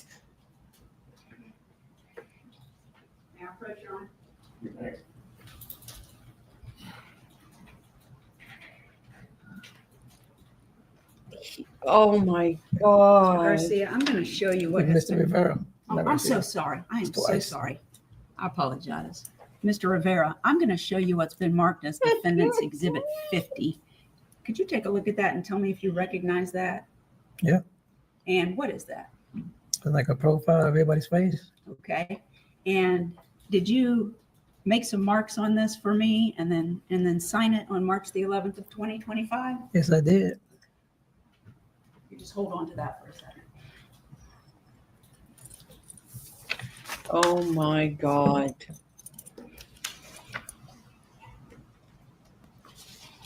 Mr. Vera, when we met with you that day, taking your deposition, I presented that to you. You gave us information about what had happened, pretty similar to what you talked about here today, correct? Yes, ma'am.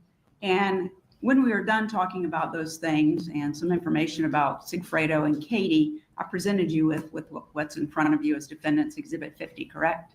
Yes, ma'am. And I asked if you would put the number 1 and circle it next to the person you know as Katie, who you said was in charge of this whole deal, correct? Yep. And did you do that? Yep. All right. And then I said, would you put a number 2 next to the person you say did this killing?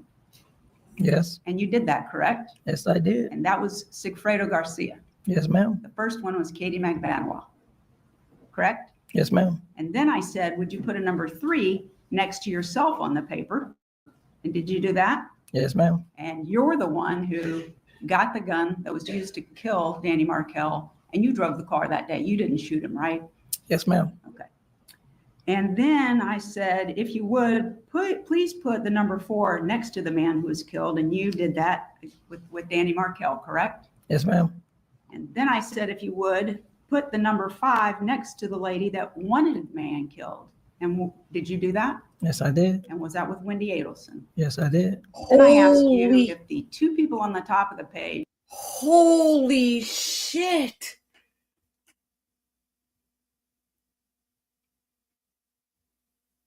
Holy shit. Donna has given the okay to her attorneys to throw both of her children under the bus. Holy shit. Right, Rachel? Holy Moses. She has given the green light to both of her attorneys to throw both of her children under the bus. Oh my God.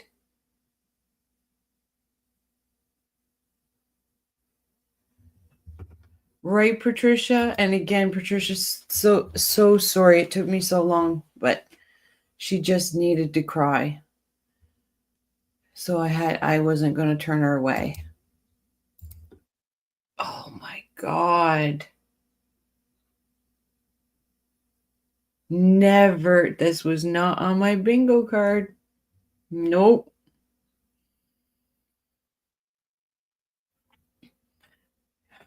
Well, I guess her part of her story to me was that her and Harvey could live out their golden years in peace and quiet meant putting both of your children in prison. Wow. Wow. Wow. Wow. Is Laurel still in the audience? Because I didn't think Donna would do it either. Nope. I have to pay attention and see if Laurel's still in the audience or if he's pulled Donna or left and he's having a big powwow with Wendy. Holy. who have their pictures there and the names Donna Adelson and Harvey Adelson. You see those on the top? Yes, ma'am. I asked you, as far as you know, were they involved in any of this? And you said no, correct? Yes, ma'am. So I asked you to put X's next to the people who on that page were not involved in this. Yes, ma'am. And you did that. Yes, I did. Thank you. Just one moment, Your Honor. Take your time. Holy shit. I don't have anything further. Redirect examination.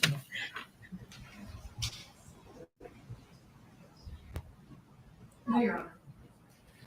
Is Mr. Rivera released or will he be recalled? He needs to remain under the rule, Your Honor. Very well. Mr. Rivera, please do not discuss your testimony with anyone else. The bailiff will take you at this time.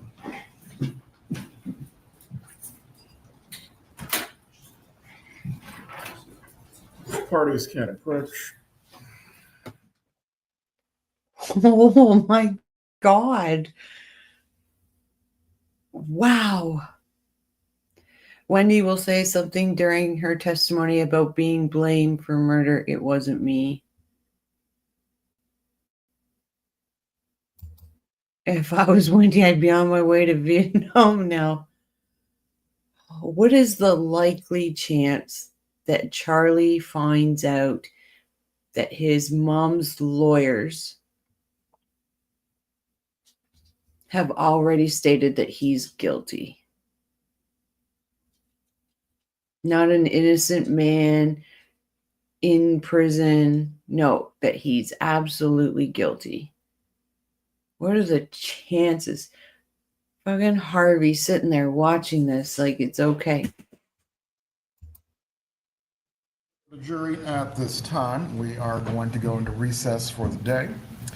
The same instruction that you have received since the start of jury selection, not to discuss the case with anyone else or to look.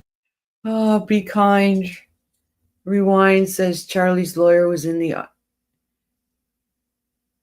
Offerman was in the audience? I didn't see Offerman. So he knows. Holy shit, the fireworks are coming.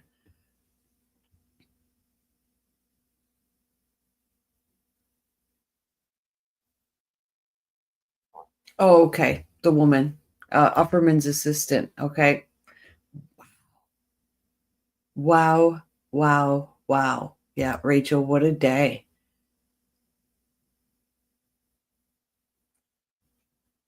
Okay, perfect. I I just, oh my God. Here we thought in Charlie's trial that it was incredible that Rashbaum gave up his defense in the opening statement. Like, laid it out for the state.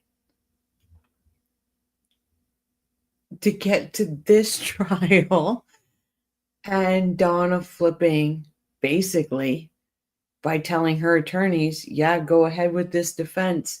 Blame it on my children. Just get me off. Oh.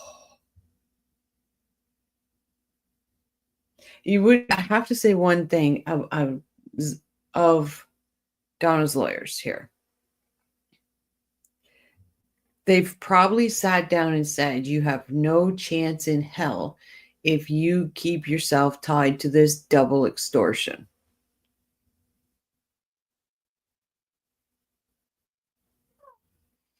Bloody hell. Any information about the case, once again, I'm going to remind you of this. Please report on Monday morning at 8:45. We will anticipate getting started by 9 o'clock. Enjoy your weekend. We will see you Monday. Judge, before they step out, may we touch on one other item? Yes.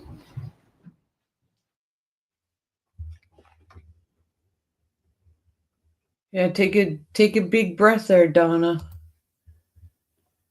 Now we know the Adelsons are each one on their own. Family broken. Yes. Jackie Sue, or Carrie Sue says, Jackie, We'll say anything to get Donna off. Eventually, it won't work. I agree. What a roller coaster day. Brilliant prosecution opening, weird defendant opening, judge frustration, Donna crying, and Luis, wow.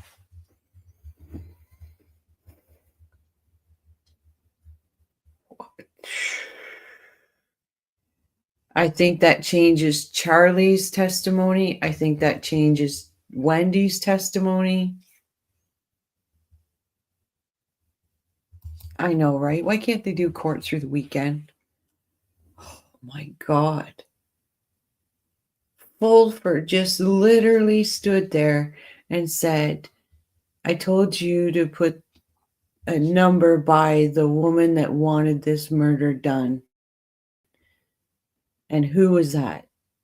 Wendy Adelson. I'm like, oh my God. This is just too much. This is too much. Luis seems almost in cahoots with the defense, in my opinion. How do you see that, Patricia? I'm curious how you see that. The fence will go after Wendy at cross. Yep. Guess she should have wanted to testify for her mom. Patricia Burns, no, the train cars. Remember, he wasn't involved with Donna Adelson.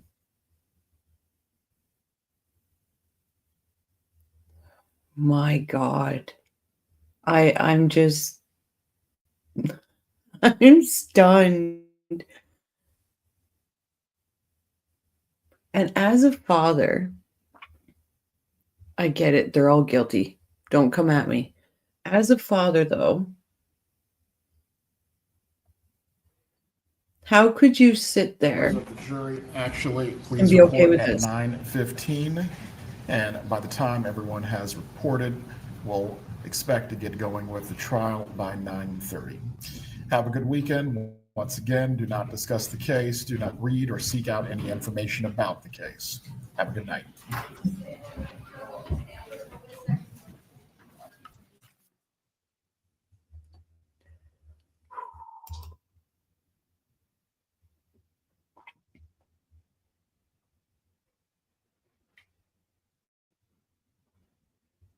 Unbelievable.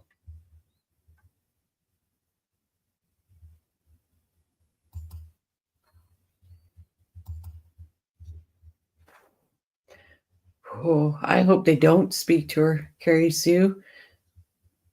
If I had a say in who Georgia spoke to, I'd say Charlie. He's the one that holds grudges, right? Ms. Kettleman, the witness is here this afternoon to start that, or you need to do that on Monday morning? I can start that this afternoon, Judge. We're just not prepared to go through the whole thing yet. We've been working on it since the issue arose.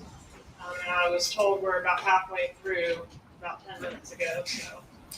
All right. If we can start at 8:30, have the witness and go through it smoothly. We'll give everyone an opportunity to get some rest for the weekend. Do you all prefer to do it that way?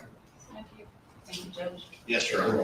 Thank you. Judge, I did fail to introduce one of the ATM still images, Exhibit 37. Would it be acceptable to move to admit this time? If you're relying on the same foundation provided by Mr. Rivera, unless there's an objection. No. There you are. States 37 is admitted. Briefly before we leave today, just to go through what has been admitted and has not, it cannot hurt. Oh, wow. I have on my chart state exhibits 1 through 34 as admitted, 37 through 47 admitted, 55 admitted, 67 and 68 admitted, 64 admitted with the exception of AA. Absolutely, be kind. Absolutely. Brutal.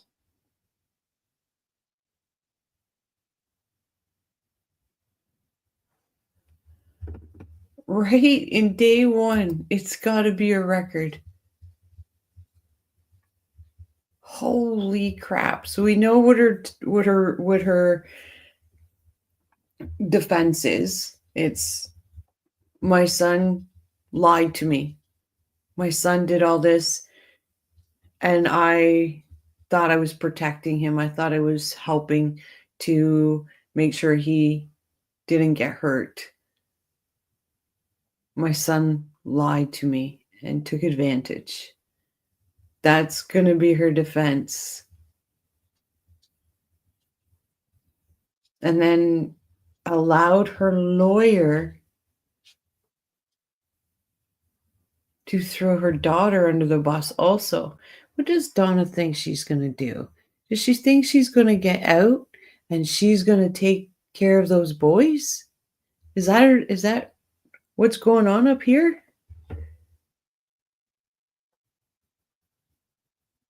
Yeah. My God, John, that's... If anybody says they had this on their bingo card, I would be shocked. I would be shocked.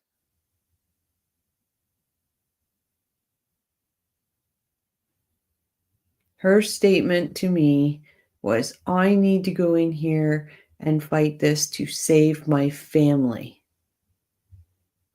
Oh, my dear, you didn't, unless, oh my God, Rochelle. Unless the comment to save my family is her, Harvey, and those two boys, and she wasn't talking about Wendy or Charlie. Man, oh man. Oh, she's going to be tense now.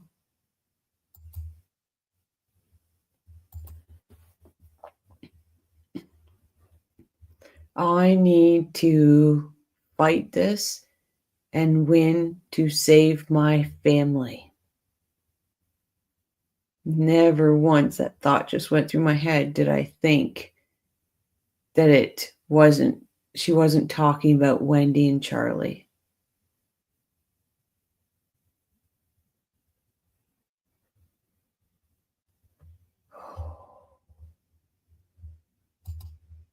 Carrie Sue says Wendy better spill her guts on Mama Donna or she's going to jail. I think she's going to jail anyway. Go ahead and spill your guts.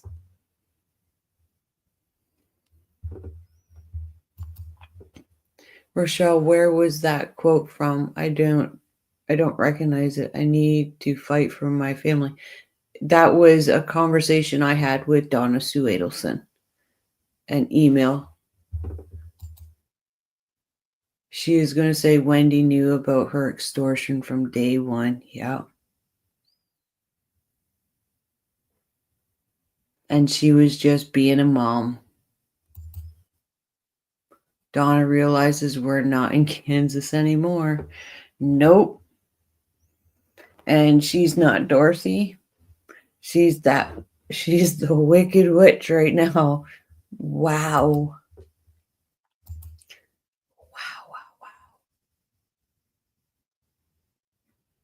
I don't even know what to say, guys.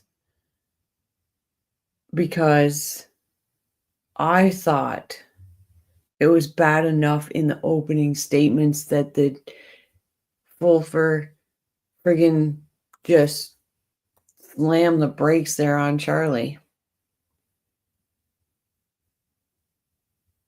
But for her to say the woman that wanted this murder to happen was Wendy Adelson.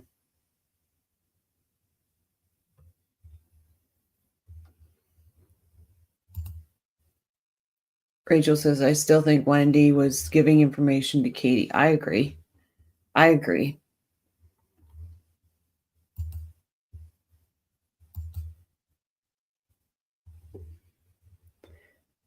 The information had to come from Wendy. Interesting that Charlie wasn't on the list in front of Rivera. He's the only one who wasn't.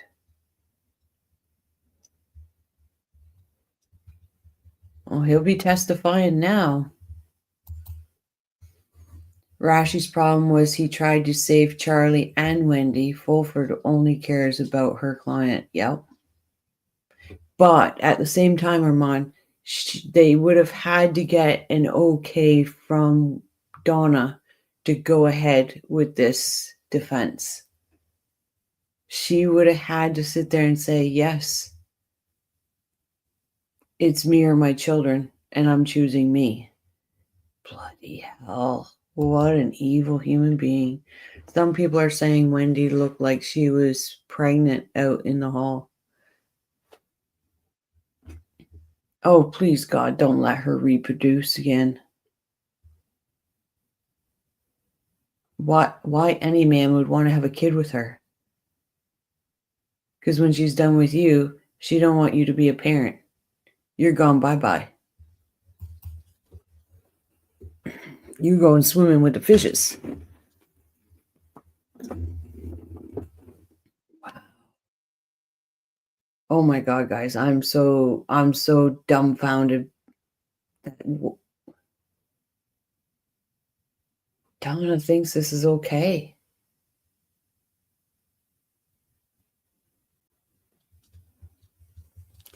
Well,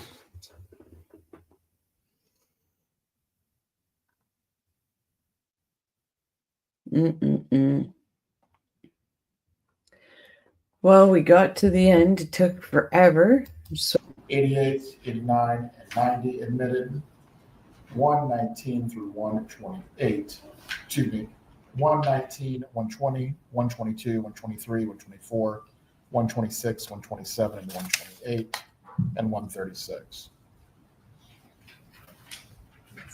Was one missing between 119 and 128, Your Honor? On my list, I have 119, 120, 122, 123, 124. I believe there was testimony from Miss Maltese about the eyeglass frame and the car, but I'm not sure if 121 was admitted. What happened, Judge, is Ms. Kaplan said that that's what she was requesting, but then when she said, I'd like to admit State's exhibit, it was 122 and 123. So I will move 121 into evidence at this time, Judge. Is there an objection? No objection. And after 128, Your Honor, you showed what else? After 128, 136, and that's it. That matches my list. Now we have a demonstrative A and a demonstrative D, which have been used. And Yes. advised the court no longer accepts demonstratives. Would you like to make those items court exhibits for appellate purposes? Yes.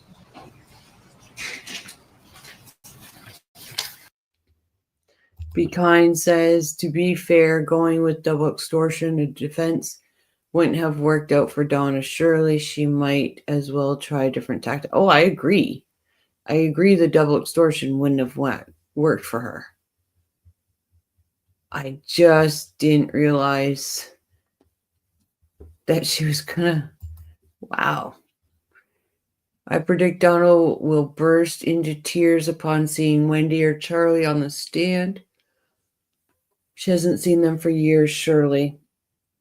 I don't think so. At first I did think Charlie. But if she's okay with her lawyers doing this, I don't know. Or she's going to be crying because she can play that up as, I'm hurt. I hurt. I've spent so much time in jail because my kids did this to me. Because she is a me type of person. Defense will go after Katie too and sink Charlie and maybe Wendy further. Oh, this is going to be a good trial. Holy crap. I knew it was going to be good, but I didn't realize it was going to be this good. Wow. Well, that being said, guys, I am going to say good night. I will see you tomorrow night. Oh, wow. Let's let this day sink in. Let it sink in, and then we'll digest it tomorrow, pick it to pieces. As always, thoughts and prayers to Ruth, Shelley, and Phil, especially with what they're having to go through right now. This is not right that they should have to be putting up with Donna and Harvey. Also, remember, please be kind to yourself. Be kind to others. Give somebody a smile. You never know what type of day they're having. Thank you all for joining me. Thank you for putting up with me disappearing to take that phone call. But when family needs you, and that's bottom line. Till tomorrow night, everyone, take care. Thank you. I appreciate you all. Oh, sorry, be kind, 8:30 my time. So that's Atlantic time.